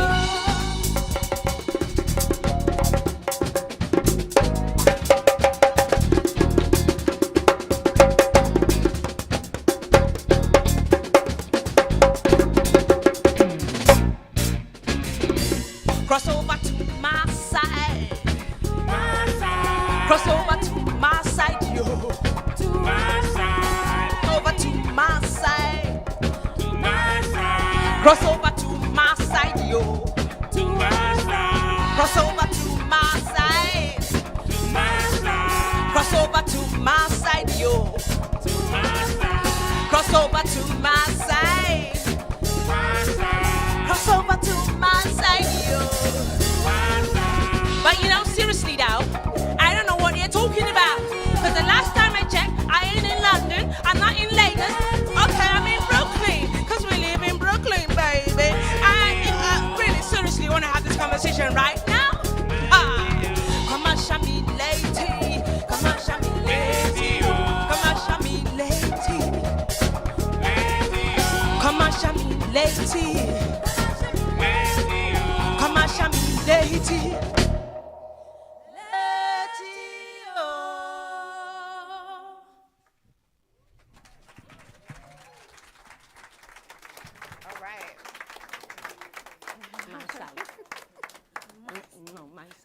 So Wumi. She crossed over, don't worry, she's on your side. So tell me, so this dancing, right? Was this, I read something because I love Soul to Soul, and I found out that was that an entry point for you into the business, into entertainment? Okay, you're looking around. Actually, the first time I got on stage was with Uncle Roy. Okay. Honest to God. Okay, so what? Hammersmith Odeon. Okay. But we used to go to Centra, African Center. We used to follow sound systems in London. Shaking Finger Pop. Trevor Mad Hatter did some good times. We used to go on boogie. And So to So had their sound system as well. Okay. And they had, after doing underground warehouse parties, then they settled in at African Center, and we all were there.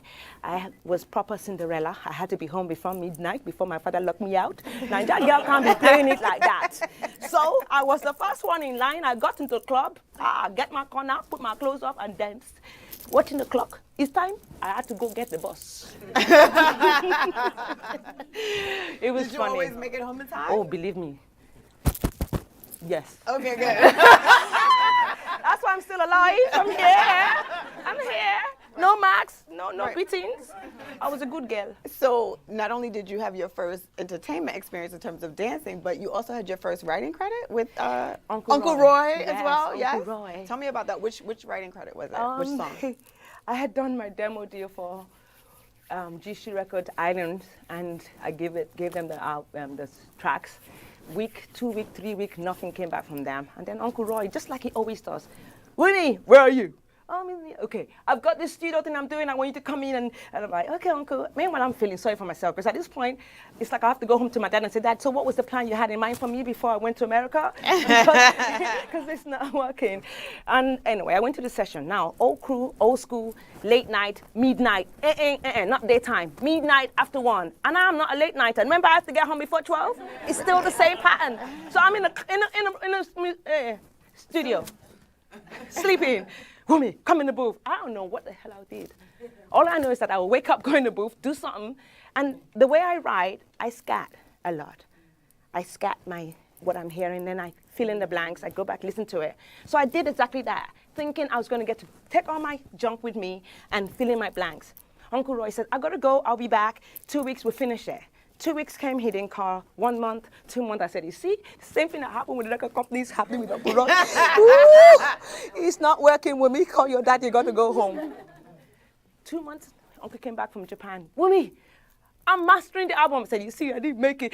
We finished the sentence. I want you to come over, you're going to sign your deal, open your publishing, all in one sentence. I'm like, publishing? What deal? What record? What song? I didn't write nothing. I toured that album. It was the album called Nasty. I toured that album. I cried on that album because, it took me ages to realize I wasn't comfortable with my own voice. But he put me out there. I sang and I danced. I was the only girl. It was like a movie. Sitting in the back of the truck. I had one of the best time of my life.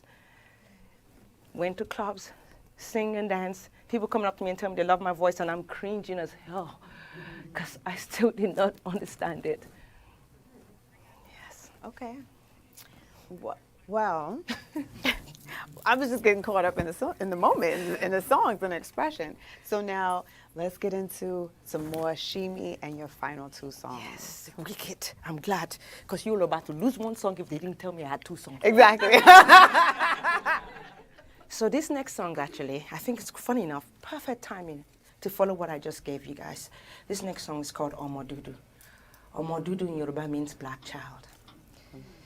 I wrote this song in collaboration with a group in South Africa. They're called Black Motion. They sent me the track. They didn't tell me what it was. They just said they've been waiting to work with me. And I wrote this song. And it became the single that led their album, which now won their version of Grammy Music Award. They won the best album, and I feel quite blessed about this one. Omodudu.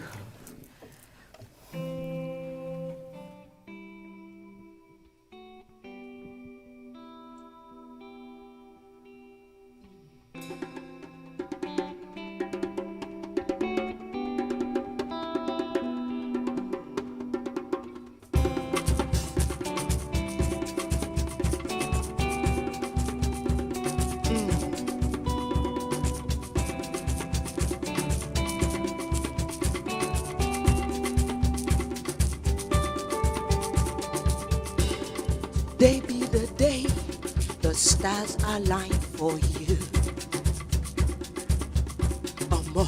So be fearless where you walk, honest when you talk. Forces can shake, you know how. Swagger precedes you, So step into your light, Remember who you are, black gold of the sun. Let your magic shine, shine, shine. Orekilewa, ọmọ dúdú. Shine ọmọ, ọmọ dúdú. Orekilewa, ọmọ dúdú. Let it shine, ọmọ dúdú. Orekilewa, ọmọ dúdú. Let it shine, ọmọ dúdú. Orekilewa, ọmọ dúdú. Let it shine, ọmọ dúdú. The time has come for you to take your place. Ọmọ, so stand tall and be firm. Let your voice be heard. Babylon's got to fall now. Your ancestors demand it. Ọmọ, release the ball and chain. Ọmọ, 'cause no matter what they do, despite what they say, black gold always shine, shine, shine. Ọmọ, orekilewa, ọmọ dúdú. Shine ọmọ, ọmọ dúdú. Black gold always shine, ọmọ dúdú. Let it shine, ọmọ dúdú. Let it shine, ọmọ dúdú. Black gold shine, ọmọ dúdú. Black gold shine, black gold shine. Black gold always shine, shine, shine. Ọmọ, ọmọ dúdú. Ọmọ dúdú. Ọmọ dúdú. Ọmọ dúdú. Do you know? Ọmọ dúdú. Ọmọ dúdú. Ọmọ dúdú.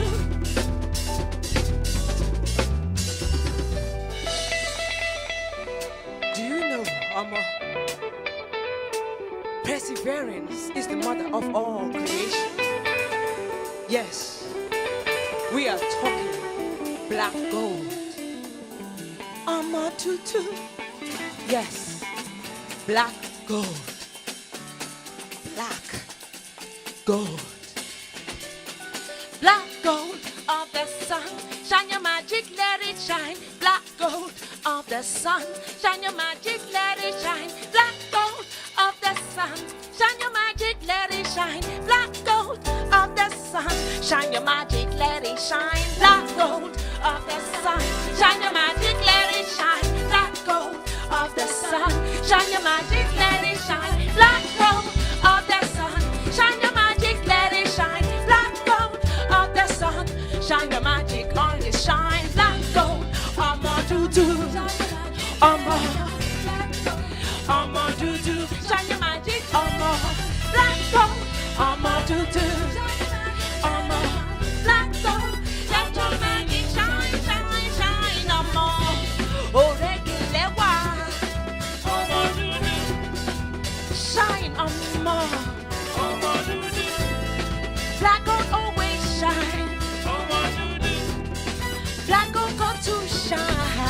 Ọmọ dúdú. Let it shine. Ọmọ dúdú. Let it shine. Ọmọ dúdú. Ọmọ dúdú.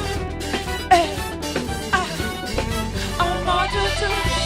Black gold. Black diamond. Black lives matter. We all matter now. Ọmọ dúdú. Gotta let your black light shine. Ọmọ dúdú. Ọmọ dúdú. Ọmọ dúdú. Black gold. Black diamond. Black lives matter. We all matter now. Now. Ọmọ dúdú. Ọmọ dúdú. Let it shine. Ọmọ dúdú.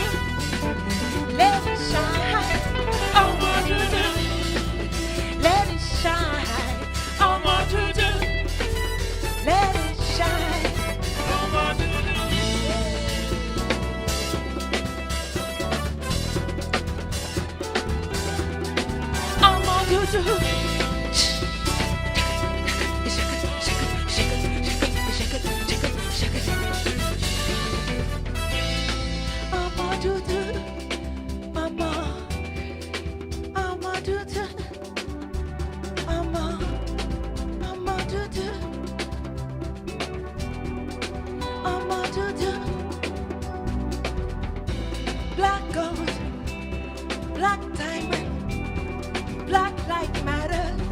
We all matter now. I'ma do, gotta let your black light shine. Let it shine.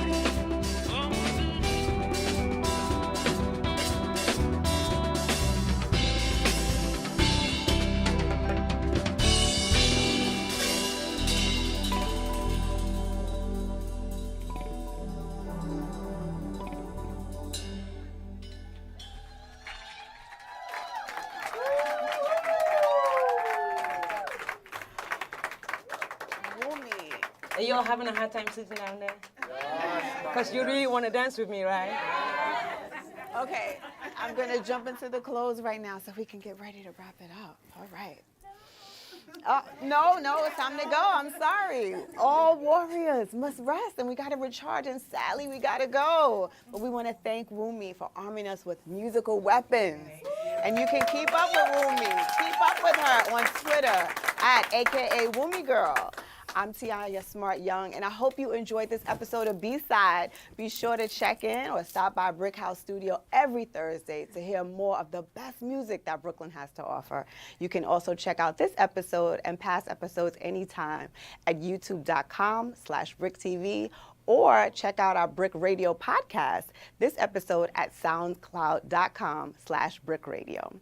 Wumi, leave us with one more song right after this. One more? Okay, we're gonna see you, man.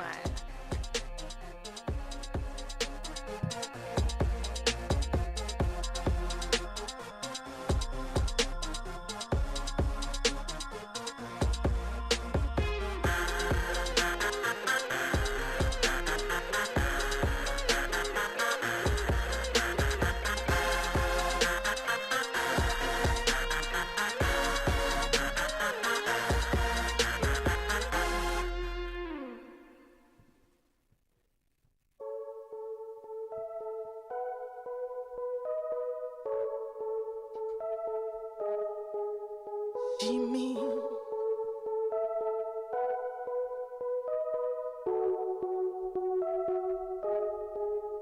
See me trouble. See me trouble. Whoa. See me trouble. See me trouble. Whoa. Now JJ with the drive to go. 0 block for distance. That figure's moving in slow-mo.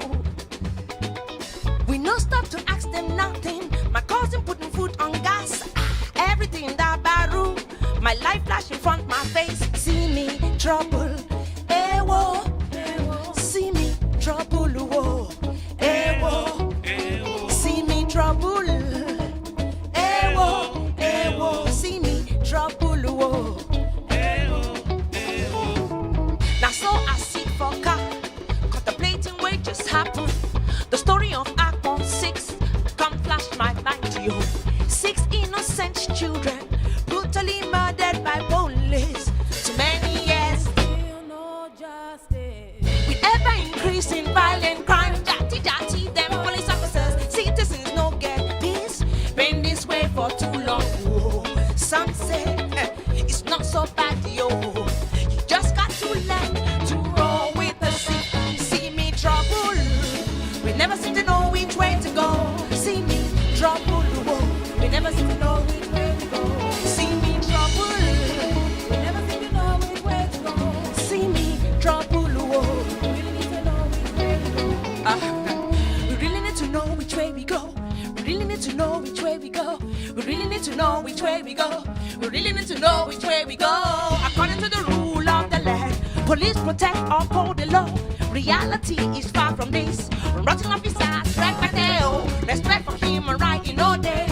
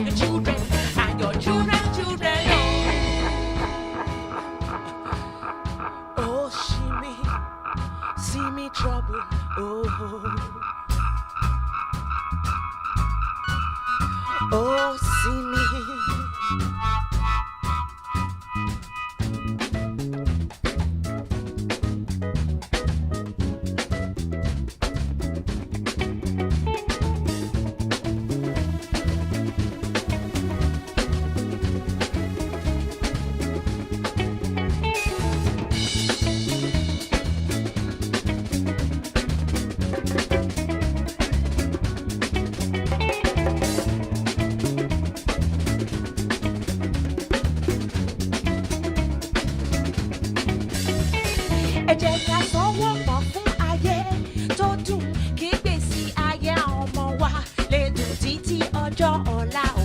ẹ jẹ́ ká sanwó pọ̀ fún ayé tó dùn kí gbèsè ayé àwọn ọmọ wa lè dùn títí ọjọ́ ọ̀la o. ẹ jẹ́ ká sanwó pọ̀ fún ayé tó dùn kí gbèsè ayé àwọn ọmọ wa lè dùn títí ọjọ́ ọ̀la o. ẹ jẹ́ ká sanwó pọ̀ fún ayé tó dùn kí gbèsè ayé àwọn ọmọ wa lè dùn títí ọjọ́ ọ̀la o. lè dùn títí ọjọ́ ọ̀la o. lè dùn títí ọjọ́ ọ̀la o. lè dùn títí ọjọ́ ọ̀la. lè dùn títí ọjọ́ ọ̀la. ẹ jẹ́ ká sanwó pọ̀. ẹ jẹ́ ká sanwó pọ̀. ẹ jẹ́ ká sanwó pọ̀. ẹ jẹ́ ká sanwó pọ̀. ẹ jẹ́ ká sanwó pọ̀.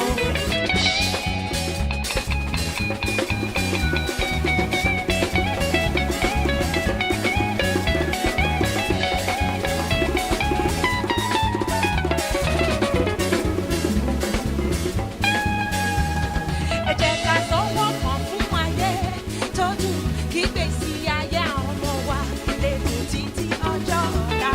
ẹ jẹ́ ká sanwó pọ̀.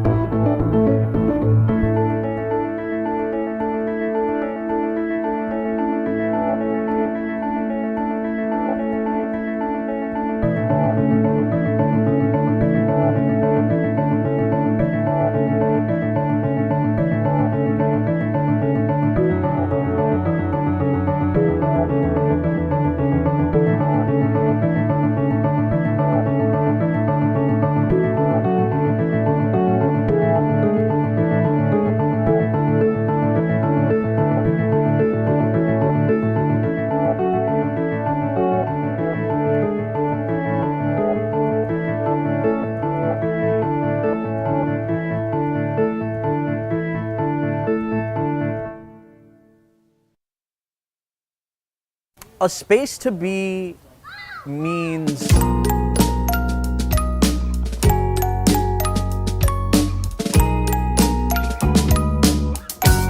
now let's hear you talk like pirates. Let's hear you say yar. Yar. Yar, that's extra credit. All right, not bad. Let's hear you say ay.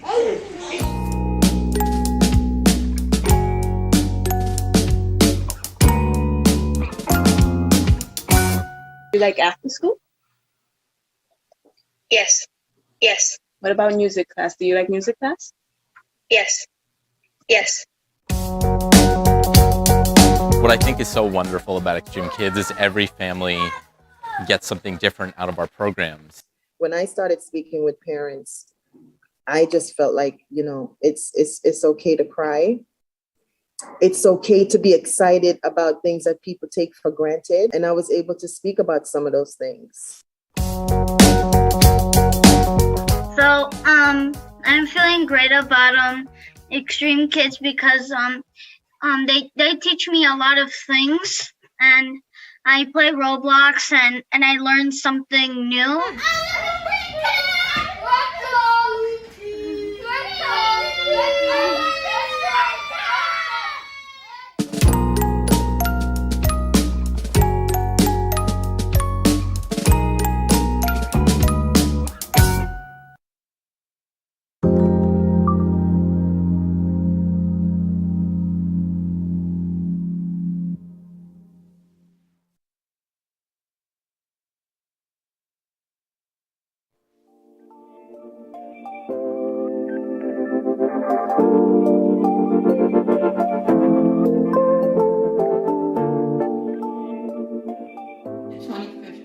There were over 900 families that entered the shelter system from East New York and Brownsville alone, and that's a shame. The rental units are being priced out. People in East New York can't afford these rental units, and they're going into the shelter system. We are, like I said, in a housing crisis, and we have all these vacant lots in East New York that are not being utilized, that are underutilized. If we look at this lot right behind us here, this is an HPD lot, right? And it's being used for parking. Parking for the police. Why? Why should they have parking in a community that is suffering from homelessness, right? And being displaced at an astronomical rate? People can't even afford to live in the community anymore, and they're being priced out of the entire city. So policing does not equal safety. We know that. We know that. We've seen so many police-involved incidents go left really fast. The 75th Precinct in East New York has a long tradition of abuse, corruption, of malengagement with the civilians and residents of East New York. Why is NYPD taking up public parking? Is being blocked by NYPD. How is my brother supposed to get onto the bus? So we did a database and we found out that there are over 145 NYPD lots throughout the city. Why should the NYPD, that has caused so much harm to our community, continue to take over and use our public land for free parking? We should be having these lands put into COTs so that we can build truly, not low income, but truly affordable homes for our Black and brown people.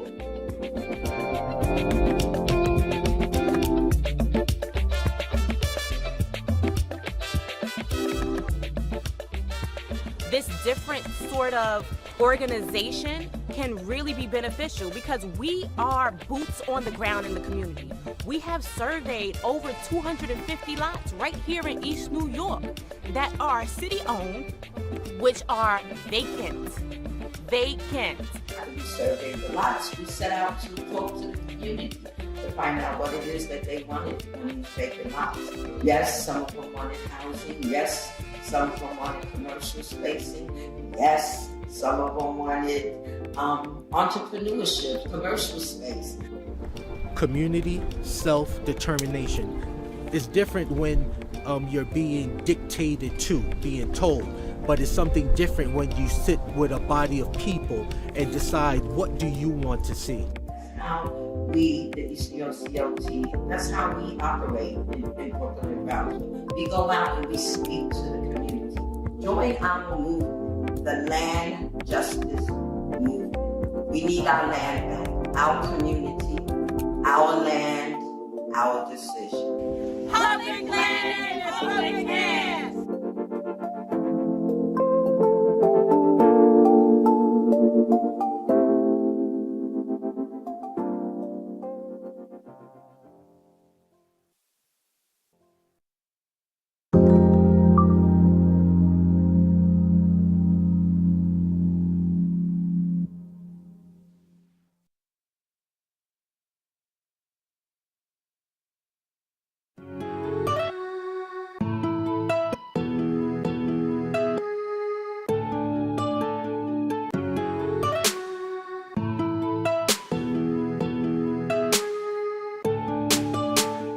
Soul to Souls offers social emotional learning, leadership development through peer-to-peer discussion groups, college and career preparation, and the creation of PSAs or issue-based films. So, Jalen, I heard that you have a crush on someone. Yeah, it's all over Insta. So, was it like Jillian? Oh, it's not you, Omar. Oh, I know. It's me. Who said it was a boy? Cashley, don't. Don't what? Tell everyone you have a crush on Diana? Hey, you two need to stop. We call it issue-based filmmaking. What are the issues that are going on? What do we want to change and what do we want to make better? That's what Soul to Souls is about. I walk through life completely alone and think that everyone is talking about how bad I look. First, teaching students how to storytell. So once they discover that, they create what is important to them and they decide as a group of their topic.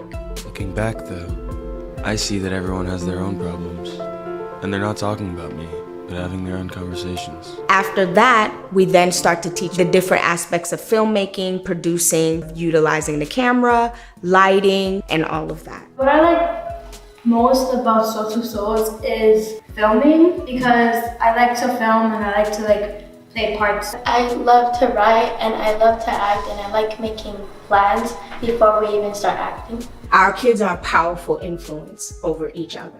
A part of Soul to Souls programming is teaching young people to do peer-to-peer discussion groups, which allow them to do what we're doing. We're utilizing movies, videos, things that are talking points of realistic situations that happen in the world and in their lives, and asking questions around what decisions you would make and why. We make young people and every participant that worked with us know that they matter. I believe that for most of the students in the New York City, there is a vast need for social and emotional support. I know that principals are looking at organizations to provide those support, but the support that I received from Soul to Soul, I believe is the ideal support for students and ideal support for the schools. Working with Soul to Souls, I was like, oh, this is phenomenal. This is actually a great program. And we did a lot of critical thinking, writing exercises, looking at films, pretty much identifying with different themes that they were exposed to or not even exposed to for that matter. Because I realized that some of our kids only knew their 5-block radius or didn't see themselves outside of the certain box. So this gave them the opportunity to see themselves in a larger box, to step out of that and go into a deeper world. I've learned to work with different people from different backgrounds, share ideas with them and everything. You get to learn about making connections and through different people, but also having a fun time while doing it. I have learned how to work with cameras and also to treat others with respect. If you meet somebody new or different from you, you shouldn't treat them a different way. From Soul to Soul, the students derived what I consider to be lifetime benefits. A lot of them are now out of school and are in profitable jobs and making very valuable contributions to society.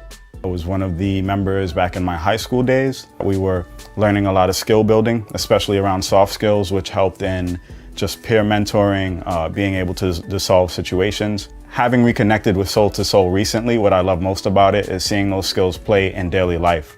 Soul to Soul taught me so many things like leadership, which I developed and incorporated in my lifestyle. I became an EMT, and it developed my mind in a way where I can teach people to be leaders, to not be followers, to do the right thing. All we need to do is encourage young people, and that to let them know they have the power to not only help themselves, but to help their peers in developing. And that's why paying it forward and having that attitude is something that we stress in Soul to Souls, because it's not just about us, it's about how do we make this world and our community a better place.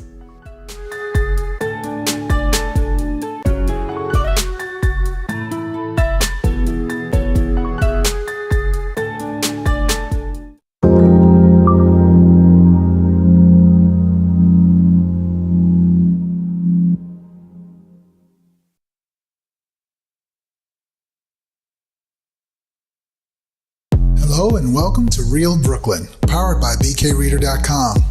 Real Brooklyn is a show that takes a closer look at the people who make up our ever-changing neighborhoods. In this episode, we go to Crown Heights to meet Malika Oyo. Malika is a top real estate broker and the founder of the House of Oyo, a unique brownstone mansion that is both a private residence and, as she describes it, a quiet event space. What's up, everybody? It's Takala here from Real Brooklyn, here with Malika Oyo, here in the House of Oyo on the second floor deck. It's so beautiful out here. When you describe the House of Oyo to people, how do you describe it? I describe it as a unique brownstone mansion that is meant as a home sharing space, and we do quiet events. People always say, "What's a quiet event?" One where people aren't jumping up and down, playing a bunch of music. It's bridal showers, it's board meetings, it's readings. First of all, that lamp is a superstar. What's going on? Oh yes, the giraffe lamp. So the giraffe lamp. So apparently, this lamp was in this club called Treehouse in the city, and when they went out of business, they auctioned off all of the lamps. I think there were 12 of them. Mm-hmm. Rumor has it Brad Pitt has one. Really? House of Oyo got 2. Awesome. Hey! Awesome. In this room, this was an interesting piece. When we came through, this was a solid wall, right? Really? It was a wall, and it was awesome. It was a dope room, and we're standing outside, just in the house, in front of the house, just talking. I'm looking up, and I'm just like, "Did y'all see another window in that room?" And we come back in, and it was like, "Yo, there was a window behind the sheetrock." Man, we pulled that out, and it was like bling bling, so much sun. Wow, awesome. Yeah. We call this the landing, right? Mm-hmm. What else? Come up the steps, get to the landing, you go to the next one, it's the landing.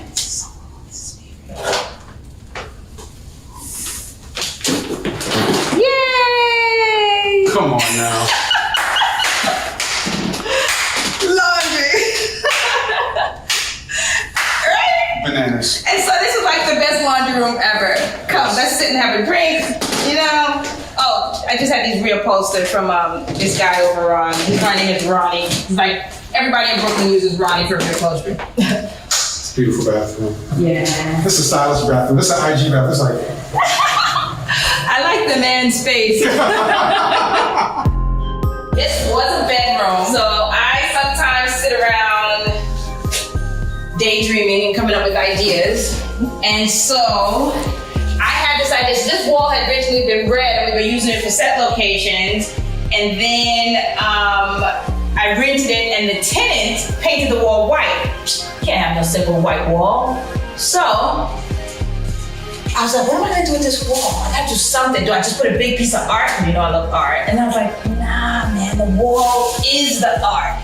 And so if you come in close, you can see all the different tapings. And you gotta get it right. And so what I've done is it's a black and white wall, an ode to, did I tell you I grew up in a zebra house? No, you didn't tell me that. No. Yeah, so I grew up on Bedford and St. Mark's, and my father painted our house black and white. And we were known as, you live in that zebra house? Wow, crazy. Quite embarrassing in elementary school, we talking about I live in a zebra house. And yet, we all loved that zebra house. And so, this is an ode to 1390 is what we call it.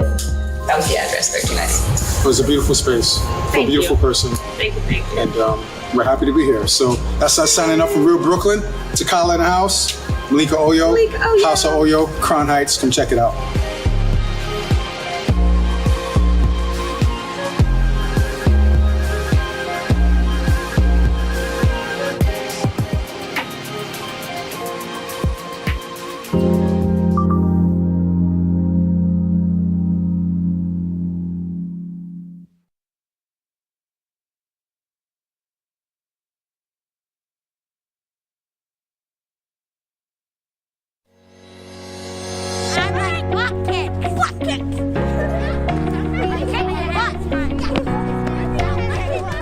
At Girls on the Run, we inspire girls to be joyful, healthy, and confident using a fun, experience-based curriculum that incorporates running. Coaches lead small teams through the lessons to build social emotional skills and to move their bodies. Over the course of the 20-session program, girls in 3rd to 8th grade develop skills to help them navigate their worlds and gain an appreciation for health and fitness. All right, so we can be a part of smaller communities like this team, not a huge group, or bigger communities like Violet was talking about, the whole city. During our workout today, we're going to do some brainstorming about communities that we are a part of. So, here's our poster. As usual, one of your coaches will be here at our start line, our corner here. As you find your laps, with a run buddy, I want you to talk and think about some of the communities that you're a part of. Ready, steady, go! Social emotional learning is the foundation of our research-based curriculum. Lessons are 75 to 90 minutes and support girls in identifying and processing their emotions. We teach critical life skills like how to manage emotions, help others, make intentional decisions, and resolve conflict. By knowing that they are the leaders of their lives, these are the girls who will change the world. And also, I like Girls on the Run because we get to learn about friendship and we learn about like star power and how to do nice things to other people and help the community.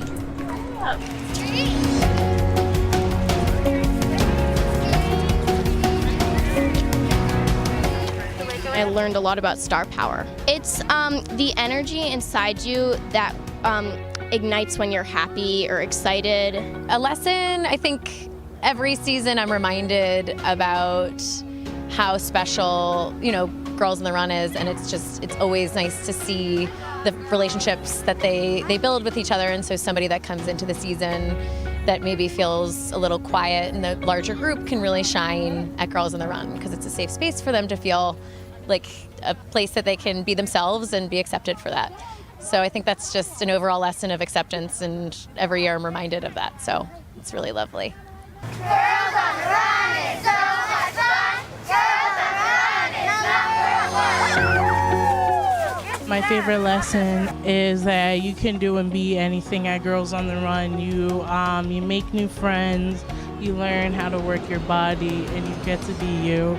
And Girls on the Run is like so accepting and like so cool, and like I'm glad that I'm actually joined it. So that's what I learned. I'm so proud of you, and I know that this is your first walk and you're gonna have many, many more to come.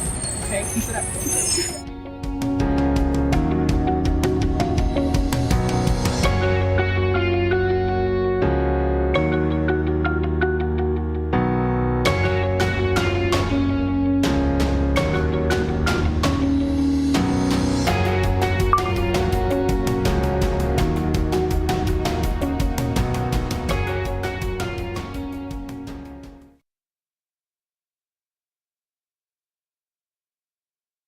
Girls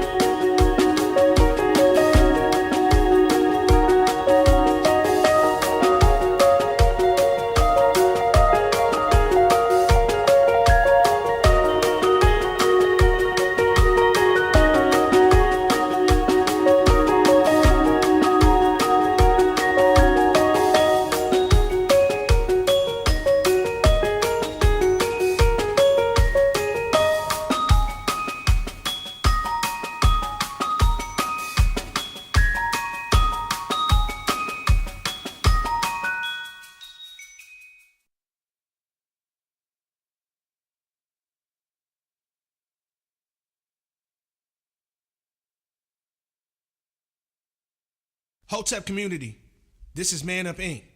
We are a Brooklyn-based organization here to service the community. Due to COVID-19, we need you to help us help you. So wash your hands, wear your mask, and maintain your social distance. Practice these safety tips and remember, stay safe, stay home, and don't pass it on.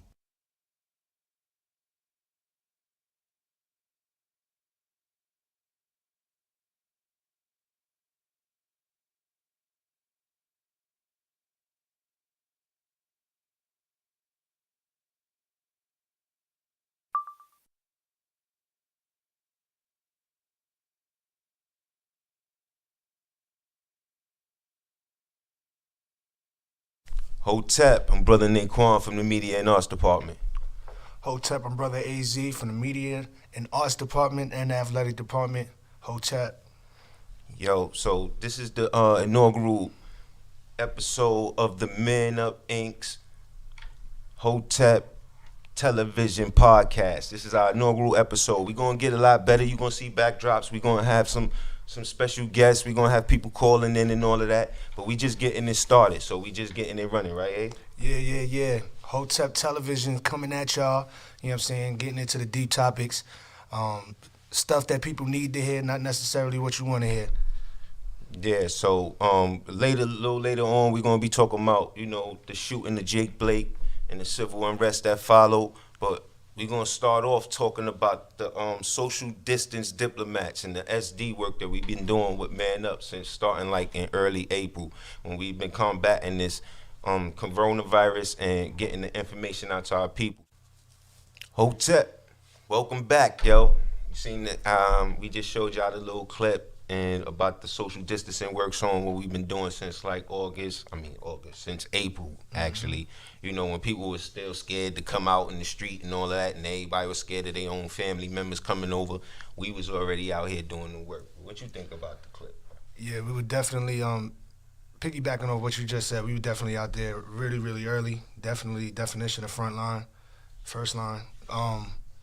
About the social distance work for me, I appreciate being a part of it. It's fulfilling. It's a fulfilling feeling, helping the community and helping give information about this virus that's really penetrated our community.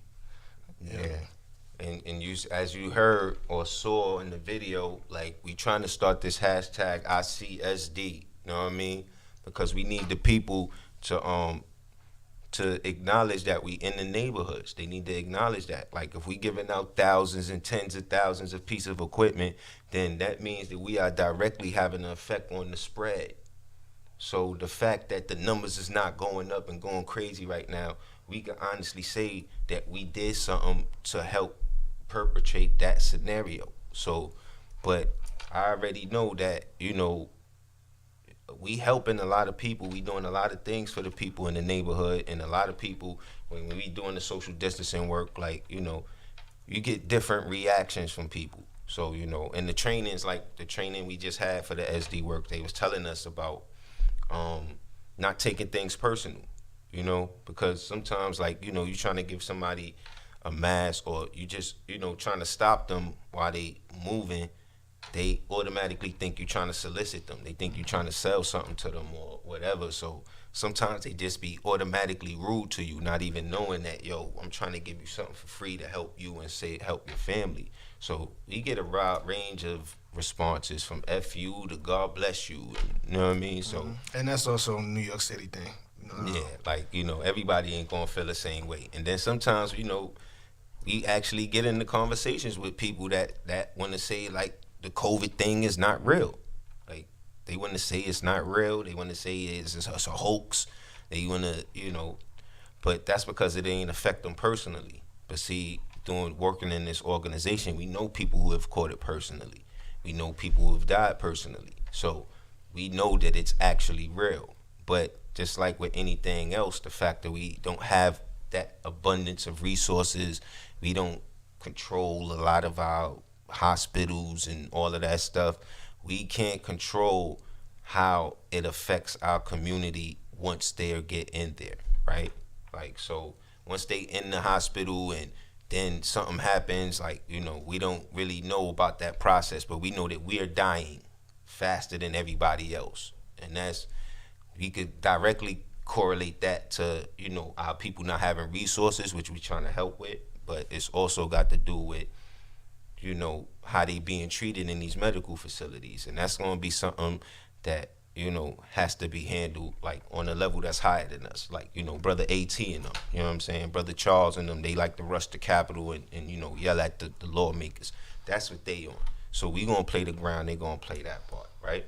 And also, the important part of this work is the communication. You can't learn and succeed at anything without communication. And we're on the front line communicating with these people, spreading the information, giving them the information, which is literally more important probably than giving them a mask, because if they don't know, you know what I mean, for example, what you just said, some people would be like, yo, it's not real.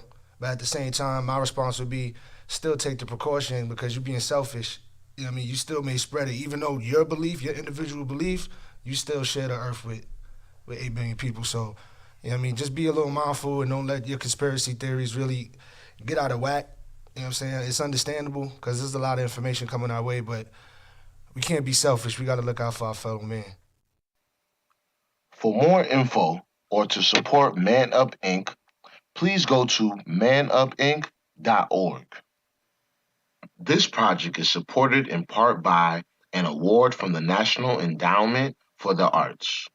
To find out more about how National Endowment for the Arts grants impacts individuals and communities, visit www.arts.gov.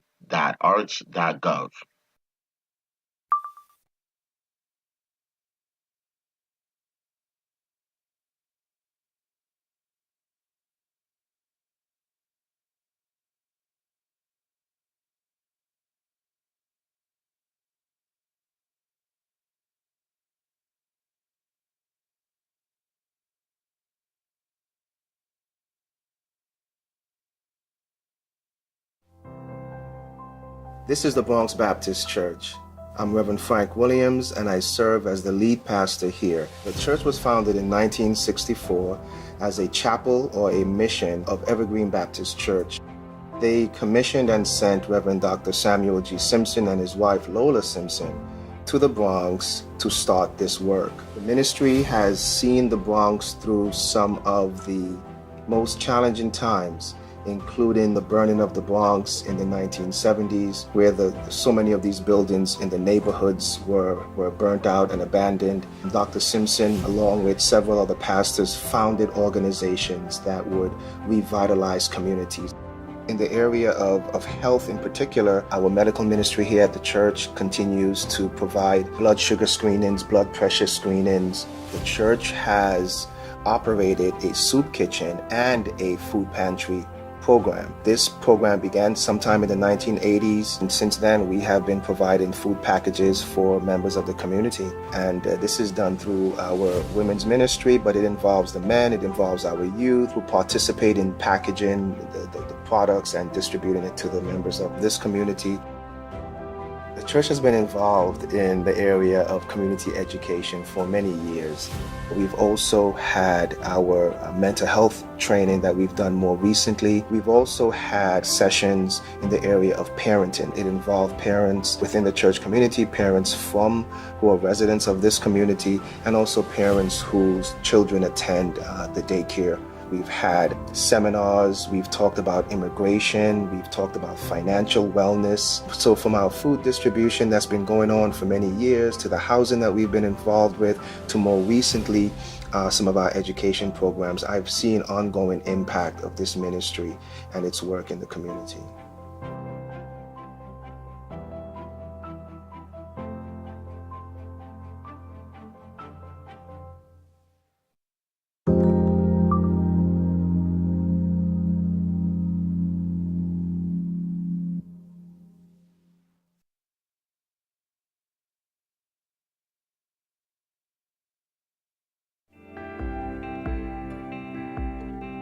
The daycare center, which continues to thrive today, And it was founded really for the direct purposes of impacting that upcoming generations to stem trends like high school dropouts or the low reading rates among Black and brown peoples in the community. The work that we do here at Bronx Baptist Daycare and Learning Center is extremely important, not only to the community, but to society as a whole. We believe that it's easier to build a strong person than it is to fix a broken one. We take our job of building children's foundations very seriously, and that includes not only building the foundation of the child, but the foundation of the family as well. My experience at the daycare has been great. The staff is very caring. I feel like they treat my son as if he is their own child. It is a really good environment for a young child. I've seen his development since he's been at the daycare. He's really happy, and if he's happy, then I'm happy. We believe in teaching the whole child, not just academics.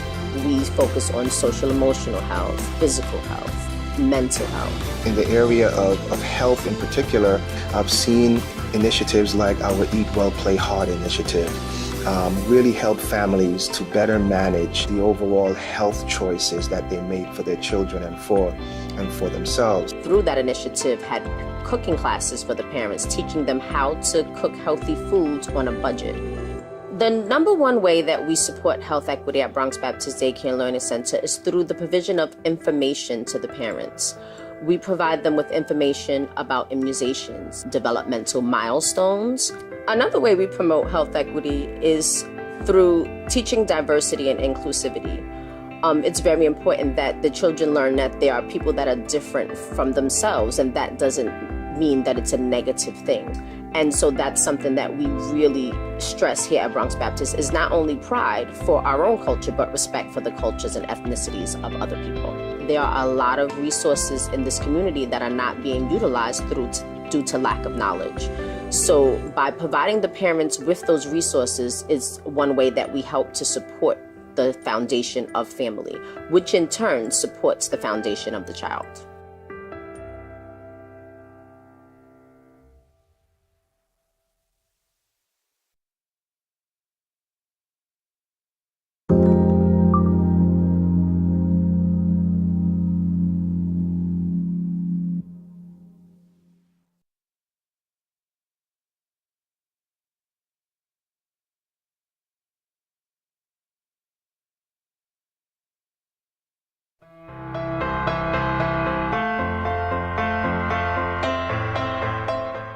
Everyone has a gender identity and a sexual orientation, but these are not the same thing.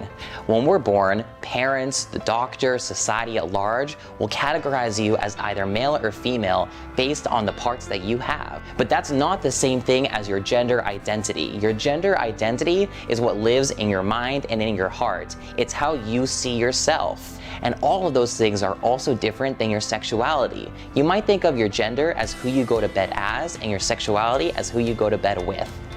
You can never tell who is transgender, gender nonconforming, or non-binary in the room that you're in. Gender expansiveness and fluidity helps everyone, including cisgender people, because the gender binary and the rigid gender roles it produces is the primary reason for gender-based discrimination and violence. Often when trans and non-binary individuals come out, they may change their name or their pronouns. And the best way to show support is to simply ask them what terms feel most affirming for them. In that way, you can show your support and show them that you do care about affirming their new identity and who they are. What's really important in this stage of the process is that we are supported by our friends, family, or even a support group. Because in the year 2020, even though transgender and gender expansive people are very visible, we are not protected and we are not included in the conversation of what we actually need. What does acceptance for trans and non-binary individuals look like? It can take so many different forms. Acceptance is fighting injustice at every turn. Acceptance is fighting housing discrimination, unemployment, poverty, and other issues that trans adults might be facing. Acceptance is supporting trans youth in schools by creating inclusive and welcoming environments. Acceptance is creating community resources that is accessible to all trans and non-binary individuals. Acceptance looks like protecting transgender, gender nonconforming, and non-binary people. One such example is including pronouns in your introductions. If introductions start and pronouns are not being used, a cisgender ally can step in and request that they be used so no assumptions are made. Many trans and non-binary individuals will attempt to come out at some point in their lives, and this takes so much bravery and resiliency. But unfortunately, often they are faced with rejection from their peers, family, coworkers, and other environments. And so the best way that we can show our support for the trans and non-binary community is by allowing them space to be free, to be themselves, to develop their identities, and to build community together. Ultimately, it comes down to the practice of believing people when they say who they are. Transgender and gender nonconforming and gender expansive people, when given acceptance and when they're valued in their communities, can go on to have healthy and fulfilling lives. Acceptance is protection.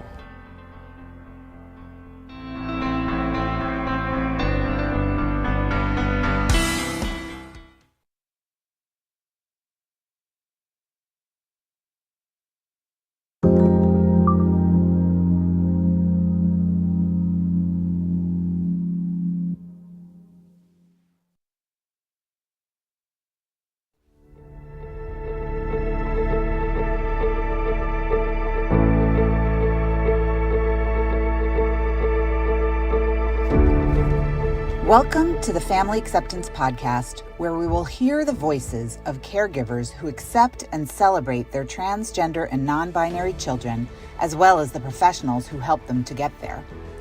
My name is Jane Rennert, and my pronouns are she, her, and hers. The Gender and Family Project is a program of the Ackerman Institute for the Family in New York City. The mission of the Gender and Family Project, or GFP for short, is to empower youth and their families with gender-inclusive and affirming direct services, training, and research. GFP began a decade ago as a support group for parents and caregivers of transgender and gender-expansive youth. I was a parent in that first support group. So I'm joined today by Alexis Diaz. Alexis is the Gender and Family Project's Director of Services. Hi, Alexis. Can you please introduce yourself? Hey, Jane. My name is Alexis Diaz. I use they and she pronouns, and I'm the Director of Services for the Gender and Family Project. Back in 2010, when GFP first started, the conversation around trans youth was really just beginning. I can say that as a parent, I understood on some gut level that my child was transgender, but I had no idea what that meant, and it overwhelmed me. I really felt like my world was falling apart. I met Jean Malpas in 2008. Back then, he had started a support group for parents with kids who were transgender or questioning their gender. It changed everything for me. I went to a support group for parents of transgender children and met other people going through the same thing. It really normalized the experience for me and showed me that there could be a path forward. 2 years later, this group grew to become the Gender and Family Project.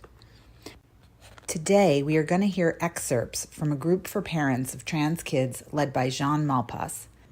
The voices you will hear are of 3 GFP parents, with occasional brief comments from Jean. Then, Alexis is going to guide us through what we've heard. We went from a place of isolation where we knew no one that was going through this experience to being in a place where we had full support. So I don't know what I would do if I didn't have that support. We have members of our family that are at different levels of acceptance, and I have been able to come into a safe place to talk about that. Some people have identified with that struggle. Other people maybe not, because some people have awesome family members and nobody's, reluctant, but a lot of people do experience some resistance and some struggles with their family members. And here I can talk about that without the fear of someone judging or feeling awkward about it. I can talk about it openly. I guess we've known her for a year and a half. She told us. So we were here last Friday, and she definitely, I hope she can find some community in the kids here. She really, she came out of the group smiling, and so. Oh, that's good. Yeah. I'm a crier. it had a rough road, and I think just being able to be among other people who understand what you've been through or what you're going through it's invaluable. So we are going to be here more. And she was not just smiling on Friday, she was like fierce. This project is supported in part by an award from the National Endowment for the Arts. To find out more about how National Endowment for the Arts grants impact individuals and communities, visit www.arts.gov.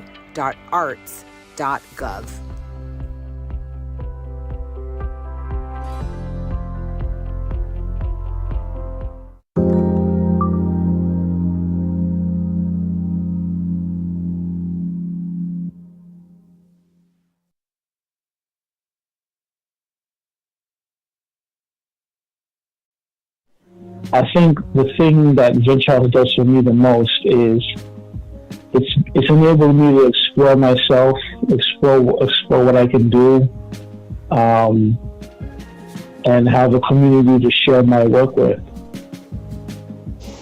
Oh yeah,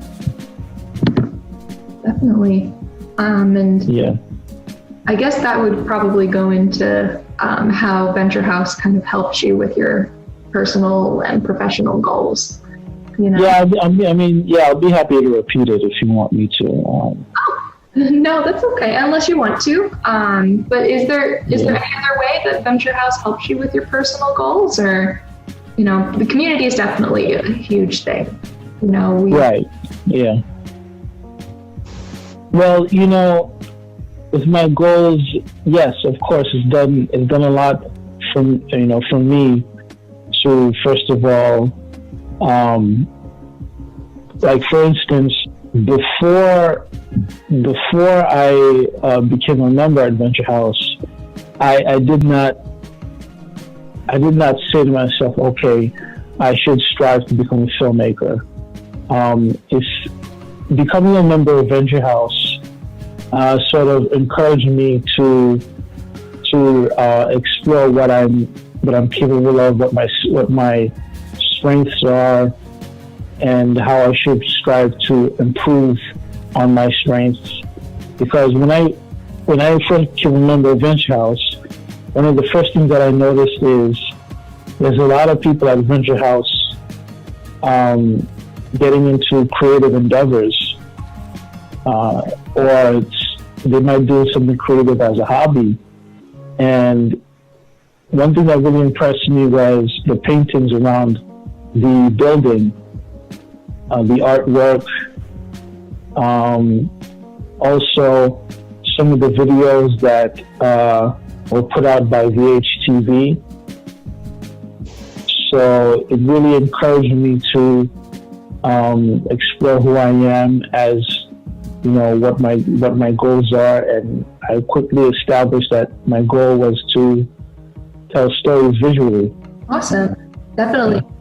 From what I've seen of some of your work, you've become very, very good at that too. What am I doing? What am I coming here for? I don't want to just sit around no more. You know what I'm saying? Like, I want to be productive and I want to help out. And I think you definitely emphasized. Also, thank you for the pitch to the E&E unit. Come join the E&E unit, everyone.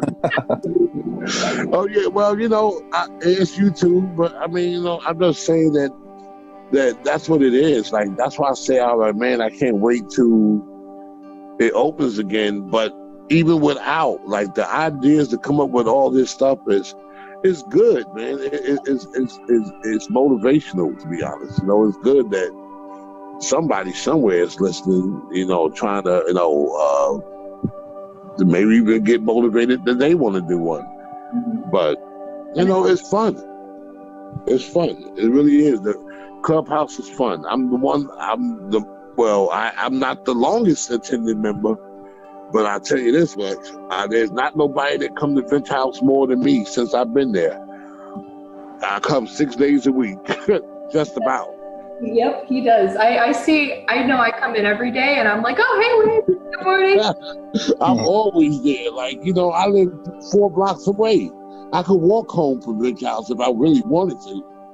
But, I like to go there. I like to, and now I realize even more because I did a lot of times sit around. But, I try to get in the huddles and, show that the workers as well as the other members that, we got to support each other.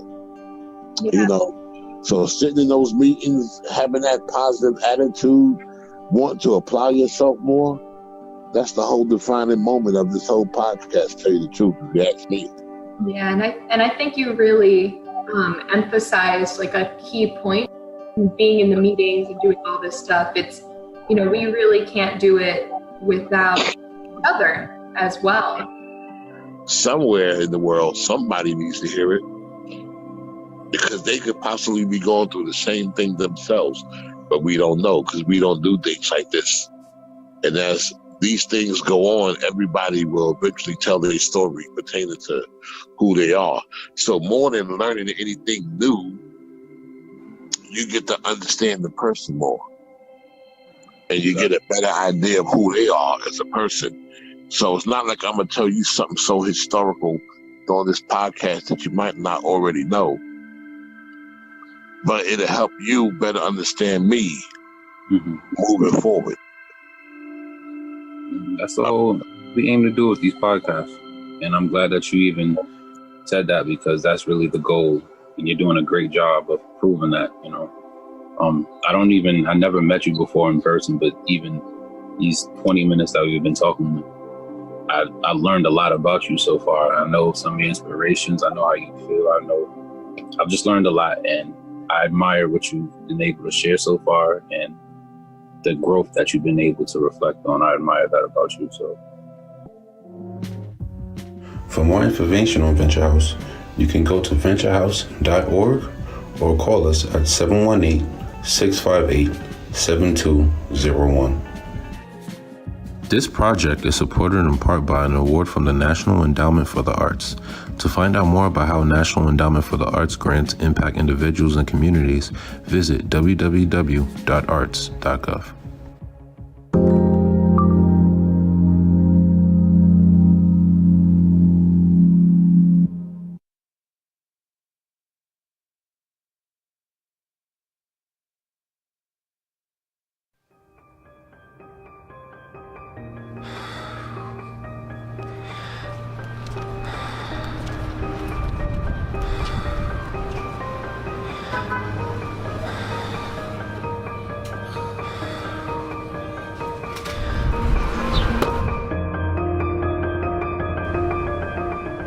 Close your eyes.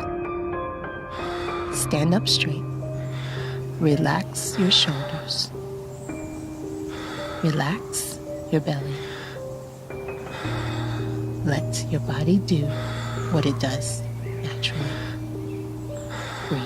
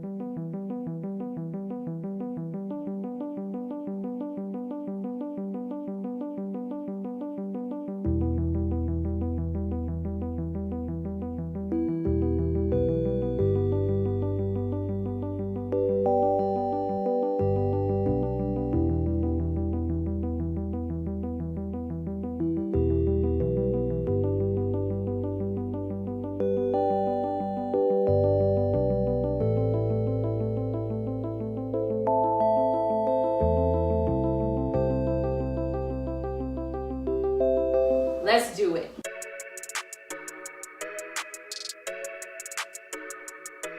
And we're gonna just drop, bam. We're going to start with a point and a flex and a point and a flex.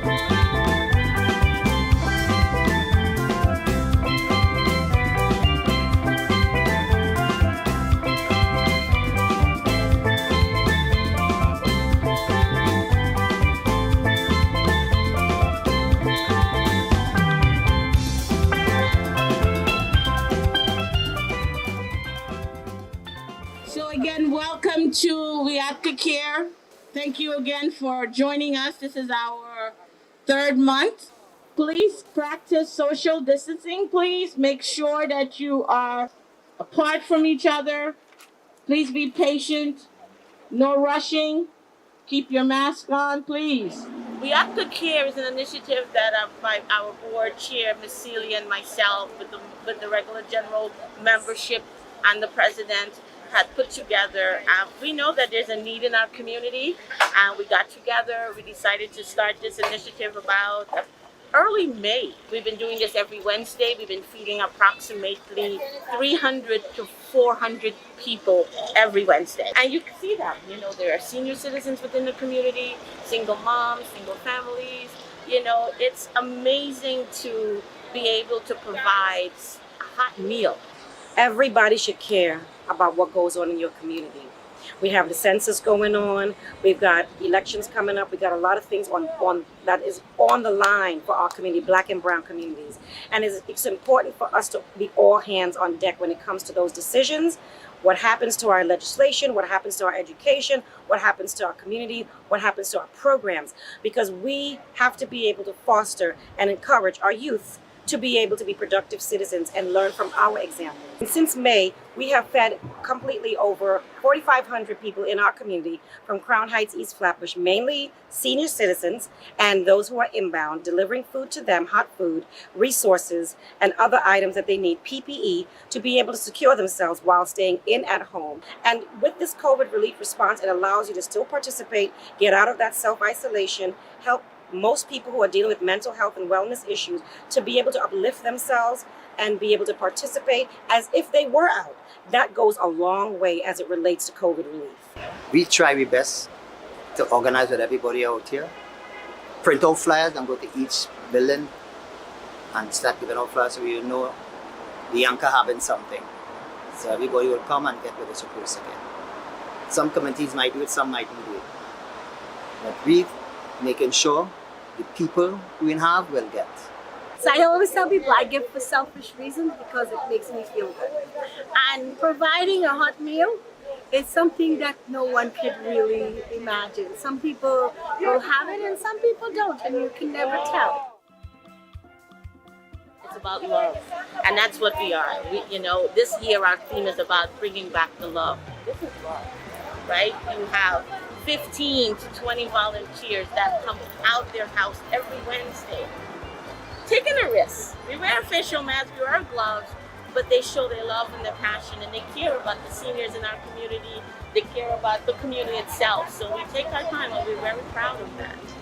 It matters to me because it's the way I was raised. It's family. It's a family thing. My mom always said, you have a little share, and it's always be multiple. And I'm very blessed with that.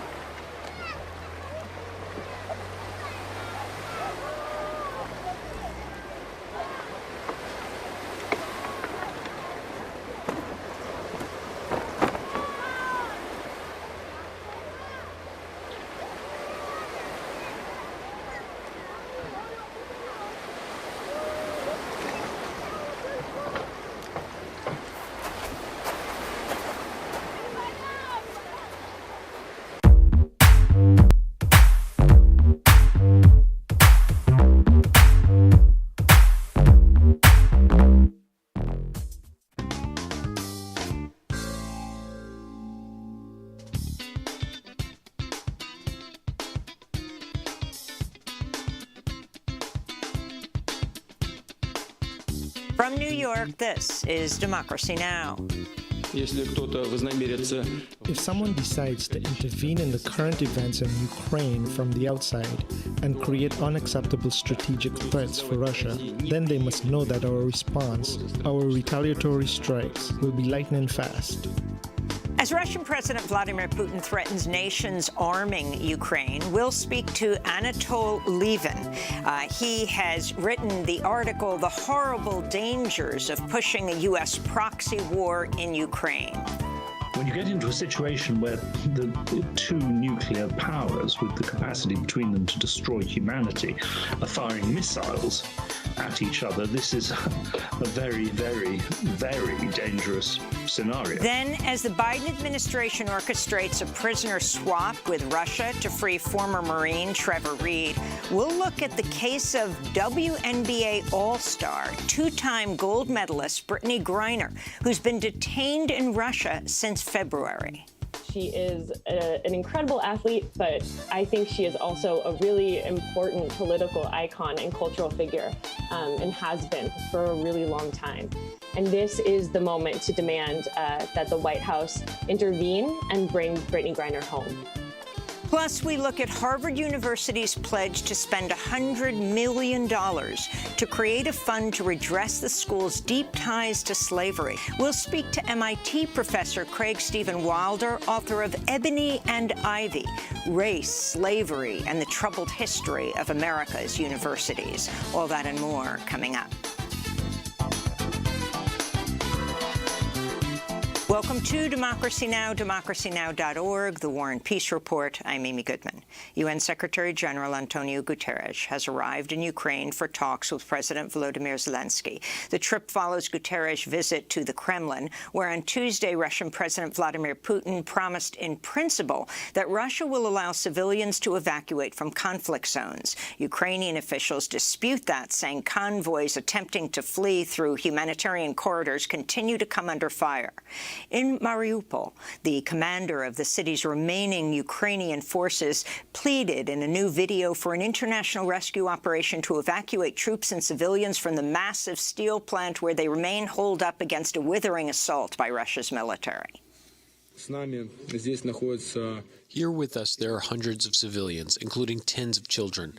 There are many people with reduced mobility, many elderly. The situation is very difficult. There are shortages of water, food, as well as ammunition, weapons, and military equipment. In southern Ukraine, Russian soldiers opened fire with tear gas and stun grenades on a crowd of peaceful protesters who'd gathered to demand an end to Russia's military occupation of their city. Elsewhere in Kherson, one person was killed Wednesday as rockets fell on a residential neighborhood. The White House says President Biden will head to Alabama next week to visit a Lockheed Martin factory that produces Javelin anti-tank missiles, one of dozens of weapon systems which the U.S. has been supplying to Ukraine. The announcement came as Russian President Vladimir Putin warned Western nations about intervening in the war. If someone decides to intervene in the current events in Ukraine from the outside and create unacceptable strategic threats for Russia, then they must know that our response, our retaliatory strikes, will be lightning fast, quick. We have all the tools for this, such that no one else can boast of right now, and we won't brag. We will use them if needed. And everyone should know about it. We have made all the decisions on this matter. We'll have more on the war in Ukraine later in the broadcast with Anatol Levin, whose new article is headlined, The Horrible Dangers of Pushing a U.S. Proxy War in Ukraine. In India, acrid smoke hung over the capital Delhi for a second straight day today after a massive garbage dump caught fire. The landfill's taller than a 17-story building, covers an area larger than 50 football fields. Waste pickers who live in nearby homes complained of toxic smoke and fumes.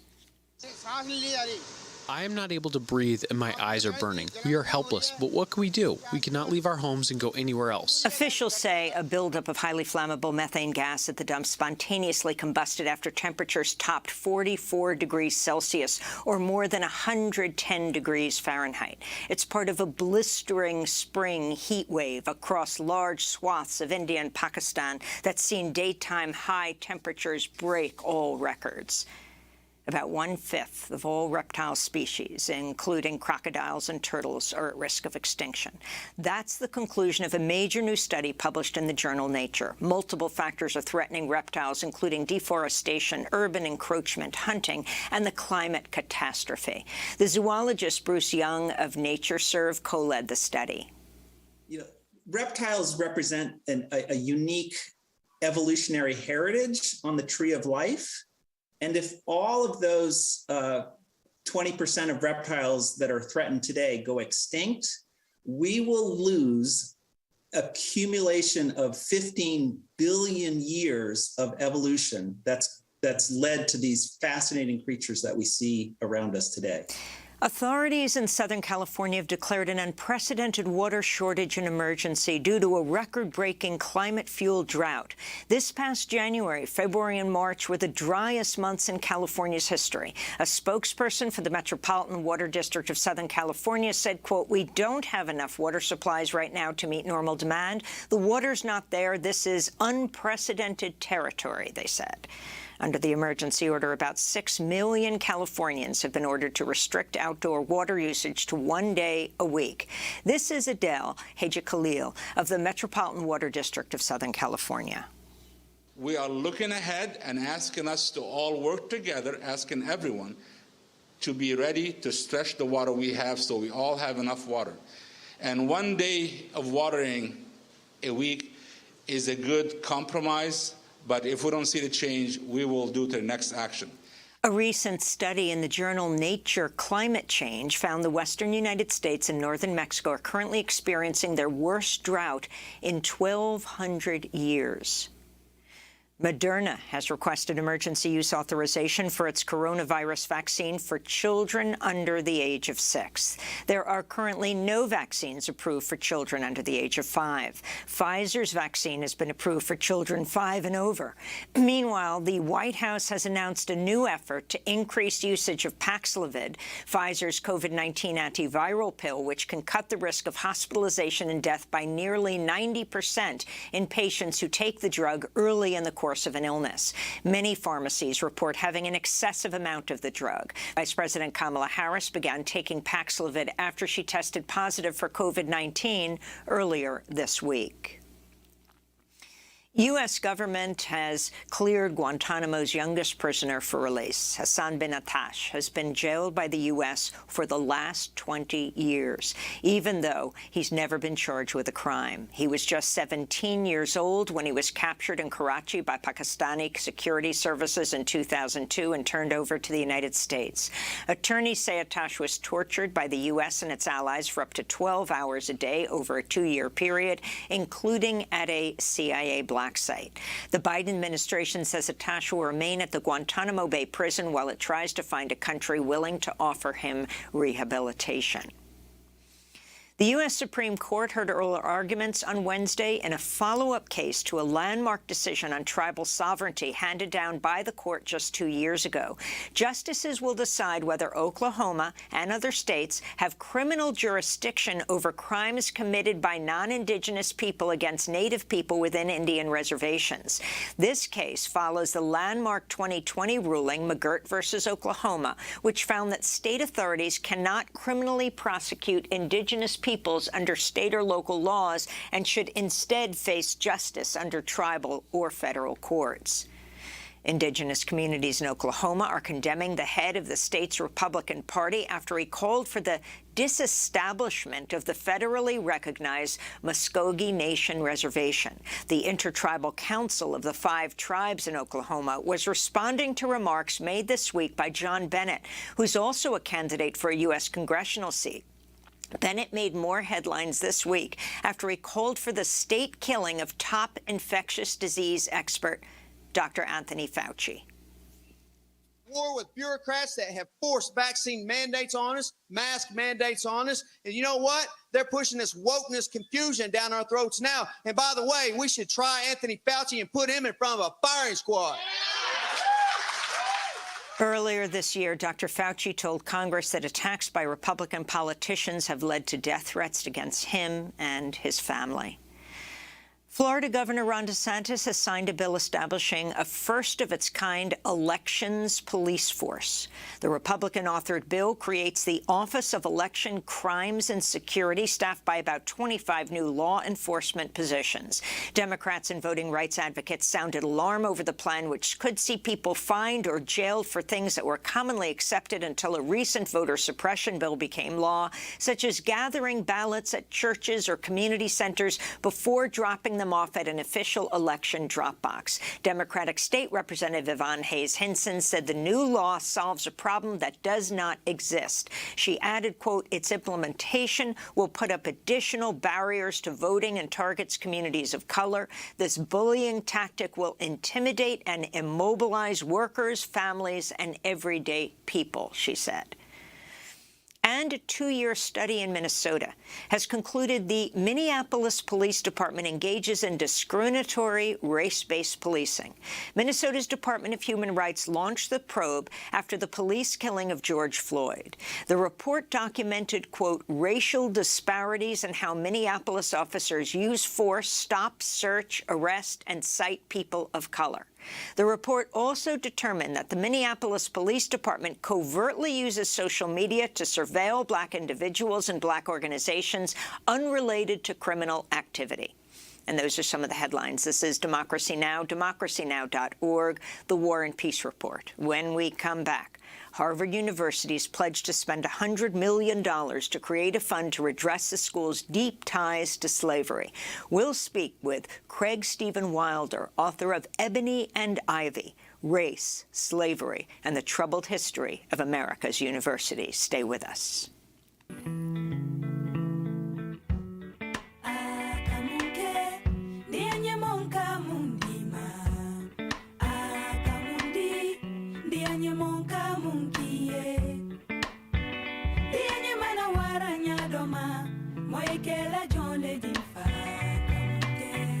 Wainaimaye idusu de mofile akamuke ndiye monka mundima akamundi ndiye monka mundiye ndiye mana waranya doma moyekela jonle difa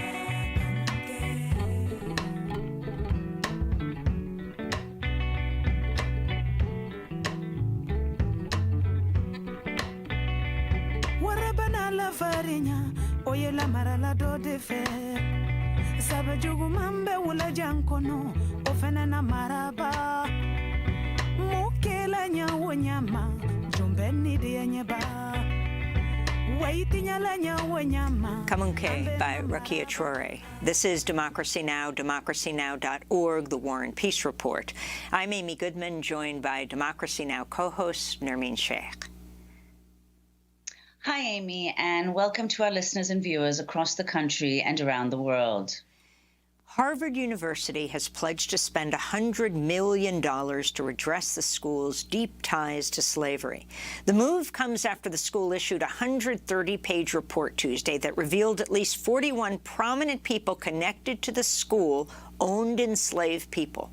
The report states, quote, enslaved men and women served Harvard presidents and professors and fed and cared for Harvard students. Moreover, throughout this period and well into the 19th century, the university and its donors benefited from extensive financial ties to slavery. Harvard school newspaper, The Crimson, dedicated its front page listing the names of individuals enslaved by leadership, faculty, staff, and donors at Harvard University between 1636 and 1783.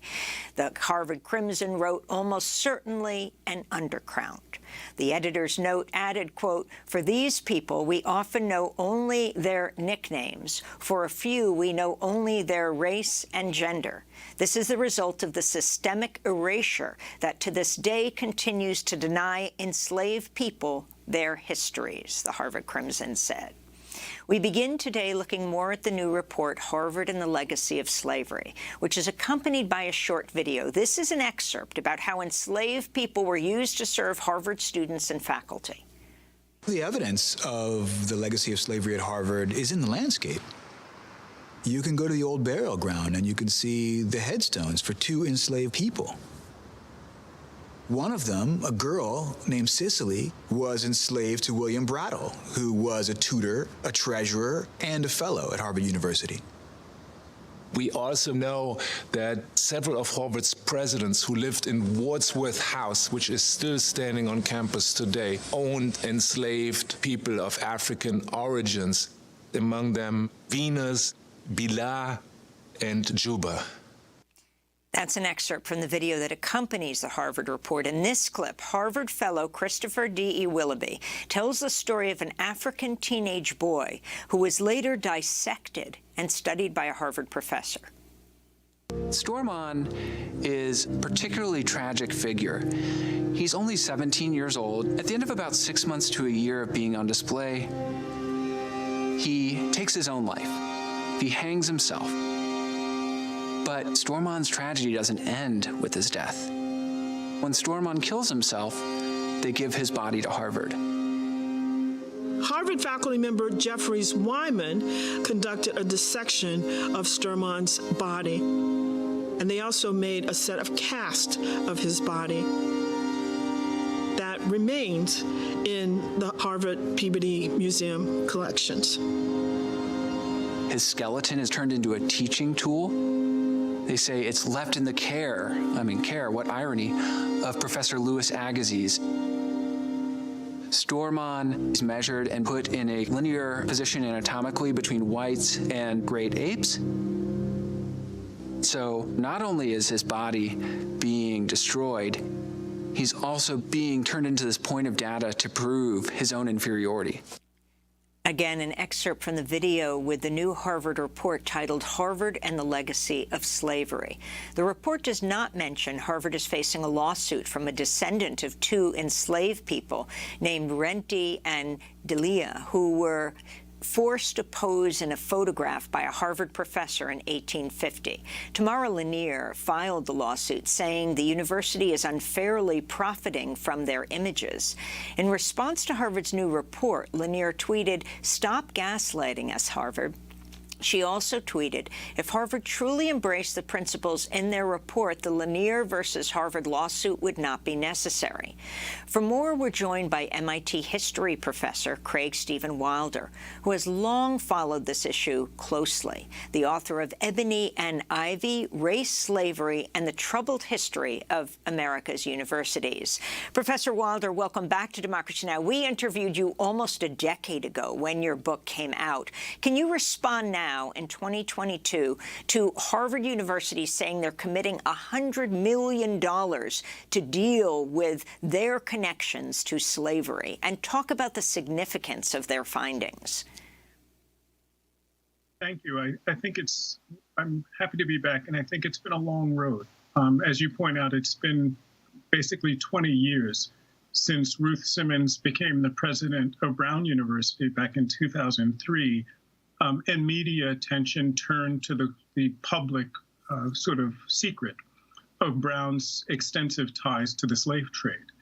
Ruth Simmons back then actually commissioned a report that was eventually published in 2006, the Slavery and Justice Report, that actually laid out Brown's extensive ties to slavery and the slave trade and came forward with recommendations. We now sit, as you say, 19, 20 years later, and Harvard has come forward with this report. That's been a long journey, but the report actually documents an extraordinarily extensive, deep history between the university and slavery that begins at its founding in 1636. Almost immediately, Harvard had an enslaved African on its campus, a man who was simply referred to as the Moor, and who was used to serve the students. That man likely arrived in Massachusetts on a ship named the Desire. It was the first slave ship to leave New England. It was carrying captive enslaved Pequot Indians into Bermuda and the West Indies, where they were sold for various goods, including Africans. And so really, Harvard's ties to slavery begin with the founding of the institution. And as the report lays out, Harvard depended upon slavery and the slave economy, both in New England, but also in the South and the West Indies, for virtually all of its history. Harvard's history of slavery goes well into the late 19th century. And I would add that after its ties to slavery end, and they end somewhat involuntarily, Harvard actually then goes to the work of erasing the story of slavery from its past. And so we're really only beginning to reconcile and to really struggle with the deep ties that this institution has to slavery. Professor Wilder, in addition, of course, to this clear complicity between Harvard University and other elite universities to slavery, there was also the question in the report that was raised about Harvard faculty advancing theories of racial difference and eugenics. Could you talk a little bit about that? You know, one of the sort of striking findings is that in the 19th century, as race science really comes to dominate the academy, it's the period when science really comes to take over and the modern university gets established. That part of its modernity is its claim to science, its claim to expertise, its claims to a kind of precision in academic research. And the way that that happens is the scientists really turn themselves over to the slave economy. They become, in fact, the chief defenders of slavery, but not just at Harvard, but at universities across the United States.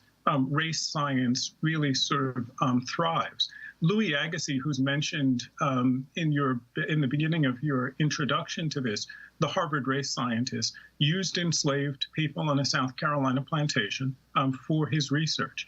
Enslaved people were actually used as research material on colleges and university campuses across the United States. At Dartmouth, which has one of the oldest medical schools, one of the college physicians actually uses the body of an enslaved man.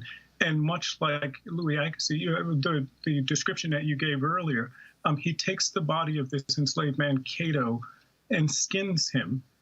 He tans the skin of this enslaved black man like leather and uses it to dress his instrument case. And then he takes the skeleton of the enslaved black man and strings it together for instructional purposes. The beginning of science at the American college and the American university is, in fact, a story of the violent consumption of living and deceased enslaved people. Professor Wilder, as you pointed out earlier, the Brown University report appeared in 2006, but it was only in 2019 that the Harvard president said that such research should be conducted at Harvard. Why did it take so long? Like, what kind of pressure led to this? You know, I always start with Ruth Simmons at Brown because I think as the first African-American woman, the first woman and the first person of color to head an Ivy League institution, she did a tremendous service in actually getting this story told. The Brown Report was a phenomenal document and a transformative moment in the history of higher education. What's sort of really quite sad is that in the aftermath of that report in 2006, Brown's peer institutions were largely silent on the question of their ties to slavery. In fact, most of these institutions simply pretended that this story was unique to Brown alone.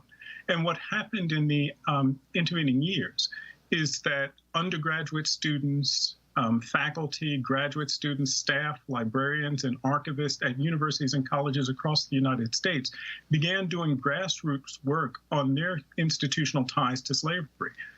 They put up exhibits in libraries. Undergraduates did their senior theses on these topics, and that's what kept this story alive. You know, my sense is that what has really actually kept us focused on this is the research that thousands and thousands of people have done in courses. For instance, you know, the Harvard Project began as a course that got virtually no support, really no support at all, from the Harvard administration. Sven Becker taught that Harvard and slavery class for years. And the administration largely ignored what was happening in that classroom and didn't want to know what the findings were. That's also true of the courses that began at Columbia and at Princeton and at Williams College. And so really what's happened over the last decade or so is that students have really not just produced a lot of the research that we're now actually beginning to wrestle with, but student activism has actually forced institutions to deal with this history. And I would go back, you can go all the way back to the Occupy movement to the more recent Black Lives Matters movements, and the decisions, for example, that Georgetown University students made in 2019, in fact, exactly 2 years ago, to tax themselves, to impose fees on themselves in order to begin to pay reparations to the enslaved people who were used to both build Georgetown and fund its first 50 years of existence, and then who were sold in 1838 from Maryland into Louisiana.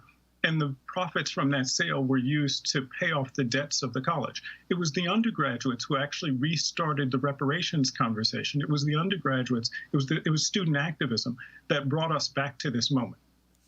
I wanted to turn to the short film again that premiered along with the launch of the Harvard University report. In this clip, Harvard professor describes how Harvard Law School was founded.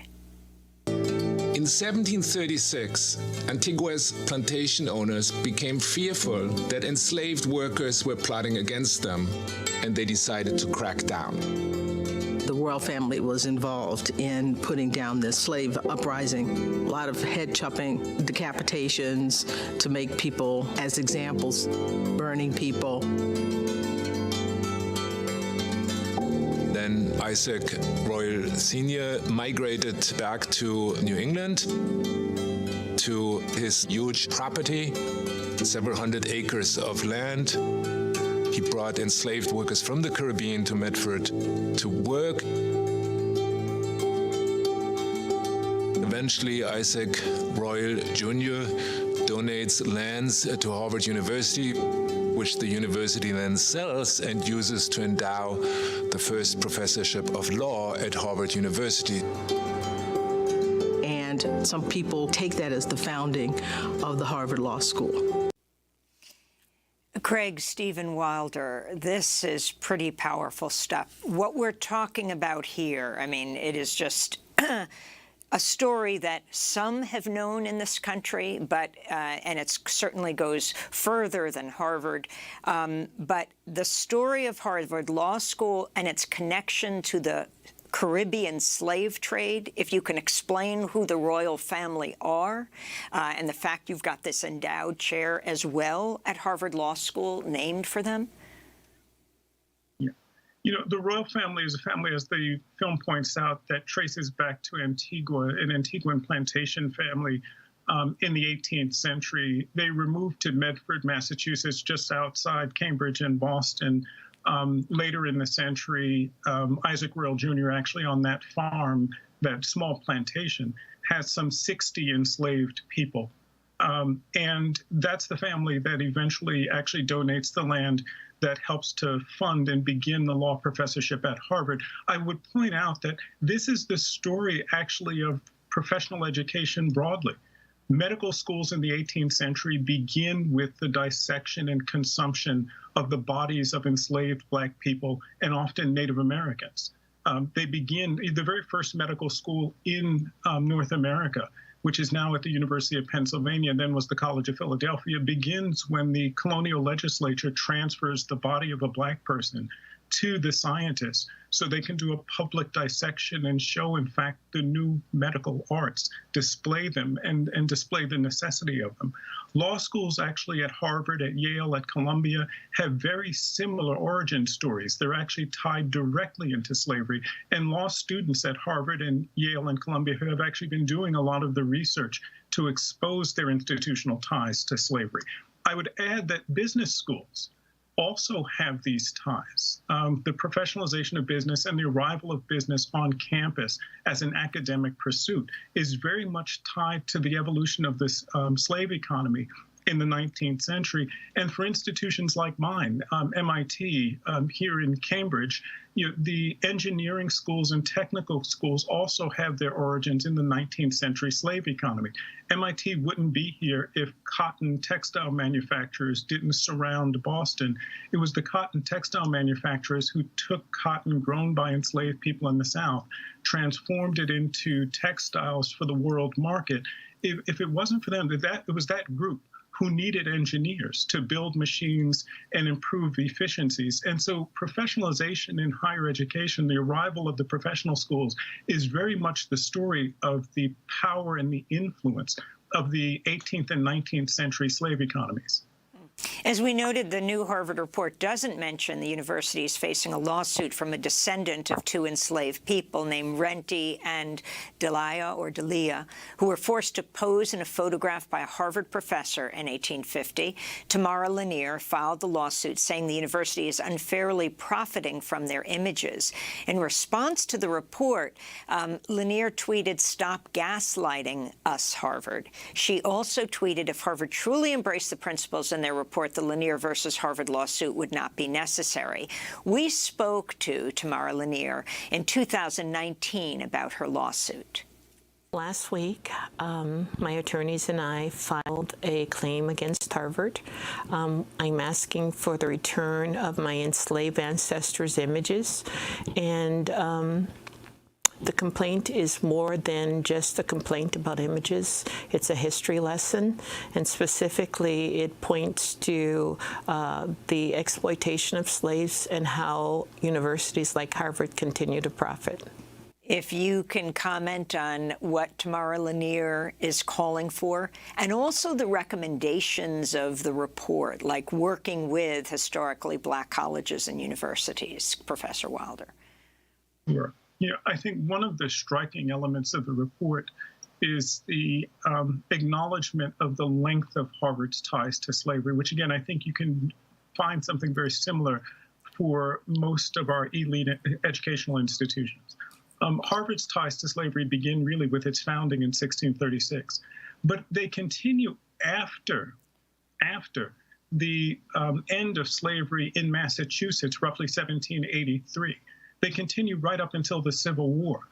What's striking is that even after the Civil War, Harvard continues to have ties to slavery because slavery still exists in places like Cuba and Brazil, and universities are actively actually pursuing those unfree economies as sites for profiteering. One of the things I had written in my book is that in the 18th and 19th century, you could actually judge the value or the prominence of a university by its collection of human remains. Universities and colleges actively collected human beings and samples of human beings. It was part of the evolution of science, and particularly a part of the evolution of the race science that drove the scientific revolution. And so what's happening currently in this lawsuit also involves what the report lays out as the thousands of remains of human beings that are currently held in the Harvard museums. Thousands. Most of those remains are likely of Native Americans. They've identified, I believe, 15 that are enslaved Africans. One can again go by university and see the way in which actually the 19th century and 18th century legacy of race science continues to play out on our campuses. And we literally live with the bodies of enslaved people and the bodies of indigenous people who were consumed in the process of building our institutions, not just in the cemeteries, but also in the museums and the libraries. They're there. To come to the recommendations, I think the recommendations include a number of things, including actually building on the Georgetown example, establishing relationships to descendant communities, Native and of African descent, memorializing and continuing to do research on Harvard's ties to slavery and the legacy of slavery at Harvard, reaching out to historically Black colleges and universities to establish educational partnerships, really creating a legacy of slavery fund, an endowment, the $100 million to fund all of these promises, and then promising some long-term institutional accountability on these questions. Well, we want to thank you for being with us. Craig Stephen Wilder, MIT professor of American history, author of Ebony and Ivy, Race, Slavery, and the Troubled History of America's Universities. On Friday, Harvard University will be holding an all-day symposium telling the truth about all this, reckoning with slavery and its legacies at Harvard and beyond. Among those who will be speaking is the former head of Brown, now head of Prairie View A&M, historically black college, Ruth Simmons, as well as a number of the people who did the report, like Tomiko Brown-Nagin, dean of the Harvard Radcliffe Institute, and Ibram X. Kendi. We will link to that event that is happening on Friday. Next, as the Biden administration orchestrates a prisoner swap with Russia to free former Marine Trevor Reed, we'll look at the case of WNBA All-Star Brittany Griner, detained in Russia since February. Stay with us.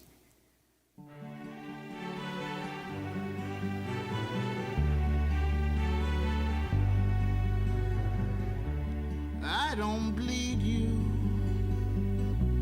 I just need to see you. I would love to turn your vice and make a silly error twice. She isn't dreamy, she just needs to see me drowning in the mainstream flow and frowning wherever I go. So calm down now, little one. Leave your place in the sun. Calm down now, little one. Leave your place in the Bleed by Stu and the Negro Problem. This is Democracy Now!, democracynow.org, The War and Peace Report. I'm Amy Goodman with Nermeen Sheikh. Many were surprised when news broke Wednesday that Russia and the U.S. had participated in a prisoner swap.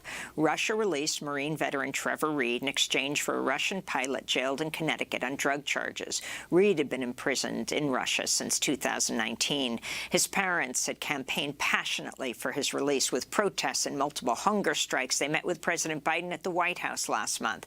Reed's father, Joey Reed, told CNN he spoke to his son soon after his release. He seemed to be in shock a little bit. They had moved him to another prison. They had moved him to a Moscow prison this week. We didn't know that. Went to the same prison that I think Paul Whelan was held in for a long time, Lefortovo prison. And then they flew him from there to Turkey. And then Trevor quickly told us that the American plane pulled up next to the Russian plane, and they walked both prisoners across at the same time like you see in the movies. Trevor Reed's father, Joey, referred to another U.S. citizen still held by Russia, former Marine Paul Whelan, who was convicted of espionage charges he's denied in a trial U.S. officials have said was unfair. The release of Trevor Reed has also led to growing calls for the Biden administration to do more to help free U.S. basketball star Brittany Griner, a black lesbian WNBA player. She was detained in Russia February 17th after she was picked up at a Russian airport on allegations of carrying cannabis oil vape cartridges. She faces a prison sentence of up to 10 years. Brittany Griner's a two-time Olympic gold medalist, seven-time WNBA All-Star. She's played for a team in Russia for the past 7 years, as well as in the United States. State Department spokesperson Ned Price said a U.S. official was able to meet with her last month. He spoke on CNN. Our official found Brittany Griner to be in good condition, and we will continue to do everything we can to see to it that she is treated fairly throughout this ordeal. This comes as the former professional basketball player Lisa Leslie told the I Am Athlete podcast last month that the women's basketball world was not told to advocate vocally for Griner's release. What we were told was to not make a big fuss about it so that they could not use her as a pawn, so to speak, in this situation in war. So to make it like it's not that important, or don't make it where like free Brittany and we start this campaign, and then it becomes something that they could use. Well, for more, we're joined by Maya Goldberg-Safer, an independent writer and audio producer, co-director of the Third Coast International Audio Festival, wrote a new piece in Jacobin headlined "Free Brittany Griner Now." Welcome to Democracy Now! I mean, it is stunning what Trevor Reed's parents did. They didn't stop. They held up signs. They protested even when Biden would be in town, and caught his eye. He spoke to them, used the media nonstop, and their son is now back in the United States. And yet we hear, like we just heard, that the family and the State Department is saying that people should keep silent about Brittany Griner, that there's quiet negotiations that are taking place. Maya, can you tell us more about what's happening in this All-Stars case? She plays in Russia, but also for the Phoenix Mercury in Arizona. Yes. Brittany Griner is an incredible athlete, one of women's basketball's superstars, perhaps the greatest of all time. You mentioned many of her accolades. At the same time, the base salary in the WNBA is capped at about $230,000, and nearly half of the league, its players, go abroad in the offseason to make higher wages that they can't make in the United States. So Brittany Griner was in Russia. Like you said, she's been playing for this team that pays very well in Russia for about 7 years. She's flown in and out dozens of times. And February 17th was different. She was arrested at customs, allegedly for having hashish oil in her luggage. Notably, also, this was 1 week before Russia invaded Ukraine. And I think it's also really worth noting that Brittany Griner is, as you said, a Black lesbian. She's 6'9". She has tattoos all over her arms. She is outspoken about being proud about her sexuality. She breaks gender norms. And we know that this is an intersection of identities that Putin and the Kremlin have a history of really targeting in rhetoric and in action. And so I think it's worth asking the question of whether that played into the reason she was picked up at that time. There are signs that this is clearly politically motivated from the start. But the White House and the State Department seem to be giving the WNBA this advice to remain silent. And that is in line with the advice that they give all families whose loved ones are detained abroad when there are signs of it being a wrongful detainment. This is the same advice that Trevor Reed's family heard, that Paul Whelan's family heard. And the idea is that by staying quiet about it, the State Department, the White House can more easily negotiate a better outcome. And I am praying that they have a strategy that they are negotiating to urgently get Brittany Griner home, but it's impossible to know. And the truth is that when you think about this black box of silence and you ask, who does this silence really benefit? I think that there's the chance that this silence most benefits the government to find a favorable outcome for them, not necessarily for the life of Brittany Griner. And so it's worth questioning, like these other families ended up questioning. Trevor Reed's family stayed silent for a while and then spoke out and led this advocacy and this public campaign fearlessly for years. And we can see the results now. Maya, could you talk about who she is? She wrote a autobiography very soon after she joined the WNBA called In My Skin. What does she talk about in that book? Yeah, so Brittany Griner is an incredible athlete. She is also, to me, a really important political and cultural figure. And I think one of the most important political figures in women's basketball and in sports in the last 10 years. So she has been overcoming huge obstacles throughout her entire career. In college, she went to a Christian university, Baylor University in Texas, that had anti-gay rules at the time in 2012. She graduated in 2013, still in the student handbook. And she wasn't allowed to come out by her coaches and the administration. Soon after she was drafted by the WNBA, she wrote this autobiography, In My Skin, where she talked openly and critiqued that strategy.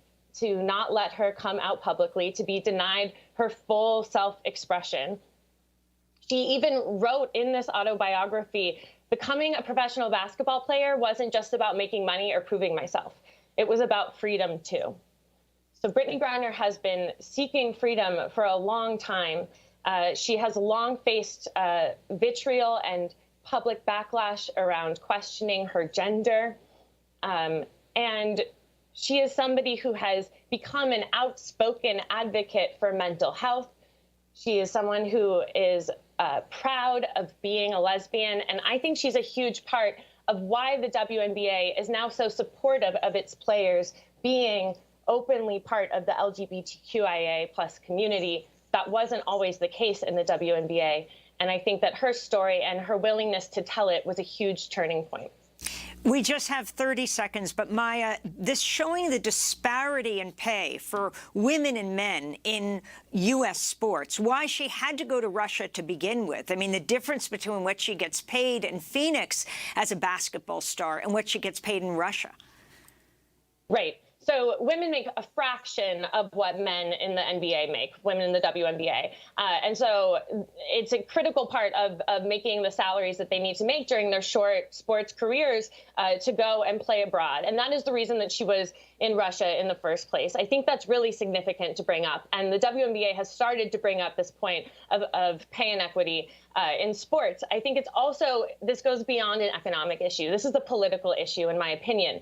And we know that in order to get Brittney Griner home, the White House will need to intervene. And that's why I think it's so important right now, when this is a timely matter and subject, to speak out, hold our administration accountable for bringing Brittney Griner home and really champion her as a cultural and political icon.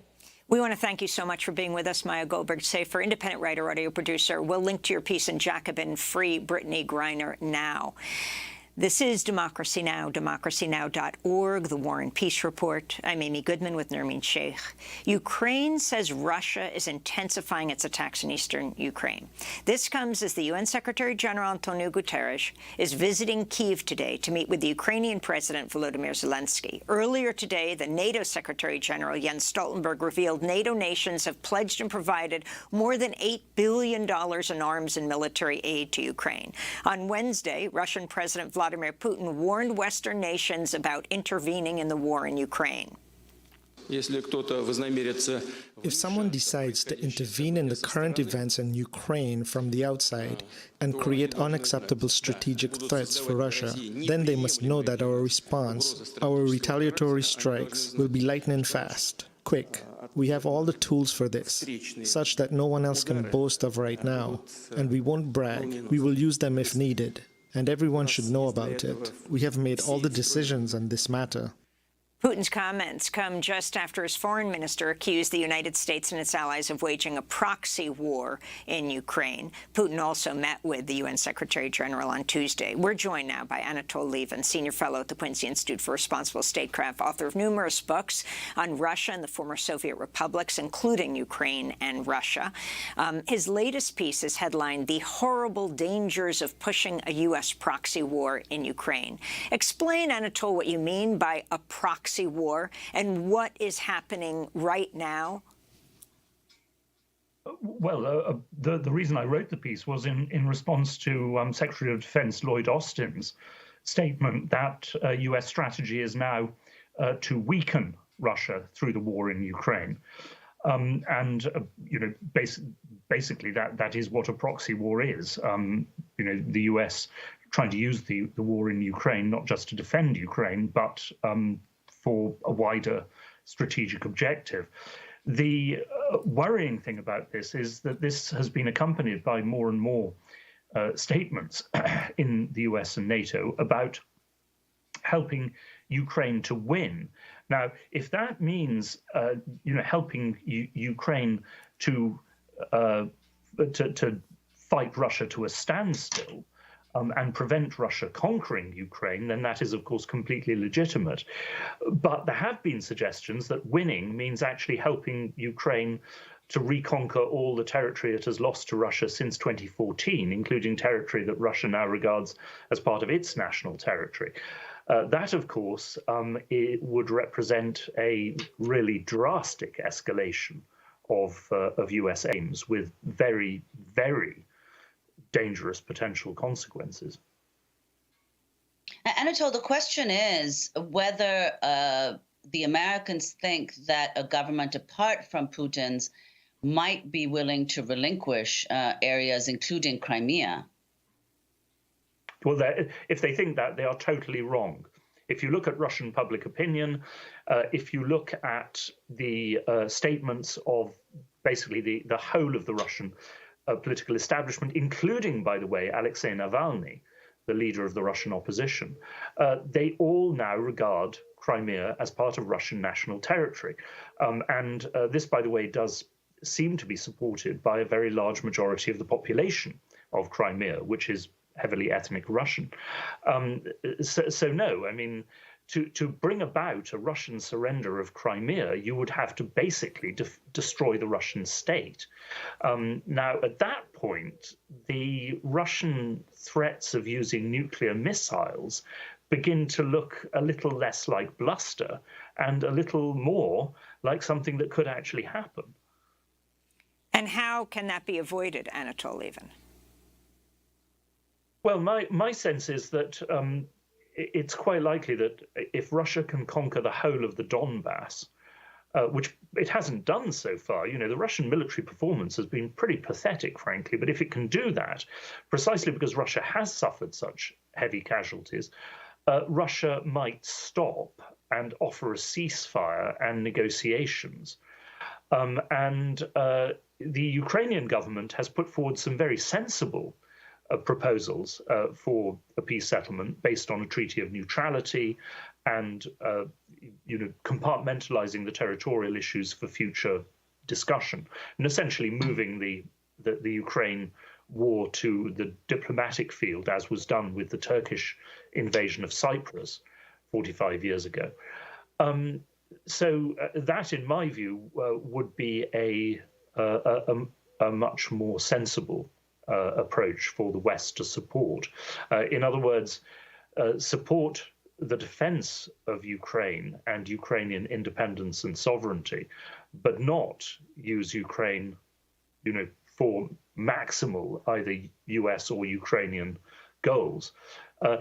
Because also remember that it's one thing for Ukraine to defend its cities against Russian attack, which they've done with tremendous success and skill and courage, and of course with the help of Western weaponry. It's a very different matter for Ukraine to go onto the offensive and try to actually attack Russian dug-in positions. At that point, Ukraine itself will lose terribly in terms of casualties. But also, of course, Lloyd Austin's comments, and those of the British government as well, imply a war that will go on essentially forever, an endless war against Russia. We have to ask what that will do to Ukraine, what it will do to the world economy, and what it will do to Europe.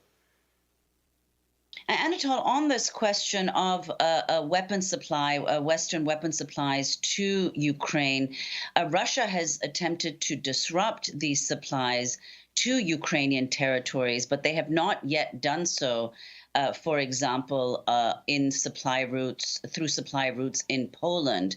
What would happen if Russia were to begin doing that? Well, that, of course, would be an attack on a NATO member. There would then be tremendous pressure, I think, in America to launch a no-fly zone, to send the American Air Force into action in Ukraine. American planes would then be shot down and pilots killed by missile batteries based in Russia itself, which can cover most of Ukrainian territory. How long then would it be before America would start attacking those batteries in Russian territory? We would then have a situation in which the United States and Russia were, or at least the United States and NATO, were firing missiles into each other's territory. Two nuclear-armed superpowers with the ability between them to destroy humanity. That is precisely the scenario that generations of US presidents during the Cold War took very great care to avoid. Because the risks are too great. Now, that did not mean in any way sympathy with Soviet rule, Soviet oppression, communist dictatorship in Eastern Europe. It was simply a reflection of a recognition of the reality of the hideous dangers involved in a direct military confrontation with Moscow. Anatol, you mentioned that Ukraine had put forward sensible proposals with respect to negotiations with Russia. Now, Lavrov has just said that the West's arming of Ukraine is jeopardizing negotiations. Where does Russia stand on the question of negotiating peace with Ukraine? What are their demands, and how close are those demands to being fulfilled? Well, towards the end of last month, it looked as if the two sides were, in fact, moving closer together on this, and Russia had abandoned, its maximal goals in Ukraine. And President Zelensky and the Ukrainian government declared their willingness to sign a treaty of neutrality, which is one of Russia's principal aims, because, as Zelensky said, since NATO had refused to admit Ukraine, why not sign a treaty of neutrality with, of course, really strong guarantees, international guarantees for Ukrainian sovereignty and security. Now, since then, what Russia is clearly trying to do is to occupy the full territory of the Donbass in eastern Ukraine, because Russia has recognized the independence of the Donbass republics on the full territory of the Donbass, but has not yet actually managed to conquer the whole of the Donbass. Now, it seems to me that this is the minimum that Putin needs to be able to achieve in order to, well, basically, to pretend to the Russian people that this disastrous war has been some kind of Russian victory. So that, I think, is what the Russian military are now trying to do. And if they can achieve that, which isn't certain, but though they are making progress, then we have to see what Russia does next, whether it in fact stops and offers a ceasefire or whether it tries to go further. One can't say for sure, but I think given the enormous casualties Russia has suffered and the impossibility they faced of actually capturing really big Ukrainian cities, I think that it is possible that one will then see a new Russian attempt at a negotiated settlement. Can you talk about the possibility of it moving out, not just possibility, I mean, the Russia bombing Transnistria, the significance of Moldova now being involved with this, and what that means, as well as that just overall, you've written about this. I mean, the Secretary of Defense Austin's change of rhetoric, W&W, right? Winning and weakening. It's a whole new level right now. Well, on Moldova, it's very difficult to say what's going on. Of course, you've had a threat by a Russian general to basically cross Ukraine to support the Transnistrian breakaway republic. Is it fair to say Russia bombed it? Do we know? We don't know. And when it came to that communications tower in Transnistria, I think it's perfectly likely that it was the Ukrainians for perfectly legitimate reasons, because, of course, Russian intelligence is using Transnistria as a base. So we're not quite clear what's going on there. But the greatest danger, it seems to me, is in the Caucasus, because with the Russian army so completely pinned down now in Ukraine, Georgia could well take the opportunity to try to take back the territories, the separatist territories backed by Russia. And so could Azerbaijan. It could make an attempt to take the whole of Nagorno-Karabakh, the Armenian territory that Russian peacekeepers are protecting. And then you could see a great expansion of the war elsewhere. And by the way, although 10 seconds. The West... remember, I mean, there are an awful lot of Armenians in America who would not be happy with this development. And just to be clear, it was a series of unexplained explosions that have occurred in parts of Transnistria, the breakaway territory within Moldova. That does it for our show. Anatol Lieven, Senior Fellow at the Quincy Institute. I'm Amy Goodman with Nermeen Sheikh. Stay safe.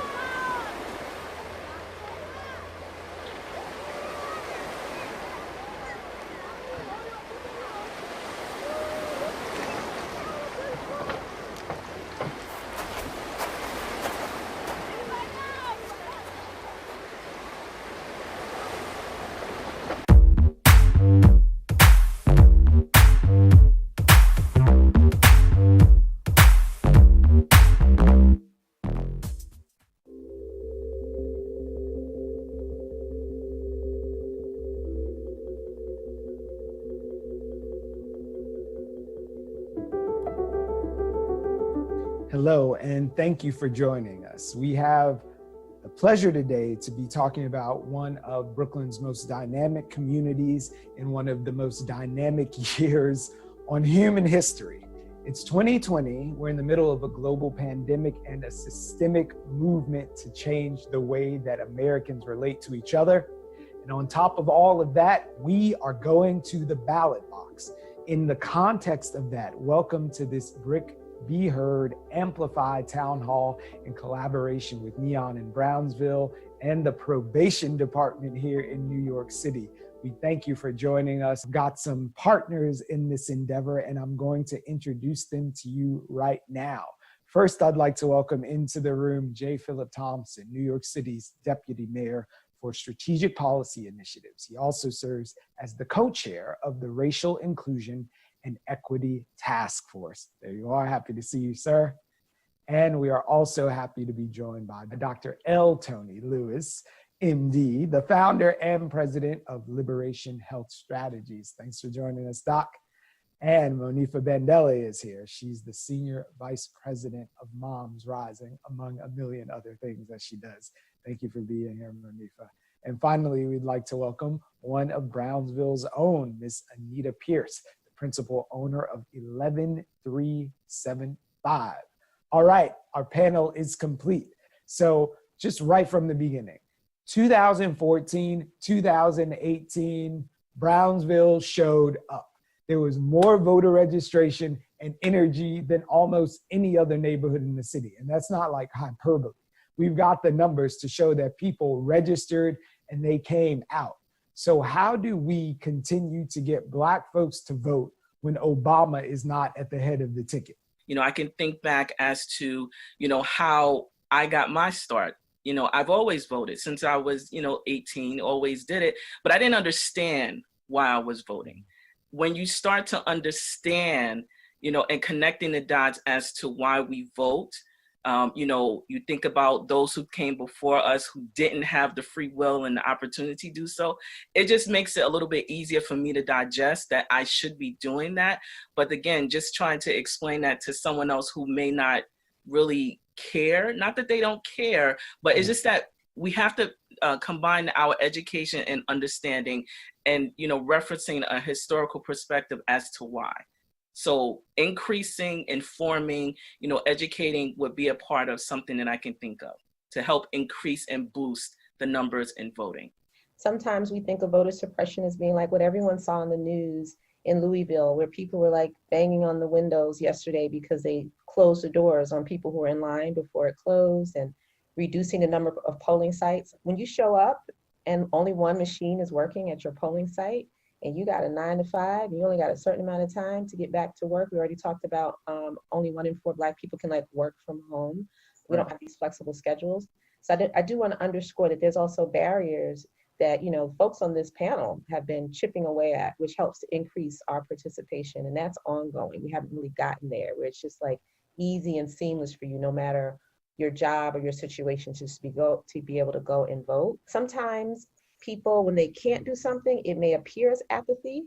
They may not say, oh, I'm not sure if I can vote because I have a criminal conviction and I don't really understand the law around if people on parole or probation can vote, or my job doesn't allow me to be flexible. Those pieces are in there too. So we got to attack the barriers and do the inspiration. So Deputy Mayor, on this theme of voting and really using our collective power, in an earlier conversation, you mentioned just the sheer number of folks who are on Medicaid and Medicare and looking at that as a potential voting block. I wonder what other sort of potential voting blocks haven't coalesced yet that could really use their power and get some things to move. First of all, Brownsville had elected a pretty effective city councilwoman, and so some things have been working right in Brownsville.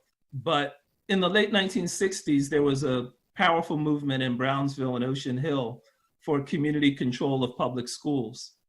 Yeah. And it so shook up the establishment that there was a federal law passed, an amendment to the tax code called the 501c3 law, which said that foundations can't give money for political activity, and the IRS is going to monitor where they give money to make sure they don't give it to the kind of groups that were organizing in Brownsville. It was actually a direct result of mobilizing in Brownsville, and it was designed to starve Black politics of money. And one of the challenges that I think we have to do is to more closely connect our economics and our politics.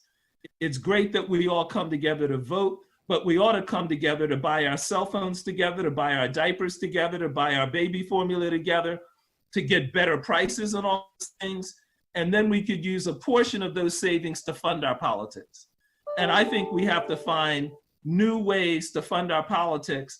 And the best way, in my opinion, is clawing back some of this money that goes to corporate America because we aren't organized and leveraging our strength collectively in economics. And that way, I think we can have a stronger base to organize Medicaid recipients, public housing residents, all kinds of other people who lack voice. Being in the middle of a global pandemic and seeing the ill results that are being rained down on Black communities, I wonder how we make voting a part of a holistic plan that can bring healing to our community at a time when we're faced by a real threat of not being able to breathe on so many fronts. Mm-hmm.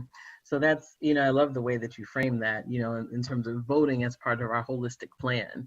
Because if there's anything that's true about folks in Brownsville and Black voters in general, is that we are the ultimate strategists. Like, we pay attention to who showed up. As you mentioned, the councilwoman, there have been any number of assembly members, council folks who have been out, everything from, putting out food to listening when no one else was listening to standing out in the middle of protests. Our voters are like, pretty clear, on who decided to invest in their lives and who kind of was missing. And so if anything, as organizers, it's on us to, kind of pay attention and to help people collect the dots on that, because, on the last election day, on primary day here, those were the questions I was getting kind of as a physician and a political strategist. I think the other thing that's really important for folks to consider, I love how Monifa and Anita and the whole crew has talked about this in terms of how we